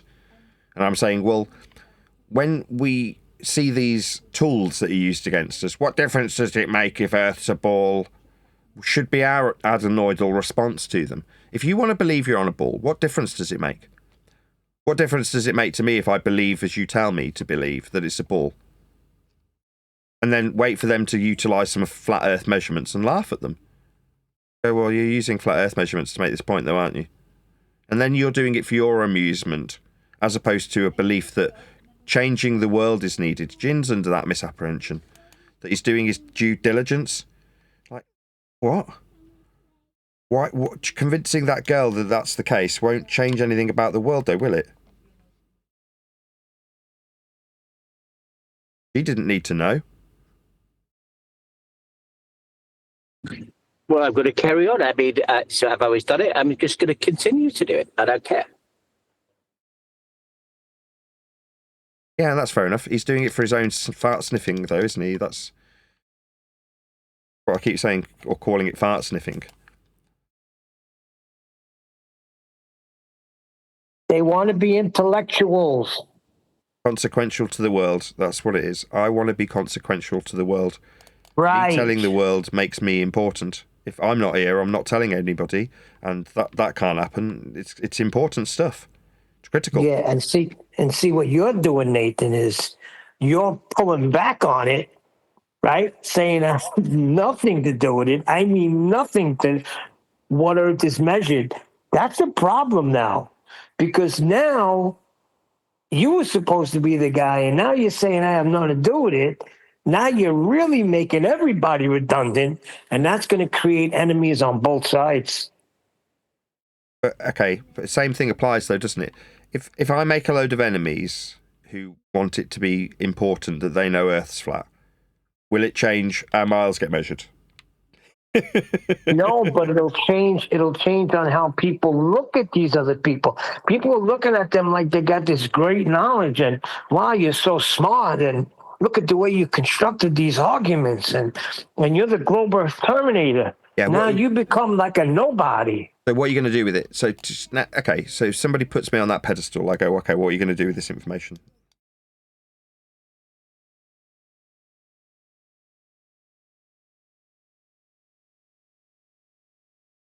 Well, you're going to write a book.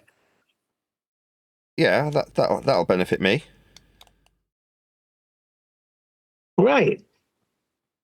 I tell you what, I wouldn't go on the job site tomorrow if you still believe it's a sphere and start drawing curved lines and get run off that way.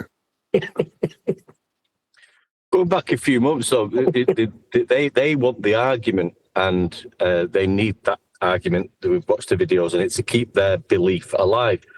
And at the moment, that's what they're doing. They're trying to. I think they're trying to get a reaction out of us, because what they're doing at the moment is because we had the 30 words. We talk about elevation angles being from sea level, measuring latitude. And now what they're doing is saying, well, we're going to use the theodolite. We can measure curvature with a theodolite, hoping that we're going to react to that in a, like saying, I'm going to come and break your fucking nose, mate. Type of thing. Do you know what I mean? So yeah, but look who they're pulling into the argument, though. They got to pull Nathan back into it. It's very important that we get Nathan to argue against this. So all the logical, factual information about a theodolite only measuring angles, vertical, horizontal, and distances. Now they're well, no, we can measure curvature with this, which is pathetic and a lie. So we've been sort of stating this fact that it's got nothing to do with measuring Earth curvature. It measures angles. So what we're going to do to get a reaction, we'll start using what they're saying is flat Earth proofs and saying, well, this is curve proof. hoping for a reaction. Keep the argument going. They're trying to keep the argument going. Well, that's a fact. Even better than them, they want to argue. They're saying, what do you mean there's no argument? There is an argument. There's got to be an argument. It's globe versus Earth argument. What do you mean there's no argument? I can't just be completely idiotic and have blown by it. And because of my education has failed me at this one point, it can't just be that I'm wrong. There has to be an argument. Of course.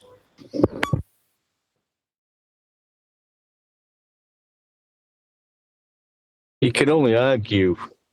You can't argue about a measurement, can you? Or the truth. No, a measurement, that's what I keep saying. You don't argue about a measurement. You adhere to all measurements. And anything you're doing, when you take a measurement, you adhere to the measurement. And you do what you have to do. So with Sogbuster, with his 1 hour presentation with theodolites measuring zenith angles and different elevation heights above sea level and distances, which is linear, at the end of all that, he just presumes that this could only be because we live on a globe. He's not actually measured any curvature. Yeah, he's not actually measured any curvature. No, and when Nathan asked him for the curve measurements, that's what silenced him.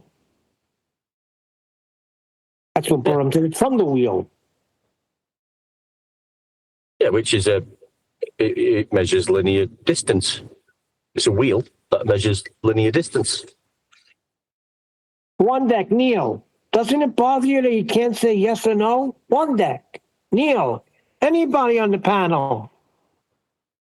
It bothers me that someone would want to put a question to you that you can only answer yes or no, because I can formulate a question that can make you look horrible if the only way you answer it is yes or no. Yeah, that's why Nathan was spot on the way he was answering it. I wanted him to take him to the inception of measurement, but Nathan just kept staying on that on the point that he was on and didn't move. Because you're right, you can make a yes or no question.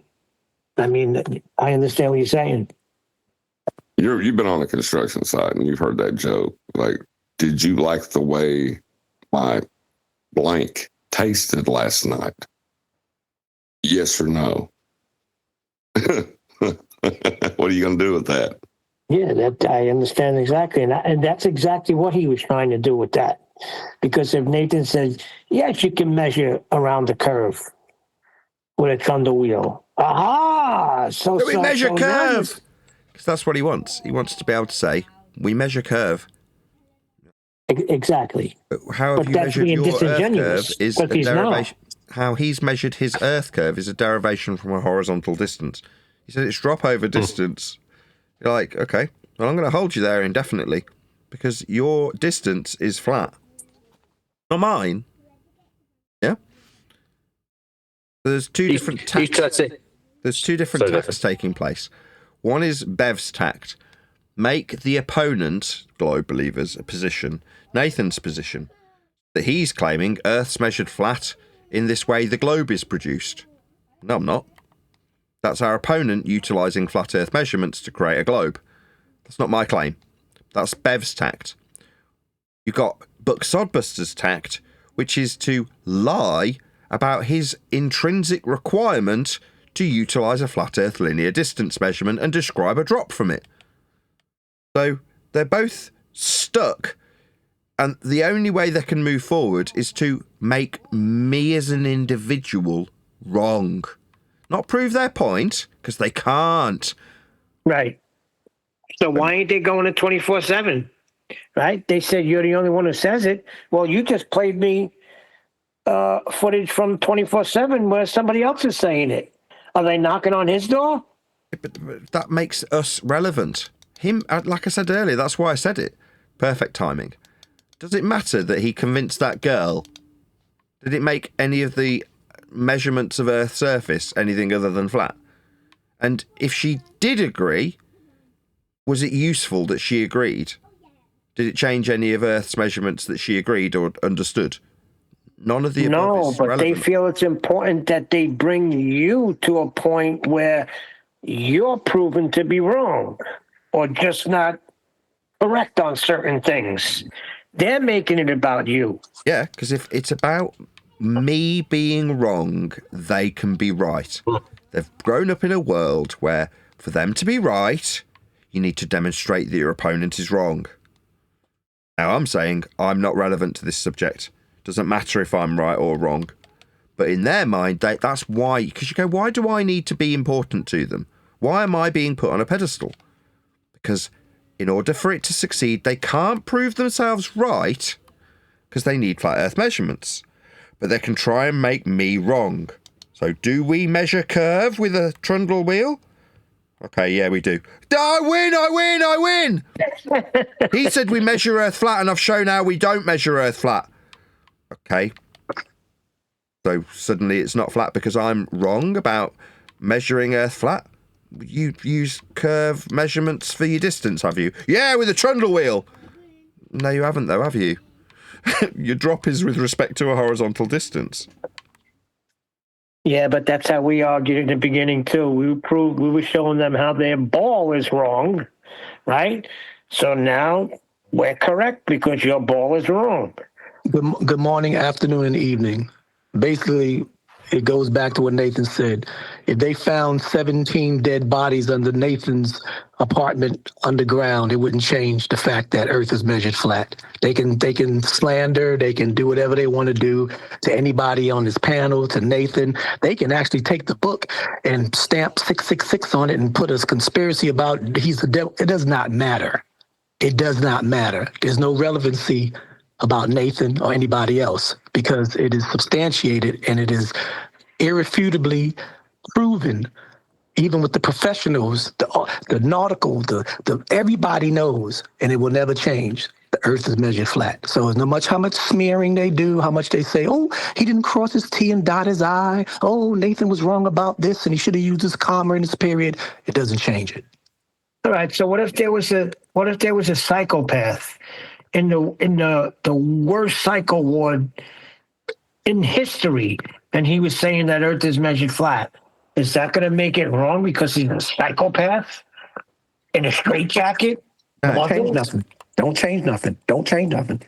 Even if they say Epstein was found alive, if they said Epstein was found alive, screaming the Earth is flat, the Earth is flat, it wouldn't change the fact that the Earth is flat. It's measured flat. But you could guarantee. No, you missed it with the lie. It's not a lie. It can't be a lie. It's a measurement. Yeah, but you could guarantee that them 17 bodies underneath Nathan's house will have their head down the toilet and they'll all have broken noses. Broken noses, broken jaws. That's a broken nose right there. Oh, refracted. You missed it. That's why you have to listen to the show. Because Nathan was just, when somebody would just interrupt him and do some stupid nonsense, he would go, bam, you just got your nose broken. I would have broken your nose. Hey, I don't know how many Game of Thrones fans or House of Dragons, whatever, that whole Chronicle thing, but so I'm watching The Night of Seven Kingdoms, which is the prequel of how the knighting started, if anybody's familiar with it. But there's this ad where the creators of Game of Thrones, how they came up with the opening, the theme song and all of the graphics and everything. So the guy says, so we came up with this idea, right? And this is the way I pretty much move along as I do my work ethic, is that, we was looking at the globe and was like, how do we show the other kingdoms above, beyond the horizon over the globe? So what we did is we flipped the globe inside out and made it concave. And then we were able to see the different kingdoms of lands all about along the globe. That's how far this belief is.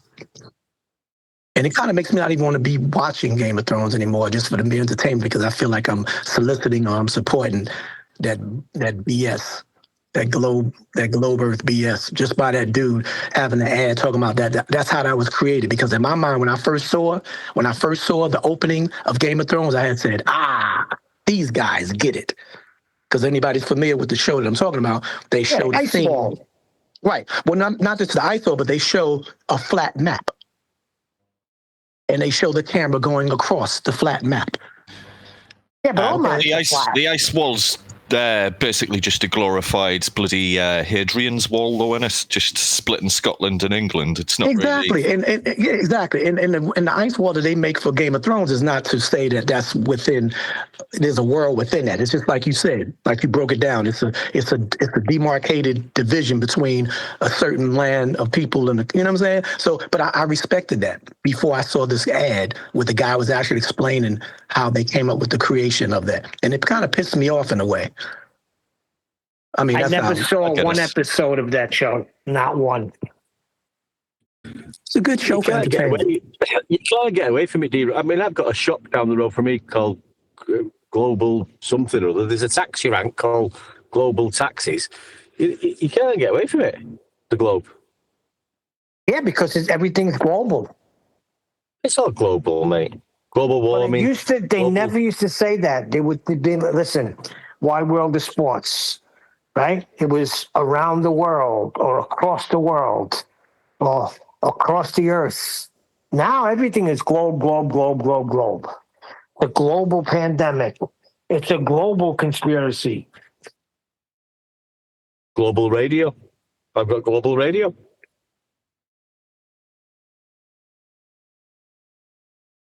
Using horizontal radio waves. And we come along and say, it's measured flat. Stop him! Talk about his family. Bring up his kids. Which, by the way, that is a violation.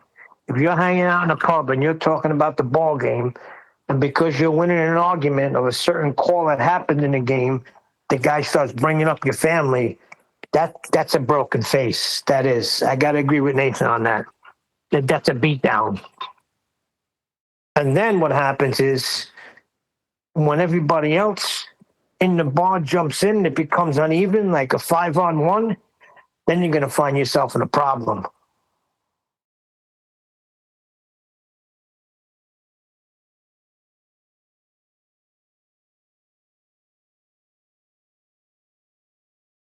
So they pretty much ganged up on Nathan. He beat them one at a time, and then they decided that they were going to bring up his family. And then some lady came in and said, do you talk to your wife that way? Then somebody brought up his kids. Yeah, it's bad. This happened in real life, or this is like you give me a metaphor of what happened on the surface? Friday gone. In real life, in a bar. Or on the show. Metaphorically, Neil's breaking it down. The show. Like, yeah, it was Friday's show, D-Rose. I think Nathan's got a few clips of that, if you were. That one that losing his mind at the end. It was the most popular live show for a little while, and even more popular if you take into account the amount of these soy boys that are re-uploading it. Listen, some of them, like Bev, are just uploading the whole chunk, no commentary or transformative material. It's just re-uploading it.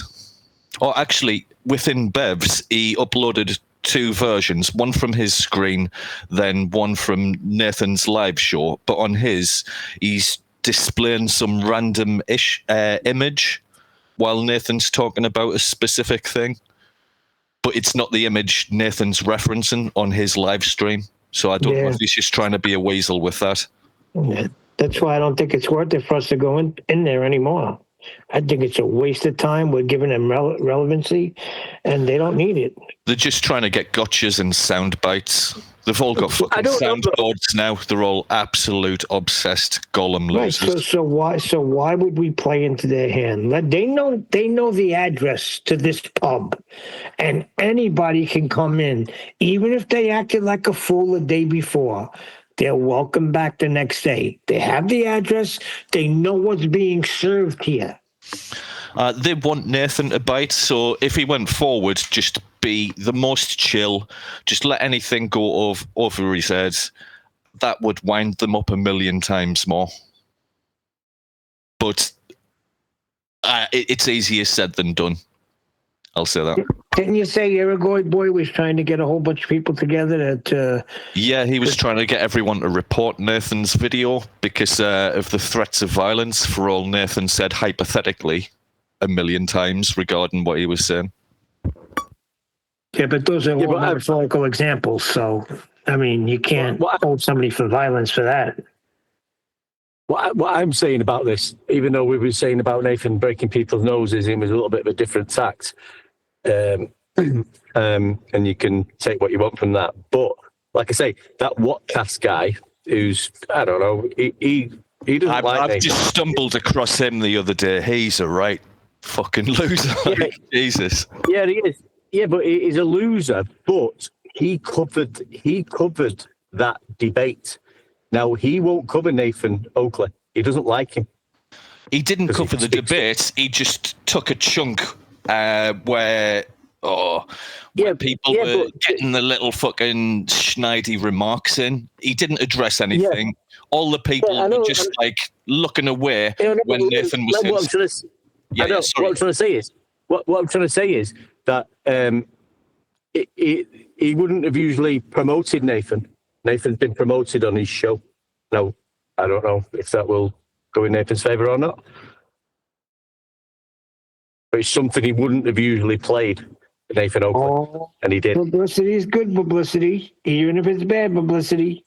I think it's great publicity because the people that aren't total golems that are watching this content will just see that they're just chucking out ad homs and just being trolls and not addressing any of the facts. Well, I said before then that Whatcast he was just picking bits out of that debate on Friday, and he was playing bits of Nathan, and Nathan was saying 35th fucking rendition of latitude and elevation angle, and no one's fucking addressed it yet. You're all fucking running away. No one's addressed this point. 30 fucking far.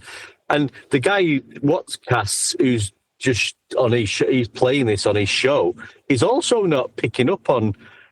I mean, he should be saying, well, Nathan, that's fucking ridiculous, saying that elevation angles has got something to do with surface level when you're measuring from sea level. That's absolutely pathetic. But he didn't say that. He just went on to say, oh, fucking Nathan's got his mute button. He's got 4 people muted. He's shouting. He's threatening to break people's noses. He didn't address the point, which that was Nathan's point. Nobody's addressed this fucking point. Were the threats unwarranted or were they deserved? They were deserved because in normal life, face to face, you're not going to do the things that these cowards do on a Discord server.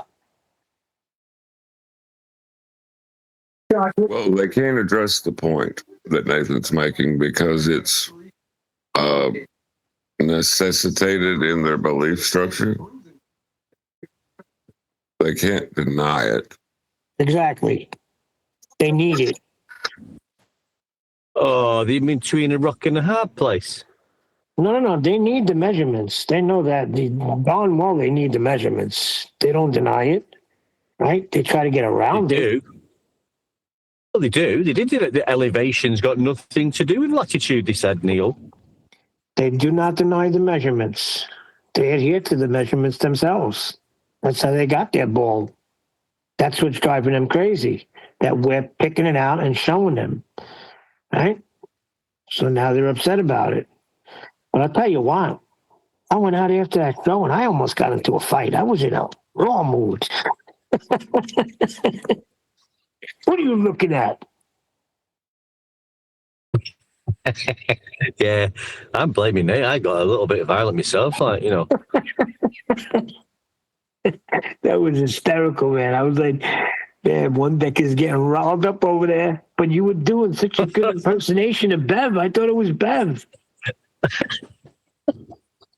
Okay, now. Oh, it's good fun. But I think everybody... Here's 2 of them. Yeah, when he said this, what did he say that time about the one angles? The one angles. We got one angles. We got triangles and one angles. Yeah, but Bev, you said we could do fuck all with an angle. Yeah, we got two of them.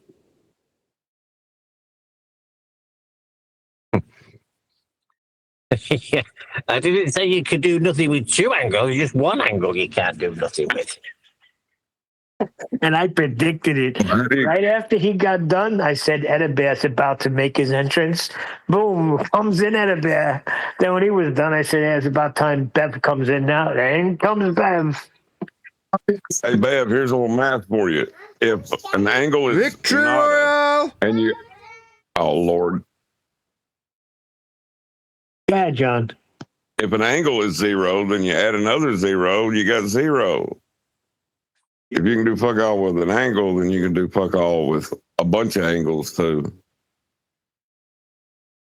He was like that. What's crap? Whatever he's called, Len. Today, because Nathan kept going about sea level and measured from sea level.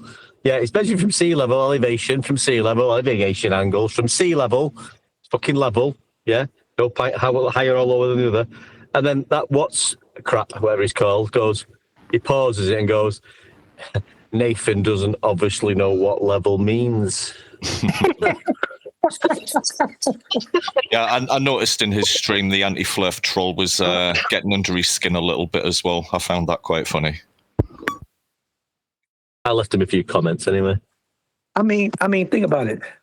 Can we be honest? I mean, it doesn't take anybody with a PhD or anybody to realize just how intellectually incapacitated these people are that say these things when they use basic words, and whether you want to call it delusion or just a magician word play. I don't know what you want to, but I mean, that what you just said right there, to use those words, sea level, leveled, and then say that Nathan doesn't know what level means when you've just kind of like reiterated what Nathan's been saying and what level means, but then at the same time saying that's not level because leveled is curved. That's really like I ain't even going to say intellectually incapacitated. I'm just going to say like brain matter. No, you're reading too much between the lines. That's not what he's saying. He's saying Nathan doesn't understand. Like I say, all this game is about is making it about your opponent so you can make your opponent wrong. Because if Nathan doesn't understand, he's right. Because I'm wrong. So again, even he, in his criticism, is popping me up on this pedestal so that he can say Nathan doesn't understand what level means. What's that, a glorified Nathan doesn't get it? Okay, does it matter if I get it? That's why I'm demeaning myself during these current live streams. I'm saying I don't matter in regards to the Earth measurements. Me being wrong, does that change miles? I did it for the other people, so I'll do it for me. Does it matter if Nathan Oakley understands in the third person what a mile is? Does it change what a mile is? I get it, but I understand now what Neil's saying. It's so sad that they have to go to that point, and you have to go to that point of concession that, okay, fine, I don't understand. But the fact of the matter is, it doesn't change the fact that it is measured flat. But that's sad that you have to go there in order to step out of the limelight and make yourself a flat card, so to speak, according to them. And then it doesn't change the fact that it's still measured flat, but that you have to go to that extreme to kind of like even make it more profoundly apparent and irrefutable that the earth is measured flat. You got to go through that. You have to say, I'm wrong, when you know you're not wrong, Nathan, but you have to say you're wrong in order to even bring the truth to these people. I know, that's what I'm saying. I just said that. Listen, when that guy's going like, Nathan obviously doesn't know what level means, in his mind at that moment, he must have a picture of, or something in his mind of what level is. I mean, we can all draw a level line. Yeah, no part higher or lower. We could all draw a picture of sea level. What was in his mind when he said Nathan doesn't understand what level is? Did he have a curved He had line a in his mind? globe equidistant to the center of a globe. They're in a contradiction. Yeah, but he's not got a globe, has he? Because he's no globe measurement. calculations.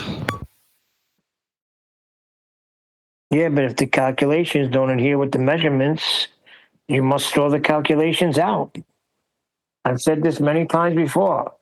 If I measure a 100 by 100 foot area and I go to the next area and it's the same thing, and I say, wait, I can look up and count all the tiles on the ceiling and I don't have to drop my tape measure. But once I do that and I calculate all the tiles and it doesn't match the measurement, I can't use that calculation anymore. Something's off. Right. Like with PV equals NRT, they come to that because the measurements conform to that calculation. Right? They took the measurements first and then they created that calculation. Correct. That's why I'm glad. So, go on. Oh, go ahead, one day. No, go on, mate. I was interrupted. Sorry. I was going to say they didn't calculate something and then make the measurements fit it. That doesn't make sense. Exactly. I was glad the WGS 84 got brought up because we've been talking about that a bit ourselves, and Nathan was rubbing that in the face as well, letting him know it is a calculation after measuring a flat. It's measurements. We know first. these, right? Before a calculation even is thought of, you have to have a measurement. but they're trying to steer away from what the actual topic is that we don't live on a globe Earth with a radius of 3959, and if you use a trundle wheel going over a molehill, you measure curvature, therefore we live on a globe. It's to keep them to the Earth. Their supposed circumference measurements of their globe are flat Earth elevation angle measurements. Latitude for mapping and navigation is a flat Earth elevation angle measurement from sea level. I know Nathan doesn't know what level means, but that's a different story. Man, broken nose.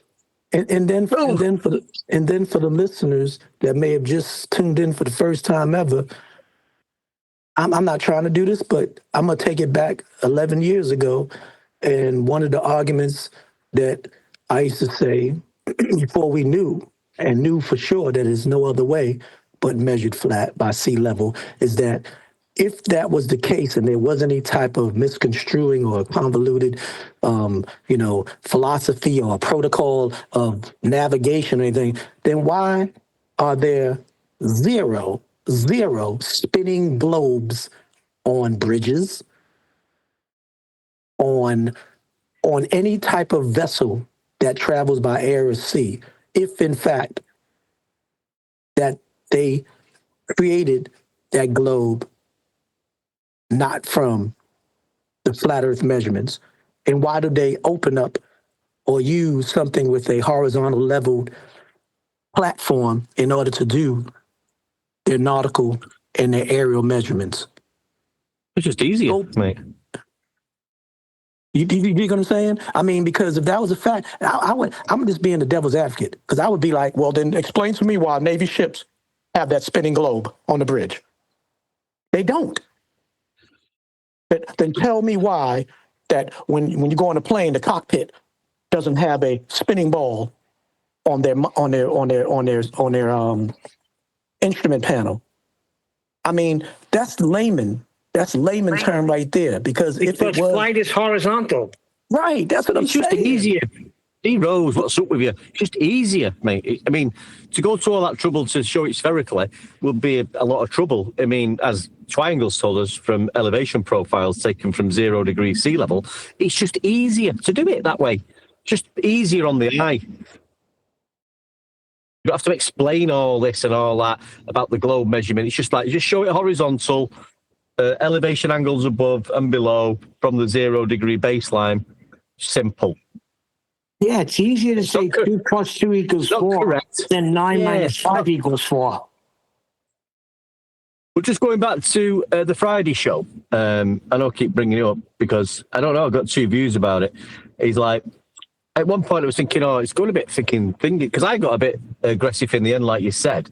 And Nathan was explaining about breaking noses and flushing heads down toilets. But on the other hand, I think it was, in one way I'm like, yeah, this was a good thing, this, because it's like, we're not taking any fucking shit off you like anymore. We're going to smack you in the fucking face and tell you what's what. Rather than pussyfooting around trying to explain ourselves nicely and normally. No, fuck off. You're going to tell you from now on. Yeah, you're getting knocked out, dickhead, and Earth's measured flat, and you're flat on your back right now, horizontally. Yeah. Hey, I always get knocked out curved on my back.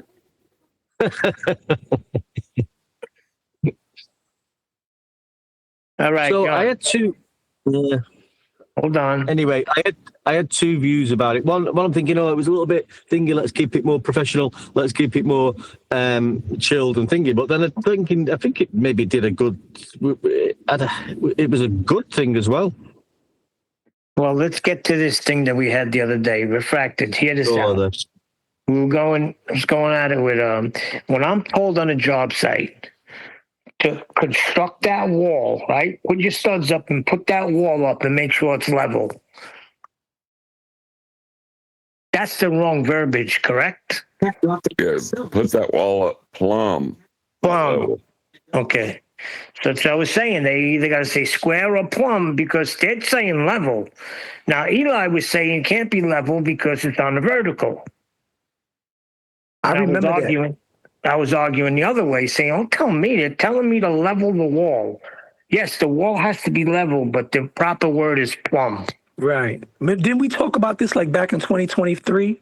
I remember Refractive breaking it down like that. I remember because I was at my other job and I was on lunch and we were talking about that. Yeah.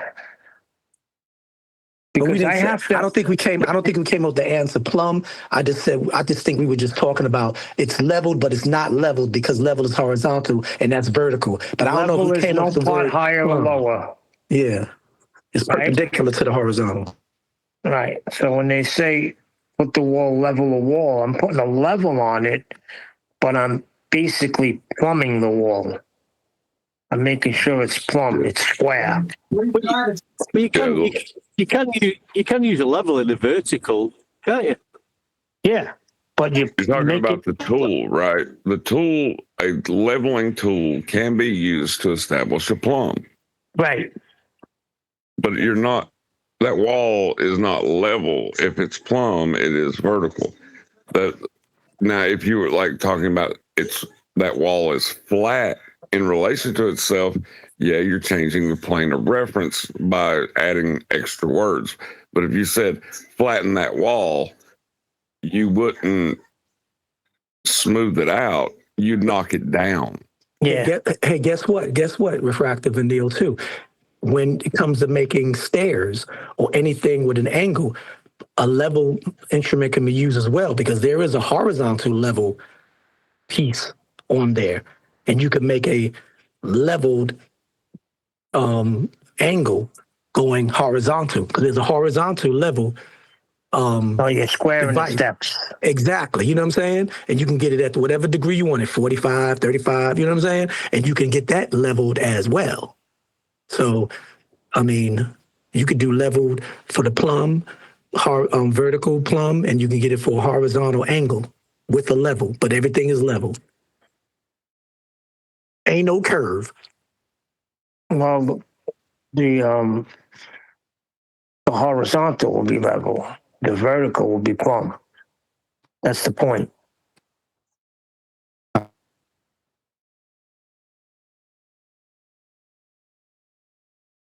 You don't get horizontal from a point, mate. Right. If you look on a level and you're going to use it to establish a plumb, it has a one that runs up and down, a tube that runs up and down. But when you're holding it, the tool itself level, and it has in the middle of it a tube that runs horizontal. When you use it that way, you can establish if something is level. When you turn it 90 degrees to the plane of reference, and that bubble is that was vertical is now horizontal, you're actually using that 90 degrees to establish the vertical. So Right. you're still using horizontal. Exactly. Thanks for saying it better than I did.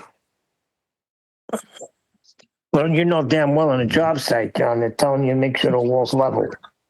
So I think the verbiage has to change. Yeah, well, they're using the wrong verb, but they're telling you to use a tool, a leveling tool to make sure it's vertical. There's nothing wrong with that. I think that's what they mean. You know, Exactly. It's being misconstrued. Yeah, I agree. Now, if you had an instrument called a plumb, or level plumb leveler, or a plumb leveler, then they need to change the verbiage. But that's a good verbiage to use because they're still leveling it. They're using a leveler. Well, them 3 words are on our 30 words, and you're not going to be using any of them 3 words when you're trying to describe how Earth curvature is measured. Well, they're using them on deck, so I think we got to start busting noses. I'm bringing my baseball back next Friday, mate. I don't think we're going in there anymore. I agree 100%. Like I said, they have our address. Nathan's address has been there for over 10 years now. They know exactly how to get on the show. All right?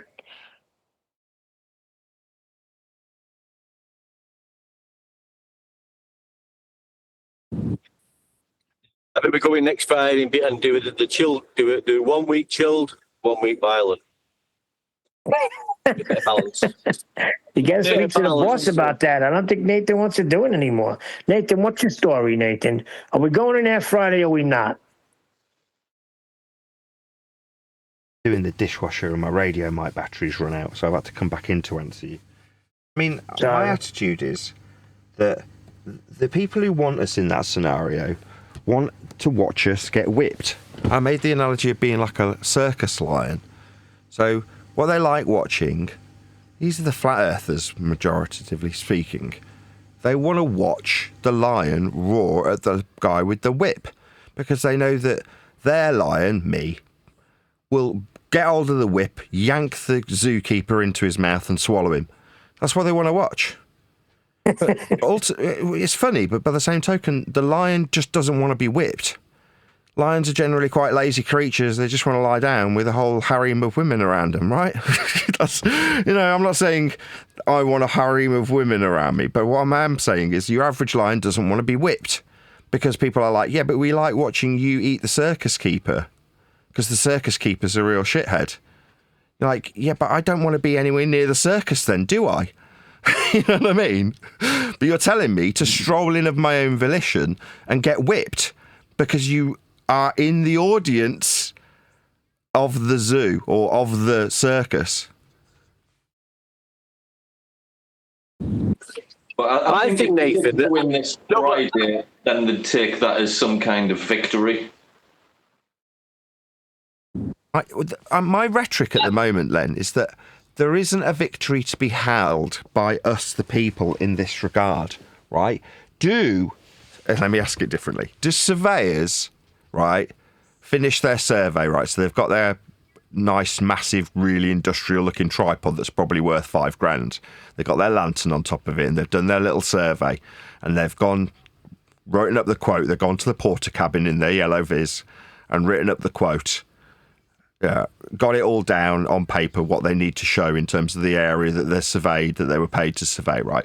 They hand over the information to the foreman and the foreman sends it off. Do they all gather around in a circle and go, yeah, surveying? Is it a victory for them when they measure Earth flat? Doing their job. Do you see where I'm asking, though? Is it a victory for them? No.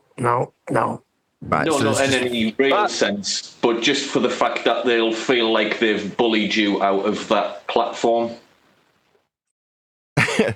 I'm just going to go. Let me get it straight. No. I see what Len is saying. Len's a slick one, boy. Sure. There's a natural dweeb order of things, right? Dweeb cracks wise remark. Bully dunks his head down the toilet. Dweeb runs squealing with everybody in the school pointing at him and laughing at him because he's dripping wet to the headmaster's office. And then the headmaster pulls the bully to one side and says, "You're a bully." And the bully goes, "Yeah, but my dad's hitting me." That's the natural order of things, right? That's what happens, isn't it? Yeah? Now, what I am pointing out to people like Uruguay guy is you're the kid with the dripping hair running through the school past every classroom laughing their fucking tits off at you. But you perceive a victory because you've got me. What does he want to do? Have my channel shut down, send me to the police, have my kids taken away, have me jump off a building. What does he want? Punishment for me, the bully? Yeah. The bully, after he's got told off from the teacher, goes under the bike sheds, for me it was under the railway bridge, and snogs the blonde. That's what the bully does. Now that is just life. Now nothing about that scenario changes that the bully doesn't want to be in front of the headmaster. Sometimes it escalates. For me, I was sat in the headmaster thinking, why isn't he talking to me? And then 2 policemen would walk in. Right? But it doesn't change who's who in this situation, right? Does it? Now, metaphorically speaking, there are certain aspects of this story that don't make any sense. I wasn't getting hit by my dad. I wasn't the bully dunking kids' heads in the toilets. Occasionally I broke a few noses. But my point isn't that. My point is, who are the people we oppose in this little scenario? Are they the headmaster? Are they in charge of the discipline? Are they the police? Are they in charge of punishing people? No. Who are they? They are the snot-faced, adenoidal little pricks running through the schools, dripping with every other school member laughing at them. That is who they are. Now, the reason Uruguay guy wants to punish me is because his only recompense is to go and tell the headmaster. So what's he done? Let's get him reported. Why? Because you've ran through the school dripping after I dunked your head down the bowl and everyone laughed at you? Yes, that is life. Now, my lot in life is a poor lot in life. I'm so poor. I moan about this all the time. I'm moaning about it because in this scenario with the jocks, you, snot-faced sniveller, cuck, you get to be important at the bank. But in life, being successful at the bank is generally not really cared about by most people. Even the people in the bank don't want to be in the bank. I've worked in a bank. I know, right? So even the guy with his really nice tie who pulls up in his Lamborghini is balding and ignored by every girl in the bar. Why? Because that guy was the guy with his adenoids running past the classrooms dripping wet, having had the bully dunk his fucking head down the toilet. Now, everybody knows this story, and everybody knows who's who in the character development of each character. Now, who's Uruguay guy? Is he the headmaster? Is he the policeman? No, he's not. He's the snot-faced little beater dick running through the corridor going, I'm going to tell the headmaster. Yeah, go on, you little prick. On you go. It won't change what you are. And life doesn't change very much. Life generally has you play out that character arc because that is you. You are you. You know who you are, but often people don't like who they are. Now, me, I'm very different in this regard, right? I'm going to say this down the barrel of the camera. I know exactly who I am. I know exactly who my monsters are. And I'm good with me. I like being me. Now, I can bitch and bleat about being poor. Tough luck at it. Just life goes on. There is more to life than money. I learned that a long time ago, which is why I can smile about being poor. Because what am I in this scenario, in this hypothetical little play that I've laid out? I'm the guy dunking their fucking heads down the bowl. Now, that's a metaphor. What's that? You want me to get shut down for inciting her? Yeah, go and tell Ted Master, you little twat. Everybody's still laughing at you. That's the reality of this role that you find yourself playing as you, being an adenoidal little prick, go, actually, horizontal distances prove a globe. Dunk, dunk, dunk. I'd be smiling and laughing at you. And while you gargle the bug water, you're asking the other guys around, does it bother you that he's beating me up? Does it bother you? That's what you do. That's what we heard Buck do, isn't it?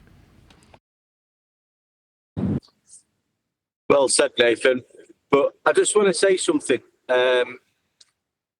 Like with the recent talk from yourself is, what does it matter? You know, if you want to believe in nothing will change. Earth is measured flat in always has been in all instances. Nothing you say is going to change that. I don't feel like really that we've been into, say, another server and just kept that chilled attitude all the way through. Like, even if someone's saying we don't need to shove their heads down a bog, really, because that won't alter anything either. Do you know what I'm saying? Even though I'm saying the other one the other week was really chilled by you, and that was my favourite. All I'm reiterating is the reason why I've got praise, really. The reason in this scenario I've got praise is because in that little story, everybody, including you demonstrated signs of this, wants to be the guy holding the snot-faced little twat that everybody hates down the bog. You want to be the one holding his ankles, don't you? And everybody around me felt that. Even the Christians, the most tolerant of them all, were like, yeah, I totally get it. And I was like thinking, what? Well, because they want to be holding the snot-faced little lying bastard's head down the toilet. They're too good a disposition. But when they see the bully do it, they don't feel bad for the snot-nosed little lying prick that's actually... Because everybody hates that guy. And they're like, yeah, good, I'm glad Biff is destroying that little prick. I hate him. You know, they're all feeling it. And when they see him run through the corridors, there's a reason everybody laughs at that guy. Because they don't like him. Now... You're saying, what difference does it make, right? In this regard, what difference does it make if we're in there with a chilled attitude? Well, I've said I don't mind going to these places if there's something in it for me. I moaned with a smile on my face because it's just a hypothetical example, like in Back to the Future or something, like with all the characters laid out at the dance. Well, in the same regard, I've still got my mortgages to pay. I do actually want to make money, and I'm a YouTuber. So if I've got a book to promote and I can go out to these places and I have to face a sudden audience that is much more hostile than I was expecting. Why? Well, because on the tickets that I was never shown, it says cunt versus Nathan. And I just never told that it was going to be me in the middle of a ring with fire and people whipping me. But that will be done under the guise of me there to promote my book. As opposed to me strolling willingly into the circus ring because people are like, yeah, we really love watching you as a lion. I know you've escaped the circus and you're trying to point everybody at the circus and tell them to keep the fuck away from it. But just go in and bite the lion tamer again. It was so awesome watching you do it because I want to be like that. I want to be the guy biting their heads off. And watching you do it, I feel really justified in my anger towards them. You're like, this is a slippery road. Why would I willingly do this? You're like, let's go there and be chill. Nah, that's when you say that episode, I know which episode you're talking about. My cognitive processing skills were equal in both shows. The fact that I've got a persona that I want to portray on one show that's like aggressive bully, and you, by contrast, being the bullied, dripping, wet, snot-nosed, adenoidal twat that they all are, well, that's just a decision. But in terms of trying to keep the show under control, it might have seemed like everything was kept chill and cool on that show. But if you really listen closely, there's no difference. It's the same circus. I'm working just as hard. And the cognitive load is just as high. You know, there really isn't any difference. It's the same people for a start. It was the exact same people. The only thing you're paying attention to is the reaction from their perspective towards me is one of greater irritation, right? Well, do I care? Yeah. If my aim is to get my numbers up, because I'm looking at my numbers currently going, shit, man, this won't cover the mortgage this month. Fuck, what am I going to do? And then I look at the 400 views and I hear someone like Sensual Goat saying, well, we're like old men in a bar. I've got to do something. So what do I do as that lion? I'm going to have to stroll into that circus, aren't I? Well, I'm like, but why? Is it worth it? I'd rather struggle a bit, you know, because is it actually worth it? A couple of you have said, I've been listening I've been doing other stuff with the kids and loading the dishwasher. I've been listening to you, right? And a couple of you have said, yeah, I felt really het up and quite aggressive after that show. I'm like, yeah, it'll do that to you. You know, it's like watching Rambo or something. Suddenly your blood's pumping and you want to be shooting things because you're Rambo. Freaking right. Right. Well, that's a slippery road too, isn't it? I mean, it's useful for one show to hypothetically be the guy metaphorically dunking their heads down the toilet. Yeah, I almost went outside and beat up a little old lady. Oh, come on, are you being sarcastic? Listen, usually on a Friday when I get home, I have my curry, a couple of beers. If I get into a fight with the missus, don't usually give her a left hook. I just give her a quick jab. But I give her a left hook on Friday. Normally it's just a slap. And right? Don't take this too far, because I don't want people to trim out any parts of me saying, yeah, I gave my wife a good slap. Yeah, trim that out, bitches. Do you want to hear the funniest thing that I heard? Go ahead, Len. Sorry, go on, Len. The funniest thing that I heard, I think it was from that Uruguay guy show. He had Brenda and someone else on. And Brenda said, Ranty told me that Nathan has feminine hips.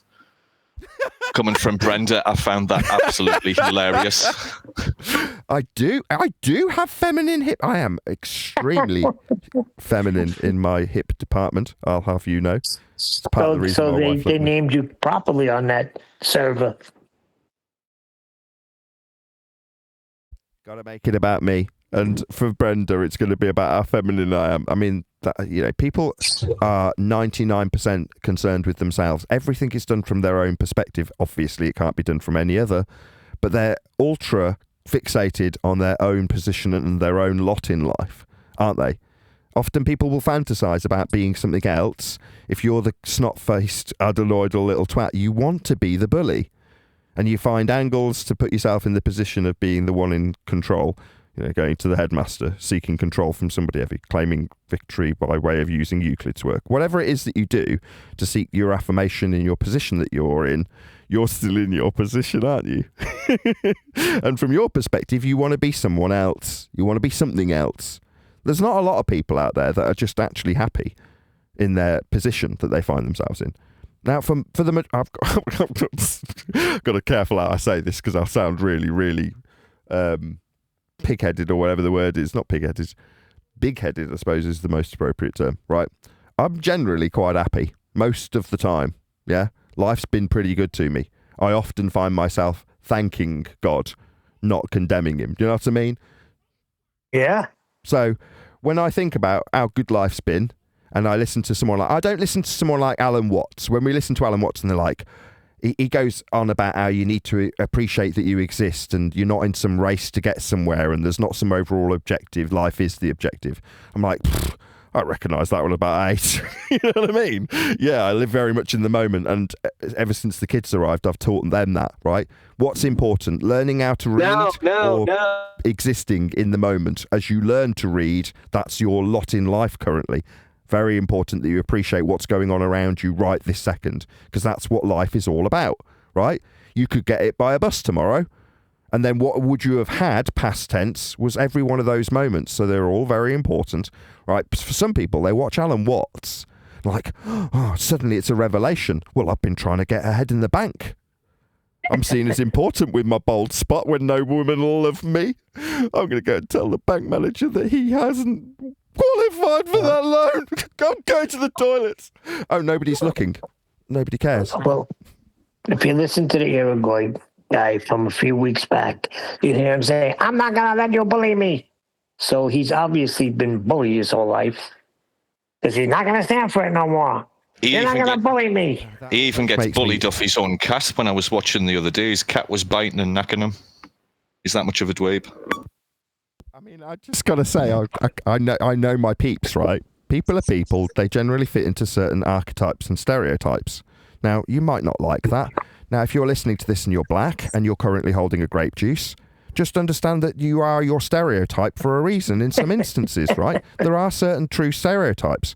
You guys, I'm just going to use black guys because generally they've got a good sense of humour and won't feel the need to kick me, or however I phrase that, right? You know, a lot of you like chicken. I know there's a stereotype for a reason, isn't there? That's my point. But that isn't why I'm highlighting what a black stereotype is. It's because the people that we oppose are dweebs. That is what they are, right? Look at them. Look at Dave Farina. Look at Craig. Look at Gollum. I mean, Dave, the other Dave, right? Look at what they are, how they speak, what they talk about, and go, what are you? What category did you fit in? What stereotype are you? dweeb. They're just dweebs. They're the kids that got their heads flushed down the bug, aren't they? They weren't hanging out with the cool kids, that's for sure. Just going back, though, to what I said and what Nathan's response was, I did appreciate your response, Nathan, because I was going in chilled and all that. But, you've got to think about, I'm thinking about myself there a little bit in a way. This is how we should do this. I'm not thinking, you've got other things going on and financial things, and why do you need to go in there, like you say, and get the whip out and be abused for what? Unless it's going to do you any sort of good. Yeah, so I totally understood what you were saying there, Nathan, when you put it that way. So, yeah, appreciate that. I'm with you on that. Also, it's just work, but there were right? so many people that loved Friday's show. I can't even tell you how many. It's like, we got to go there every day. It's just work. All I was doing for the entire time is watching the lines, watching what's on camera, making sure the lights are on for 6 hours. I mean, the main thing was that I did it for too long.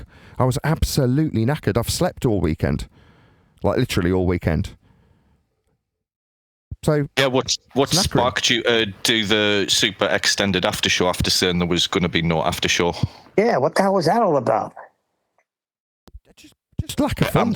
In my mind, it's just more work to produce more shorts, to produce more videos.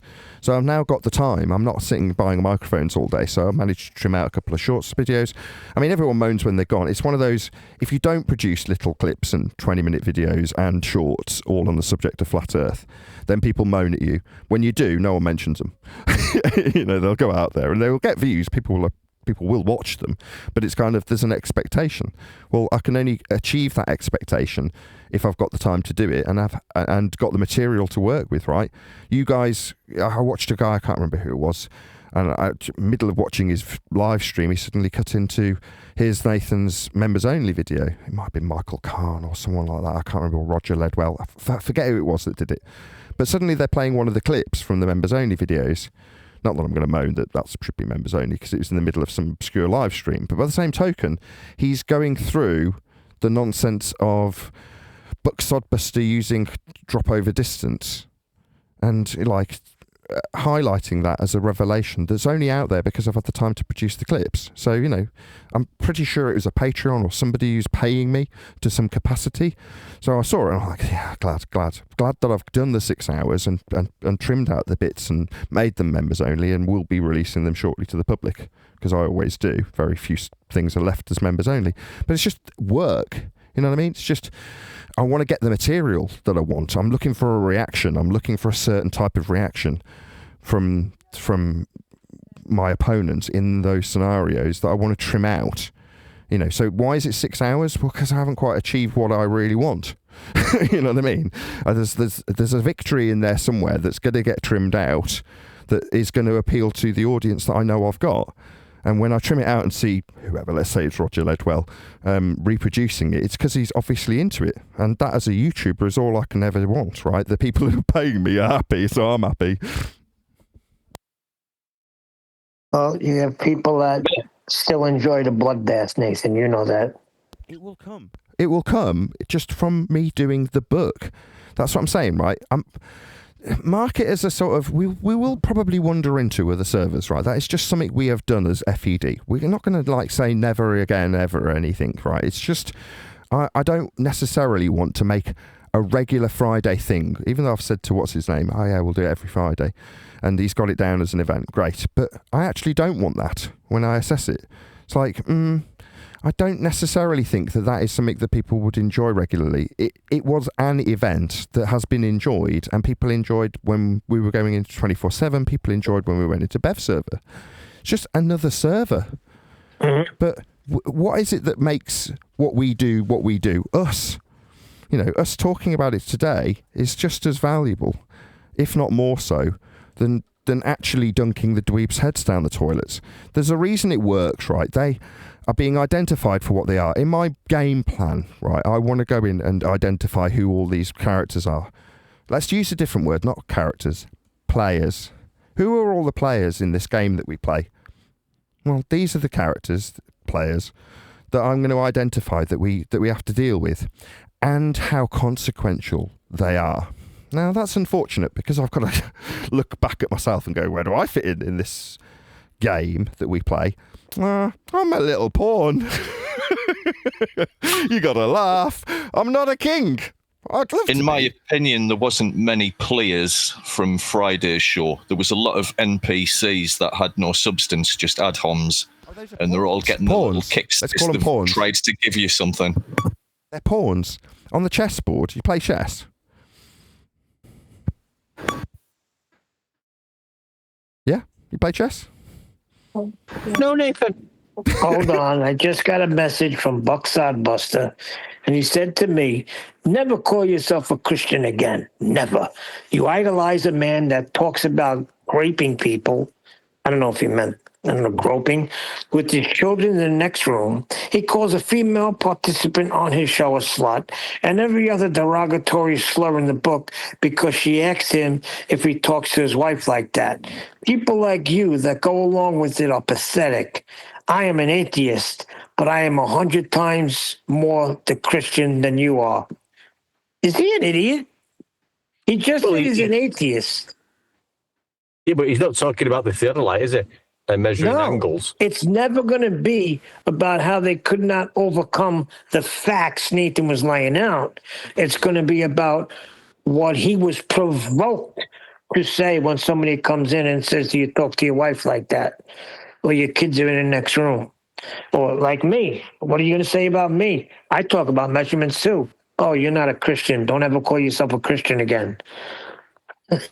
This is what it's all they got.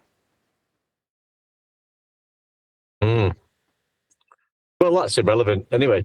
To the measurement of Earth, what he's just said, he's just like this is what you're going to get now, isn't it? This is it. But we were telling him how latitude is an elevation angle measurement from sea level and Polaris. It's flat and level. And now they're going on about Nathan and shoving heads down toilets and breaking noses. Well, that's what we're going to do now and again. Yep. And I just realized, because I look and there's a whole bunch of messages. This is from, hey, Neil, looks like my video is up to 600 views where Nathan is at 150. Ouch.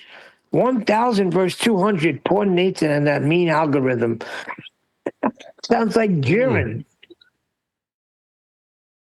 But, Nathan's video was explaining how Earth is measured correctly using sea level and elevation angles, and he was trying to explain that using a theodolite can measure curvature, which is incorrect. The perfect analogy for what happened on Friday was the Orwellian 5 minutes of hate for all the ballers just to get the little jeers and jabs in. It wasn't about proving anything whatsoever. It was just about venting their hate for the one thorn in the side. Yeah, but I agree with you, Len, but I think that, like I said before, I was like, did I like this? Yeah, I did like it because I got involved. And but then I go back to the chill show. So I'm like, yeah, but you've maybe got to do a bit of both for that. But it's caused, look at how they're reacting to it. Are we after a reaction? I'm saying that as if we want a reaction. Do I want a reaction? I don't know. But they're reacting to it, but not responding to the facts on the table that Earth's measured flat. No, what they'll say is, I see he is going on worldwide debate. Maybe he can cover the topic, how to measure a curve without a tool used for measuring angles. That would be a great topic. A group of grown adults, none of whom has ever touched a theodolite, spending hours repeating that a theodolite cannot be used to measure curvature. So sad. No one made it. It's an angle measuring device. That's the question. If Neil uses a theodolite, let's say Neil becomes acutely aware of how a theodolite works, goes out and buys one, will he change how we measure angles from surface level? Negative. Will Miles be any different because Neil knows how theodolite works or doesn't know how theodolite works? Negative, but it still doesn't measure curves. What about sea level? Will sea level change because Neil doesn't understand how theodolite works or suddenly becomes completely familiar with theodolites? Does it change it? Just trying to establish how consequential to the whole world Neil's understanding as it's being portrayed by Buck Sodbuster is. I mean, obviously, by contrast, it means Buck Sodbuster's not important. But if he can make Neil wrong, He's right, and right means important, consequential on how the world's dealt with. But he's not, though, is he?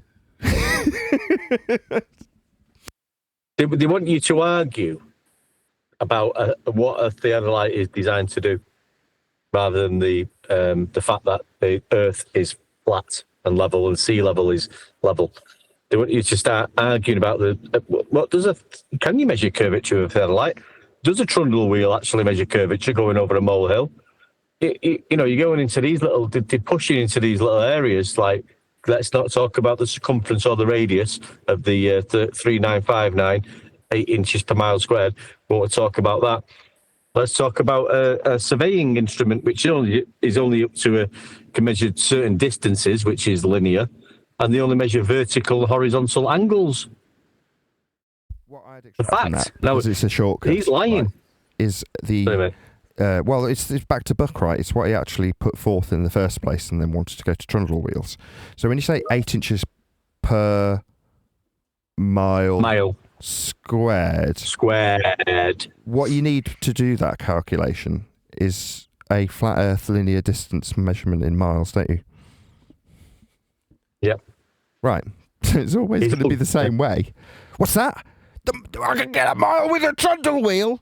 Okay, show me on a graph. Show me how this plays out mathematically. Then show me the mile that you're going to derive this drop from. Is that going to bend too? So you're going to have two curved lines on screen. I see. It's just laughable, isn't it? No, you definitely. Oh, he sent me a whole video. I put it in Master B. I didn't even realize it. See? I just went and scrolled.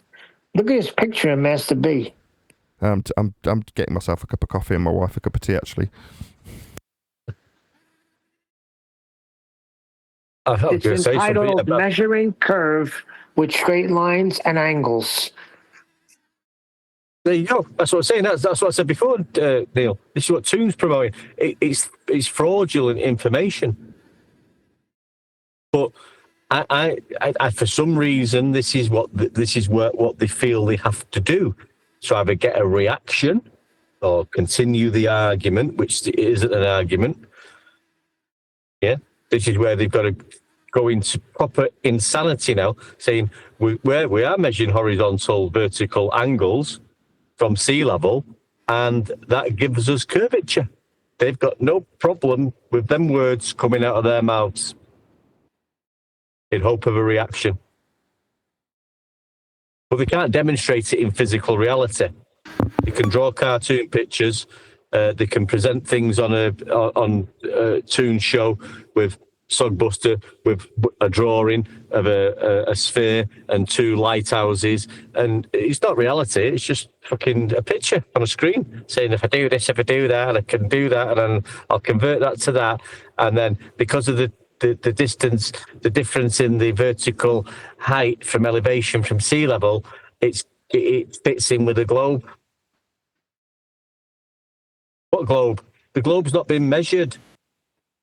There's no globe measurement to say it fits in with a globe, because the globe measurement came from surface level and eye level parallel to each other with a depression angle, mate. Yes. The measurement is the per mile squared bit, right? So when you're describing the measurements in any instances for globe suggestions, they always start with the derivative that's required for them, and it's horizontal. Per the mile squared in all instances for their suggestion. They need miles to be flat. There's no getting away from this flat Earth prerequisite, this specific one. This is, again, why, I don't know why Bev wanted to do this, but he wants to hold this derivation from elevation angle measurements to produce a Polaris-based antipodal system that's projected from within the celestial sphere, right?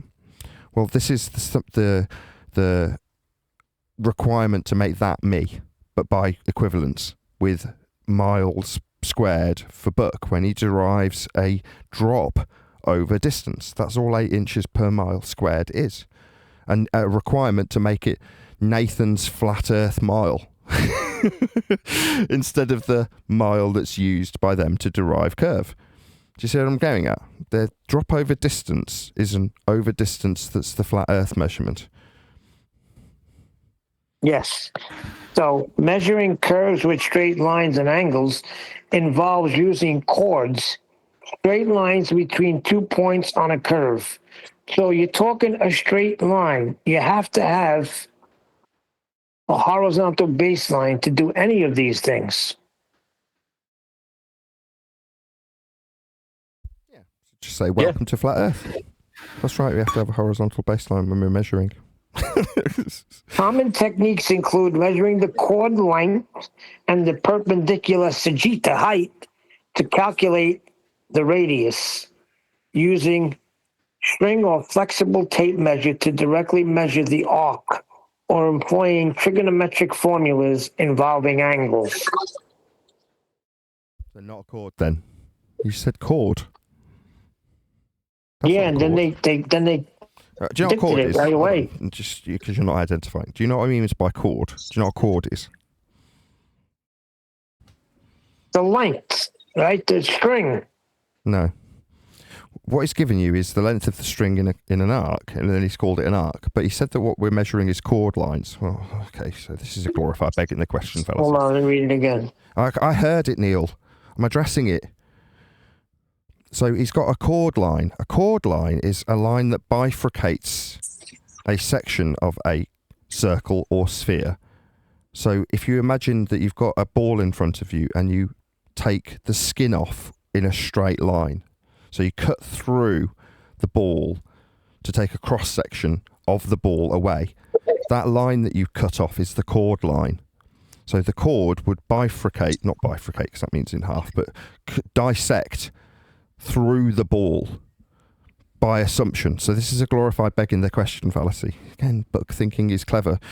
I don't know why you're entertaining this dude, but fine. So he's got it's not Buck. He says, whoever it is, he's got a line that's cutting through a presupposed sphere, and that cutting through line is what he's calling the chord line that he's then associating with the horizontal plane of reference that you need. Okay, yeah, so you need a plane to reference, and his plane is derived from slicing off a cross section of a ball that he's assumed. That's what he's done. Then he's convoluted that by saying, if I drag a string over an arc, like, well, that's not a chord line. But that's what he's appealed to you to believe that his measurement is, because he's going to base it on having the ability to mathematically draw a chord through a ball based on his arc he assumes his string is doing when it's probably completely flat. So he's convoluting several things all at once. But it works under the basis that no offense to you, I assume he is appreciating that you don't know what chord is. No, it's a picture. It's not Buck. I Googled it. Who cares? There's a picture of everything you're saying. Well, the bifurcated line is the plane that he needs. And is he going to... Just answer me this then. The line that's bifurcating through the sphere is assumed, because it's on a spherical diagram. He's automatically assuming it's a sphere, and that the flat plane we reference is cutting through a ball. Do we cut through the ground to get our plane of reference? Is that how we acquire a plane of reference? The plane of reference for them requires the equatorial or celestial plane, which no one's measuring from inside of the presupposed. Yeah, that's the picture that's on the thing. It's the AI thing. I Googled AI. I said, measuring curves with straight lines and angles. And this is what they gave me. The picture that you described, Nathan. That's not what he described. Whoever you were talking to, I was in the other room. He's described the chord, hasn't he? A chord. That's cutting. Yeah, that's the AI. I Googled it. So that's what they gave me. Okay, well, he's given you something else. He's just hoping that you haven't spotted it.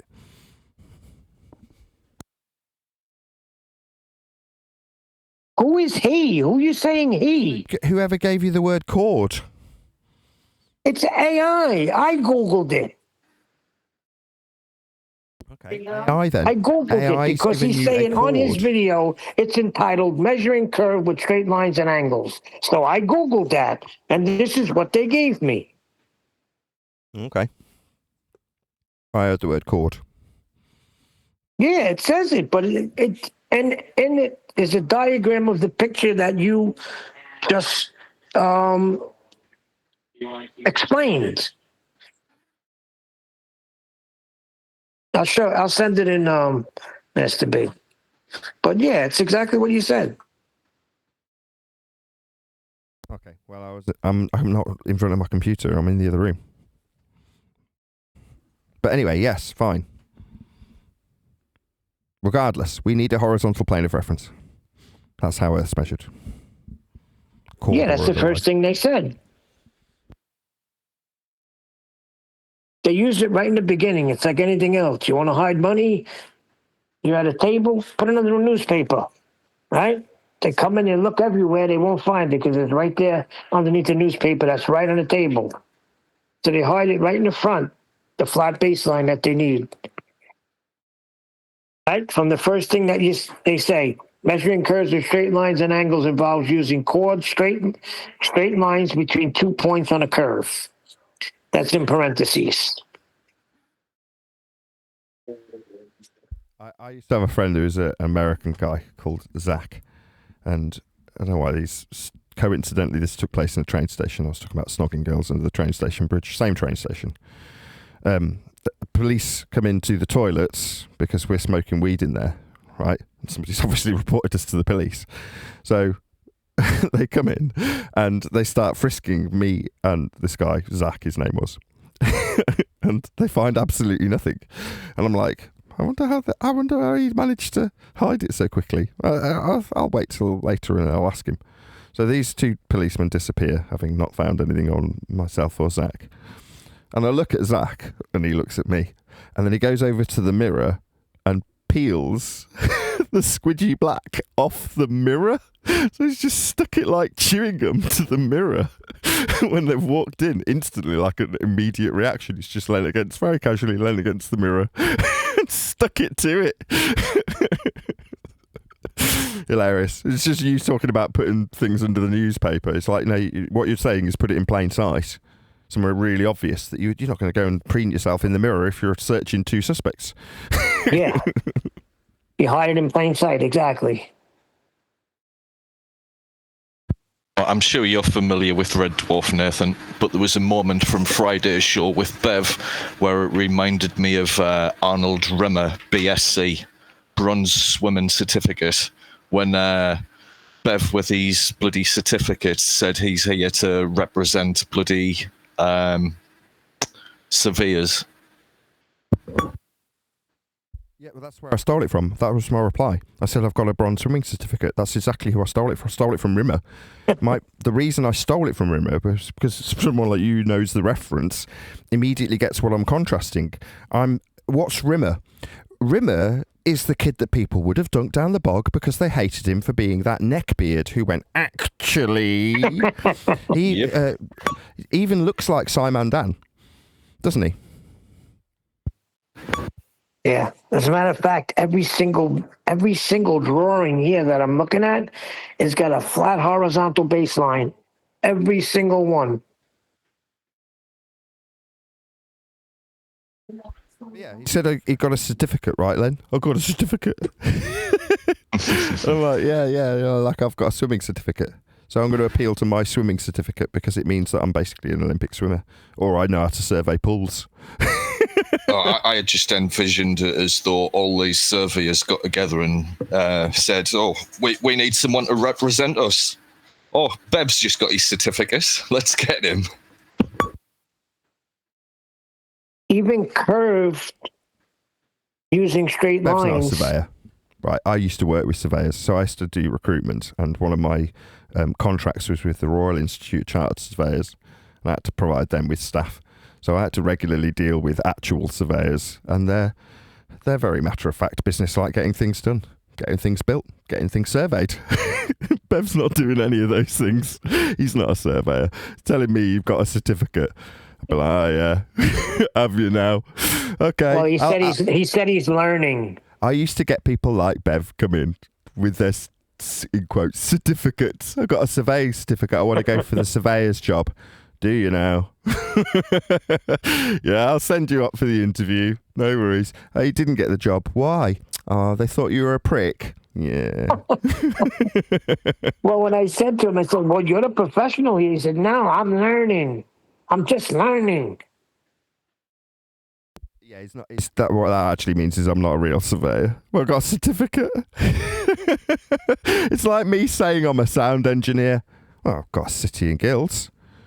I mean, what? Well, sound engineering. What do you mean you got a certificate? Yeah, I've got a certificate in sound engineering. I went to college and learnt sound engineering. I mean, that basically means I'm Michael Jackson's producer. Essentially means I've got several platinum albums that I've produced because I know how to do sound. I mean, I've got a certificate. Like, what the fuck? That's why I asked him, what have you done then? What have you done in practical terms? Well, nothing is the answer. So what the fuck do you think a certificate's worth? You know, I've got a GCSE in maths, therefore what, I'm a mathematician? No, it doesn't work like that. It's what you've done. Yeah? People's experience is more valuable in most instances than their qualification. But in most people's mind, their qualification gives them the, justifiable 30 grand a year that the entry-level surveyor is going to get. As an employee, well, you might think that's what you get, but you still have to go to the interview, don't you? And you know what happens? You know what happens at the interview? Do you know what they assess them on? They wouldn't be in the interview unless they had the certificate, because they wouldn't entertain one without one. But what do they assess when they get to the interview? Is this guy a snivelling little fuck that I'd rather dunk his head down the bowl than work with him? That's what they assess. I mean, I've worked with employers. So you've got a certificate. Why haven't you got a job? I already know why you've not got a job as a surveyor. Because when you went for the interviews, they looked at you and went, I fucking want to all over this snot-nosed little twat. Listen to him with his adenoidal telling me about his certificate. You wouldn't bleed in beer. All you got to do is make me think you're not a prick. And you'll get the job. And you failed. Oh, I'm sorry, Bev, you didn't get the job. Why? Oh, I just think there was someone more qualified than you. Yeah, qualified. Yeah, it's all about your qualifications. You didn't quite have enough. What's that? You did? Yeah, they just didn't like you.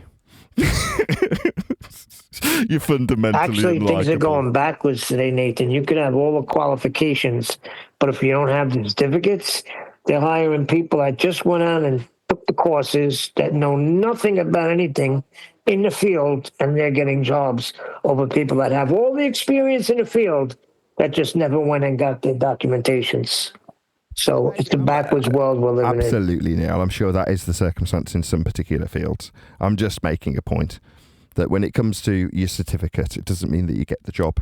Ask any university leaver, because they've been sold a lie their entire educational career, like the Alan Watts scenario. Well, I'm just striving to get through high school with enough grades to get into college. I'm just striving through college to get enough qualifications to get to university.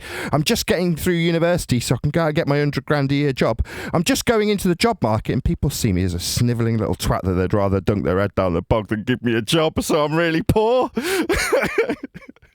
That's the reality. You know, when you're selling people, which I've done, recruitment consultancy, not slavery, you sell the person based on their personality more than anything. The reason you get the job isn't necessarily because you're qualified. You wouldn't be at the interview if you weren't. But why do people get jobs versus people who don't? It's not because they got a fucking certificate, I can assure you of that. It's because the people like that person and want to work with them. So, well, why aren't you doing any surveying jobs? Well, I know, right? I used to work with the Royal Institute of Chartered Surveyors and provide them staff. So, yeah, I know why. Because you aren't very likeable. That's the same answer for anybody that doesn't get a job. You just need to be liked by the person you were talking to. Now, generally, Bev is fundamentally unlikable. He's annoying, isn't he? Let's just be honest about this, right? This is what I was trying to convey. Obviously, now I've done the show, and I'm saying I don't want to do that again. I'm now coming up with the concise descriptions of what I'm actually trying to achieve, which is putting people in their place. People like Bev, people like Uruguay Guy, people like Buck Sodbuster. Let's just highlight your situation here, because there's been this false impression that you've created with your million miles of fibre, that you're in a position of, you've deluded yourself and some others around you that you're actually in a decent position. No, let's just bring you back down to earth with a fucking bog full of hair full of bog. You know what I mean? Let's just let you be reminded of what you actually are, son. Let's not beat around the bush here. Dave Farina is a prick that people generally don't find likeable. Now, he's found himself a bit of algorithmic success, for whatever reason, but fundamentally, Dave Farina is an unlikable guy. People love to hate him on both sides. When they see him winning on the Globe side, do you think that's because they want him down the pub having a pint with them? No, Dave's not a very likeable guy. Now, Joe Rogan, by comparison, I'd love to have a pint with Joe Rogan. I bet it'd be a right laugh. Because he's a bloke. He's a bloke's bloke. So it'd be a laugh, wouldn't it? You know, you and all... It doesn't matter if we had a row. I could go on the Joe Rogan show, have a row with Joe Rogan about Flat Earth. And he'd be like, do you want to come for a drink? I'm like, fucking hey, I do. Let's go. Right? And even though I don't drink, I'd want to go out for a drink with Joe Rogan because he'd be a laugh. He's a man's man. So he's going to be a laugh, isn't he? Now, and then I want to go to the gym with him and watch him kick a bag. Yeah, well, yeah, or do something violent. Yeah, because he's a man. Exactly the same thing. Let me watch you. I've heard Joe Rogan's got a really strong leg. Go on then. Let's see you whack this thing in the casino that's got a weight meter on it. Go on, whack it and it breaks. You're like, wah! And everyone cheers and beer flies everywhere. Wicked fun. That sounds ace. Now imagine you've just been in the presence of Bev. Actually, I think we can go... No, shut up. You haven't even finished that sentence and I don't want to do anything with you. You're an annoying little prick. Go away. That's the reality, isn't it? And that is going to be Bev's lot in life, generally speaking. Now, he might be able to whittle out from the entirety of the connected internet world a few people to sit around and go, yeah, Bev, that's right, we feel the same as you. Yeah, I'm sure he can find some like-minded people. But ultimately speaking, these people that we encounter are fundamentally unlikable. Now, by contrast, as much as I knock flat earthers, I'm now going to give them some props. Because the people around me, for the most part, are a laugh. Right? They're a laugh. People who are out there looking at conspiracies with a bit more of an open mind, have a bit more of an open mind, and they're more of a laugh to be around. They're taking themselves, for the most part, a little bit less seriously than the guy who's in the bank. Wouldn't you agree?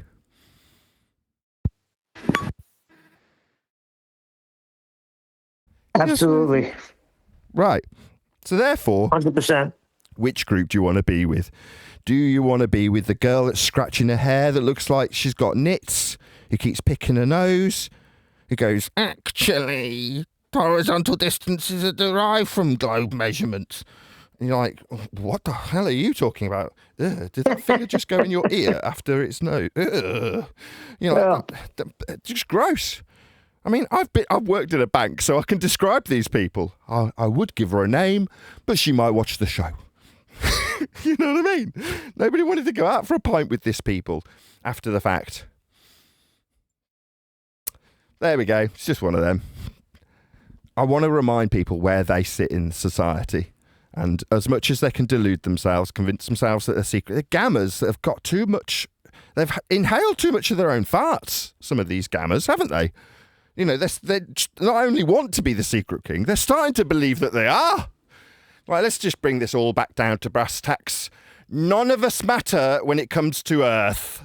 You have no fucking bearing on any of this, and neither do I. Right? Now, I get that in this world where life is very short, very scarce, and very quick, you want to waste your time putting someone like me on a pedestal. Well, what is the reality? Well, generally speaking, I'm doing much more fun things. You know, I'm making my living on YouTube and can be annoyed that it doesn't necessarily pay the mortgage every month. But I'm still doing what I love, aren't I? I'm not having to pretend that I'm a freaking surveyor either. I don't have to pretend anything. Right? I just am what I am. But a lot of the people around me, they want to be something that they're not. Right? You brought up Brenda earlier without making it too crass and obvious. That's them all over. They want to be something they're not. They're not embracing that they're dweebs. They want to be something else. They want to get someone else in trouble. They want to project out their life until it's bloody gone. You're like, maybe these people should be watching Alan Watts rather than continuing the battle. When we say, oh, if only they appreciate what Alan Watts has said, it's like, no, the only reason they're battling against us is because they haven't realised the importance of every second of their life. They think it's suddenly about me. They're motivated to getting rid of me. So like what? So in the future, if you could only get rid of these meddling kids, that's your life at the moment. And it consumes the sad little twats. You're like, yeah, like the kid running through the corridor is consumed by how fucking humiliating his life is and how everybody around him damn well knows it. And that is what they have to deal with. These are the people that we have to deal with. So it's like, Now, I don't know. I think I've done a pretty good job, and I don't think it needs repeating, of putting these people in their place and reminding them where they are in life and what they are. Because they're just concentrated, hyper-fixated with this thing they're aiming for in the future. Sometimes it revolves around me.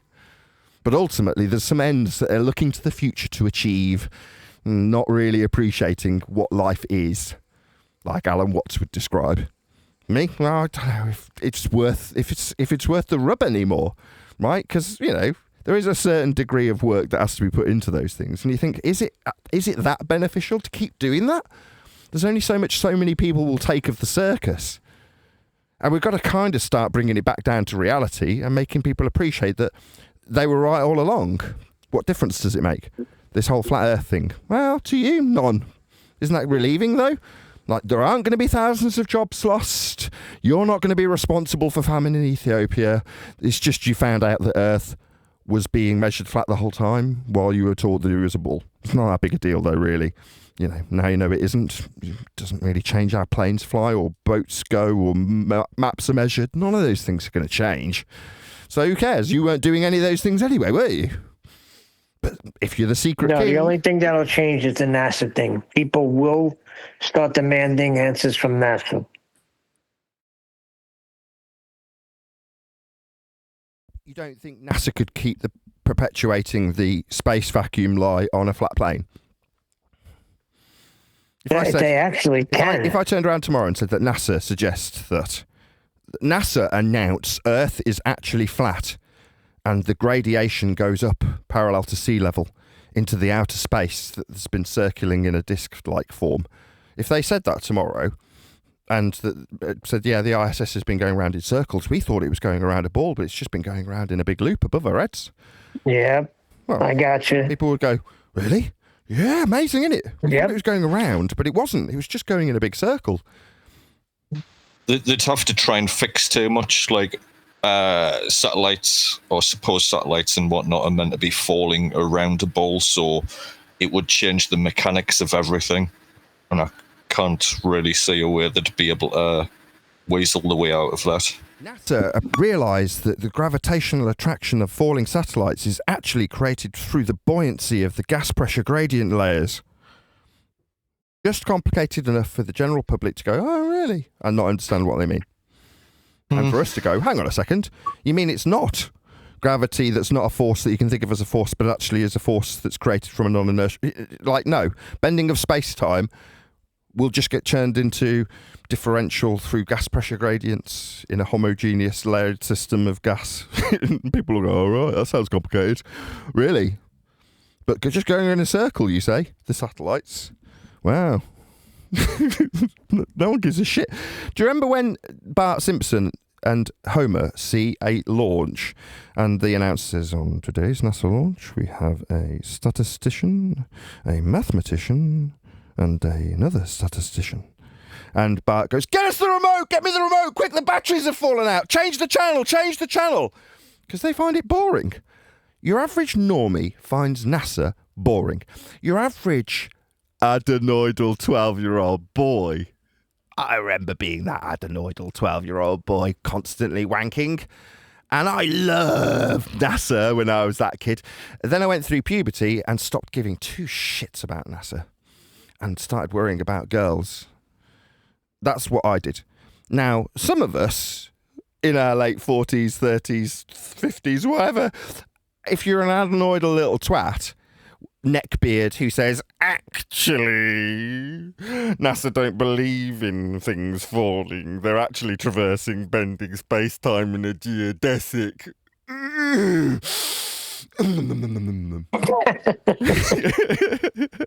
That is the kind of adenoidal twat that never gets the job because people don't like him. Like, really? Well, you're kind of highlighting that I didn't really understand this when it was explained to me on the news the other night, and I didn't care to go in and investigate it. But now you're telling me actually, like, you're suddenly superior to me. Why do I feel demeaned by this snotty little twat? Nathan, I've found a perfect example of this. I'll have to share the video in Master B. It's a Channel 4 piece. It's about this guy who's an absolute dweeb train spotter, but he wants to become a astronaut. Oh, I've seen It's called The Boy with a Face for an Arse. I don't think it's called that. It's absolutely hilarious. He goes in a centrifuge and passes out, and another thing he stands in a sleeping pod, and it's just really awkward. You could easily use Alan Partridge in place of this guy. It's just that kind of dry, cringy as anything. Well, then stick it in Master B. We'll have a look. I'll have to find that 2 seconds. No worries. I've sat back down now.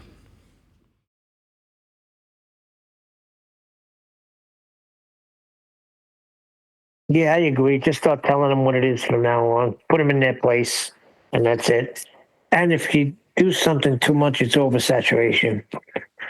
So, in one hand, it's great to stay right here and let them come to us, but it's also good to bounce around. And you'll do that when the book comes out, correct? How you doing with it anyway? What are you up to? What chapter? 7, I believe. The most recent anecdotal chapter was the one I described on the live show today, or maybe just after the live show, where you've got Matrix and Be Here in Love. Do you remember the song that was on the homepage? Stationary Plane. It was there for about 5 years. And as a result, it ended up with about 80,000 views just from people coming to my homepage. But she was the person I was describing being on a Skype call with Ben, and he started jerking off. Basically, there's no other way of describing it. I don't want to sugarcoat it, and I won't elaborate too much. But yeah, proper wanker, quite literally. And in the book, I'm describing that anecdotally. Like, what we need to be as flat earthers is literal wankers arguing over flat earth merchandise. You know, whilst saying that Earth's not a globe. So I've got the juxtaposition between him and Wakey Wakey doing an admirable job of describing Earth not being spherical, and then getting into an argument about what's it called, key rings, flat Earth key rings that are being sold and the proceeds, and then one of them's getting outed as a ganj smoker, and you're like, it's just so it goes on. That separates into one of them coming. I'm not going to name him from this point forth. Coming into the group. And then ending up on... Oh, no, I think I already have said Matrix, haven't I? Never mind. Yeah. That's in Master B now, Nathan. Couldn't be better timing. That was the chapter I edited last, though. All done. Oops. And Sue? Yep, and not just... Right, I'll get it queued up.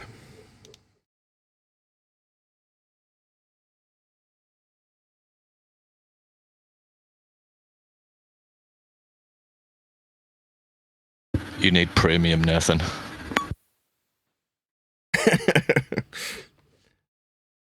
And passing out. As the door sealed, from where I left it, drifted back to the... At what minutes do I want? I don't know. That's just where I've watched up to with it, but you could play it like 1.25 times or something. Oh, it's like, nah, wait, I'll never get away with playing 24 minutes of Channel 4 material. Wait, it's basically a series. I could go through it again and find little bits that are hilarious.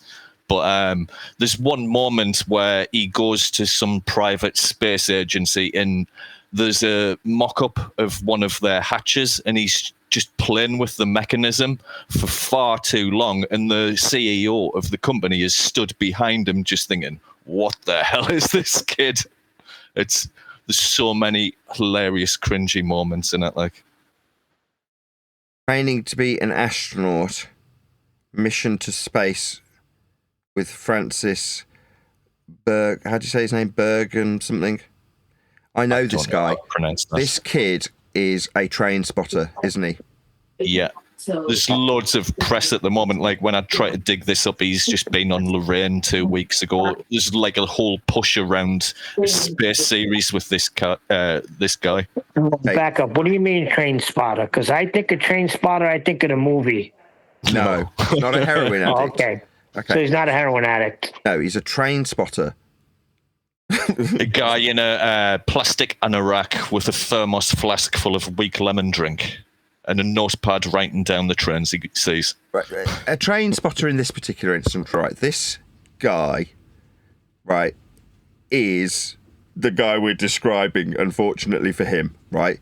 He's although this particular individual, this very specific guy, is actually very endearing. So I've seen his videos when he's running up and down the train track with a GoPro strapped to his forehead, going, no, no, no, no.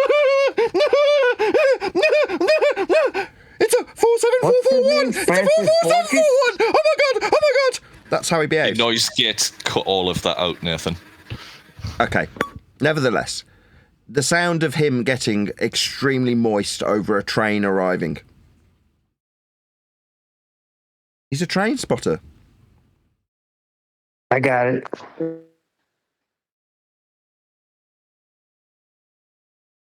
This is the guy. This is the adenoidal twat that people generally dislike. But he's not as bad. He's, like I say, quite endearing by comparison, because he's not generally saying actually. Hello. He's just experiencing his train spotting and then sharing his love for train spotting with people. Yeah? But maybe I'll change my attitude when we have a listen. We'll have a listen to a little bit, right? Once I get this out that's unskippable out of the way, because it's Channel 4. Had more material from the adverts on us pausing it than we have of the video so far. My lover stands on. Oh my god. Eesh.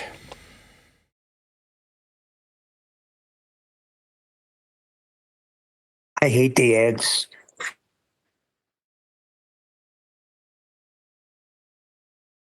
Okay, I'm ready. Launching in 5, 4, 3, 2, 1, now. Oh, how many G's does he get up to?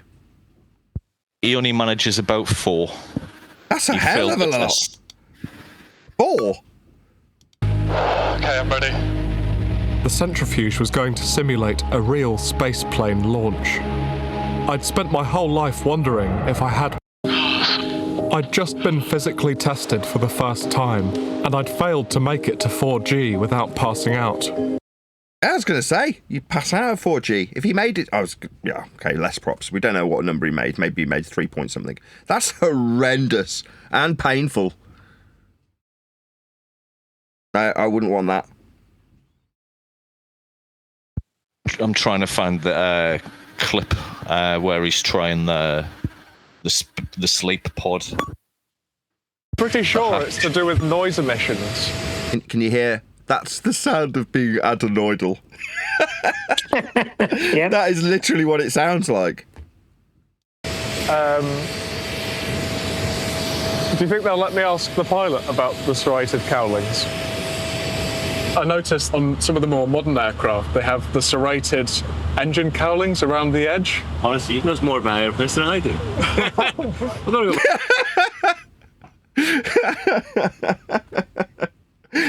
I've noticed that there are serrated cowlings around your plane. Can you tell me about that, please, Mr. Pilot? It sounds like you know more about it than I do. Where's that waitress? Shows you how much the professional's paying attention to that. Well, he just doesn't give a shit, does he? Again, the pilot's going to... Who are you going to want to go out for the pint with? At the 20-minute mark, he goes into the standy-up sleep pod. Hatch.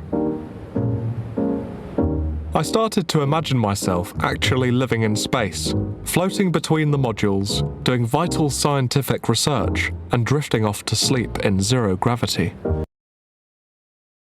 So you imagined yourself being Superman and a scientist. Dweeb. So would I actually sleep in here? Yeah. Right. In the room for sleep. No, in space you all stay awake indefinitely in a second law of thermodynamics violation sky vacuum. Oh, okay. What's the reaction in her face after this conversation? She totally gets the creeps from the guy. Like, Then you would strap yourself in so you don't float away. My usual style of sleeping is kind of on my side, and it actually has been kind of counterproductive for my posture. So perhaps microgravity sleeping could really be quite corrective. Yeah. Thank you. I was. Describe the job interview. And it's whether or not these annoying, adenoidal little twats get the job or not. And we use Bev as the example, yeah? This is a perfect example of that. Her look of... What? Is that look. Yeah, that's the look. I was confident I was making a good impression. Oh, you gotta laugh at the editing team. That is pure editing, right? The editor understands the irony. That's why that's been edited together in that way, with that voiceover in that moment. I thought I was making a very good impression when I talked about my posture being terrible, looking terribly hunchback-like, and suggested that zero-G might fix a problem that I've got. I thought I was making a wonderful impression whilst talking about me being slightly disfigured. Did you now? Maybe you should have asked her how her day was and you'd have got on a bit better. How are you? Might have worked a bit better. But no, you went with, I feel like my posture could be corrected in outer space. Yeah, that's what you went with, you self-absorbed, adenoidal, irritating little twat.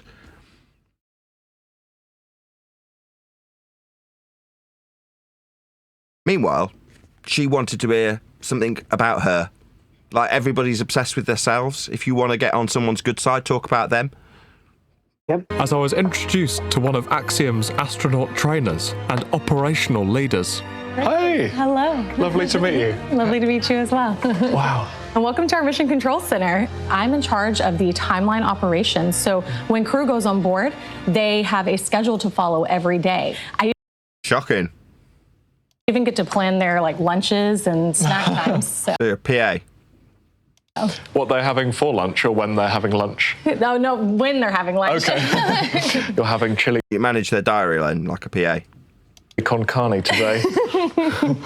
We seemed to have a really strong professional rapport, and the workplace banter was off the charts. Not really. She's just telling you about what she does because she loves herself like everybody, and she's telling you about how wonderful and important she is because she's in control of people's lives. That's what she's just described to you, how important she is. So I thought it was the right time to inquire about getting myself a job. How long's the training program? If you're referring to our astronaut training program, yes. Absolutely. So it's actually, we've achieved it in under a year at this point. We? Have you done the training, love? Did you do the training? How many G did you sustain? Really? Yes, it's quite a year, but yes. Interesting. Interesting. Does the gas fill the space? I don't know. We'll save that for later. Who is kind of eligible for the training program? Eligible? No, you have to be malleable and capable of lying and saying that you've been to an outer space sky vacuum when you haven't. Programs. Really, anyone in the global community, anyone that's interested in space. So, for example, say if I wanted to go through the training process, how would I kind of initiate that? They'll all try and give them the cold shoulder here. There's no process for them to follow, and it's awkward. Reach out to our team, and you know, if it's an interest of yours. Can I reach out to you, love? I'm asking you. Can you get me in? That's what I'd say. You've got beautiful eyes. We can definitely explore those possibilities to get you involved in some manner. Yeah, well, it sounds amazing that there's already this potential avenue. Absolutely. Unfortunately, my subtle approach was probably a bit too subtle, so I decided... Just needed to ask her how she interacts with the people who make the decisions, and then I find out who the people who make the decisions were, get their names, and then go and speak to them. And then if you find out that they don't make the decision, you go to the next person by asking them. But there we go, that's how I would do it. Decided to double down. I mean, I can get my CV. Why are you telling her she doesn't make any decision in this regard? So you're speaking to somebody who doesn't have any influence over this. She keeps their diary about when they'll eat. She's just told you what she did. Did you not listen to what she told you she did? Clearly not. You were just worried about you and your astronaut training. That's why people don't like you. Yeah? You thought you made a good impression too, didn't you? While you talked about yourself and what you could achieve here. Talk about her. Talk about what she's achieved already and tell her that she's wonderful for achieving it. And you might get the names of the people that could make this decision. That's what you needed to do. But being an adenoidal little fuck that nobody likes, most people don't think about that. They want to tell you about how they've got a certificate. Yeah?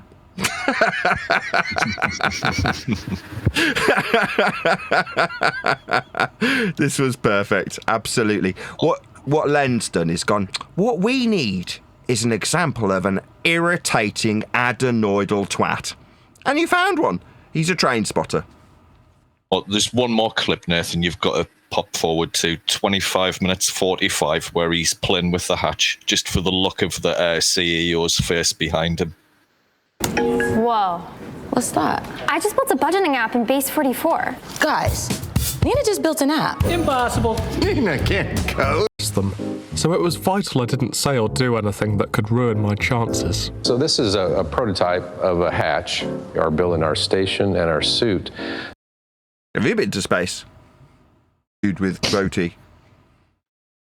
To accommodate a 5th percentile female all the way to a 95th percentile man. When I was born, my head was in the 99th percentile in circumference. Interesting.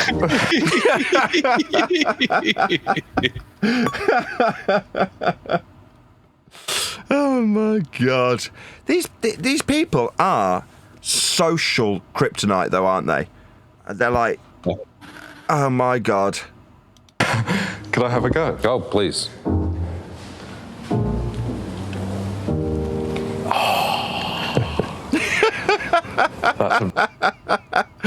Just keep going with it. Keep going Very with it. satisfying mechanism. I like feeling the increase of resistance when the kind of the rollers in contact. Does he realise that this just makes him look like a massive wanker? Yep. And that's locked in place now. And then it comes over center, and locks in place. Oh, that's really nice. Oh.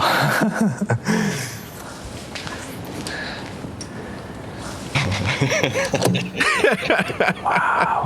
It keeps going as well. Very, very cool. Does he do it again? Yeah, he goes back to it. No. Oh my God. Matt seemed genuinely impressed by my enthusiasm for locking mechanisms and pressure seals. Did you hear what he just said? He says that the guy seemed genuinely impressed with his enthusiasm for the locking seals. No.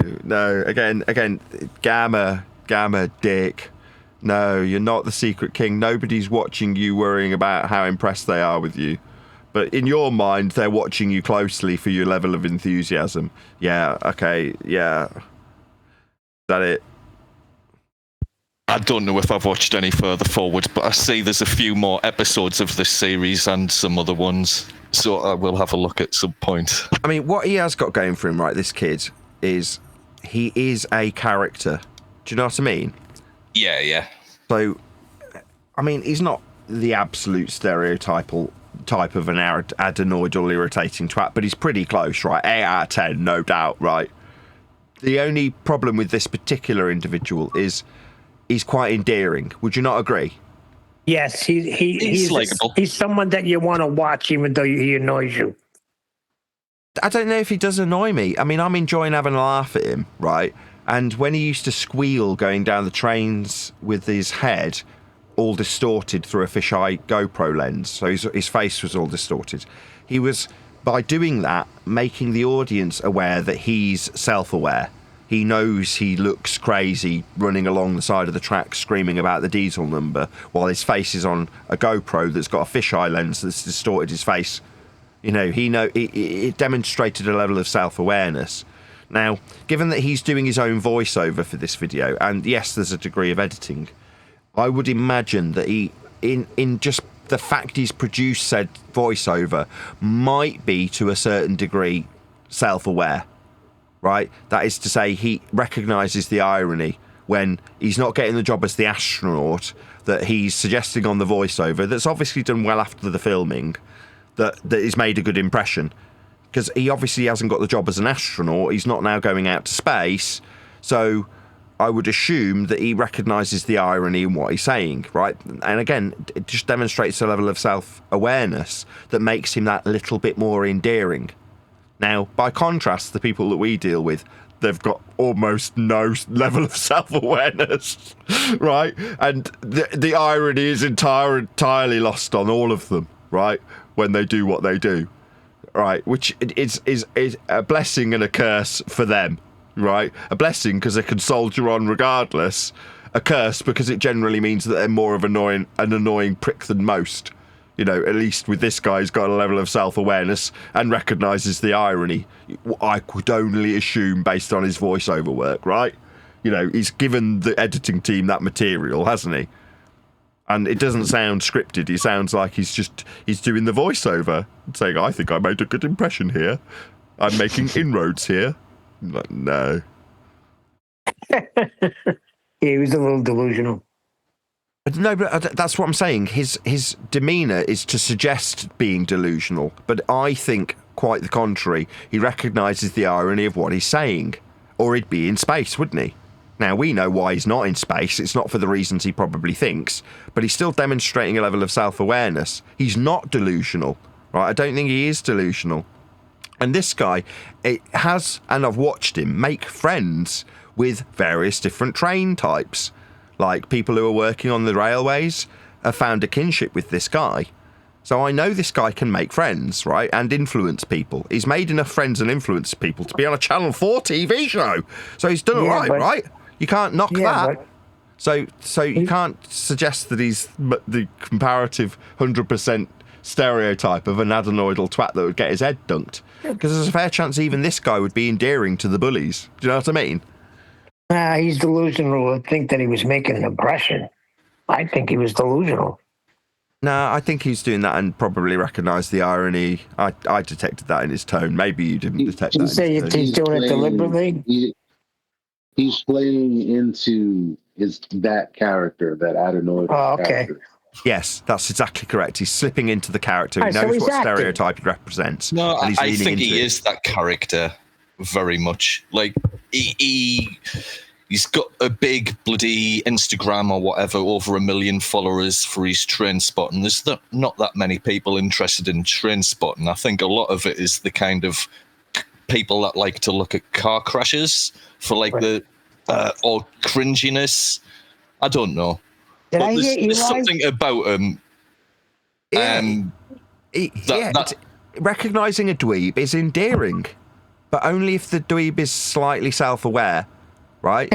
Because if the dweeb's trying to pretend that he's cool and starts going around saying, well, I've been to NASA and therefore I know how much pressure it takes to keep the vacuum out. I've operated the door. That's the guy you want to punch. I don't think he's that guy, though. He becomes annoying then. Yeah, then it's annoying. He's not, though, is he? He's just gone, I really like this door mechanism, and then he's played with it. You know, that's different. It's like someone you know who's smart that plays into being a little dumb, like in a crowd. Like he may say a word incorrectly and then joke about it so you know he's aware that he said that dumb thing. Okay, Eli, you gotta answer a question. Who is the guy on 24/7? What's his name, Nathan? Oh, it's Echo something or other. Oh, bloody hellfire! I'll play you his clip, and you can tell me who he is. Yeah, who's this guy? Sporadic Echo. Hello. Hi, my boyfriend's with me right now. Go on. Listen to his voice. You'll get him when you hear it. He had a question for you, if that's all right. Yeah, that's fine. Do you think the government spread propaganda about the Earth being curved when it's not?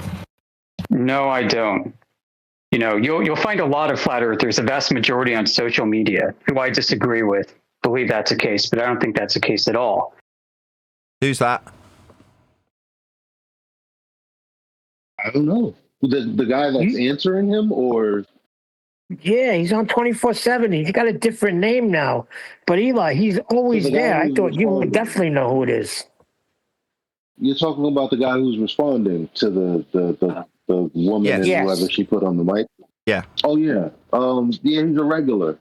He's a regular. You know what he was called before? He was called Sporadic Echo.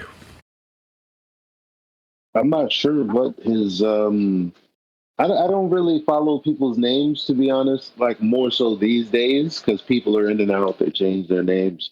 But it's funny that his name would be Sporadic Echo, because the thing that I have noted about him is he always uses language like "we flat earthers," and then he says something that I don't agree with necessarily.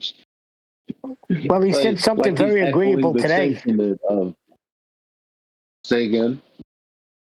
He said something very agreeable. Nathan, play the whole thing. I think they buy into it too. And you know what? I think there are good reasons for people to accept it. Good reasons being that it seems to work. I don't know anything different. And, you know, I've been basically subjected to this my entire life. Why should I upend my life? Why should I think anything different? I have no reason to, because it doesn't affect my life. And you know what? You might be right to say that. I think people working in government are taking data that they collect from scientific instrumentation and shoehorning it into a model. I mean, you could read about the process on like NASA's website. I was looking at some flow diagrams on NASA's website, where they take all this data that they gather from telescopes, from satellites, overhead platforms in general. They feed it into a processing center, and then they start applying globe coordinates to it. They take raw data that they obtain from using Euclidean geometry. That is to say, elevation angles, azimuth angles, which require flat horizontal and flat vertical reference planes. They take that, they start bending them to what they believe the Earth is based off of a 2,500-year-old concept of the stars, the celestial sphere.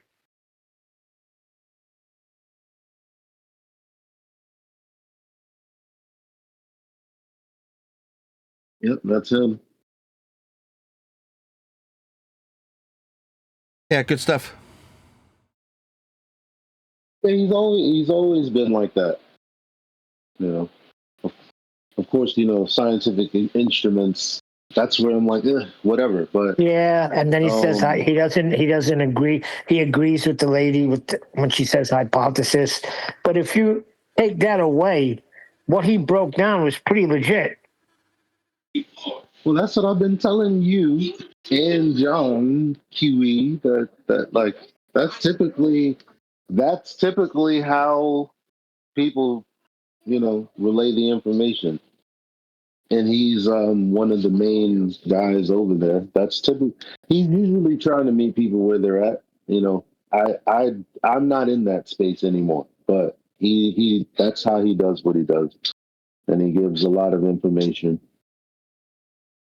As much as possible, I think, which is not a bad thing. It depends on the person, I guess. All right, this has been a 6-hour show, so I'm going to round out with that. I'm going to say a huge, massive, enormous thank you to both Discord and G+ panels for making today's after show possible. And of course, a massive thank you to all of you for liking, commenting, sharing, subscribing, joining as a Nathan Oakley 1980 channel member, and all that good stuff. I've been Nathan Oakley, and I will see you all in the next video. But when you measure it flat, it contradicts that. I'm spitting flat facts and that,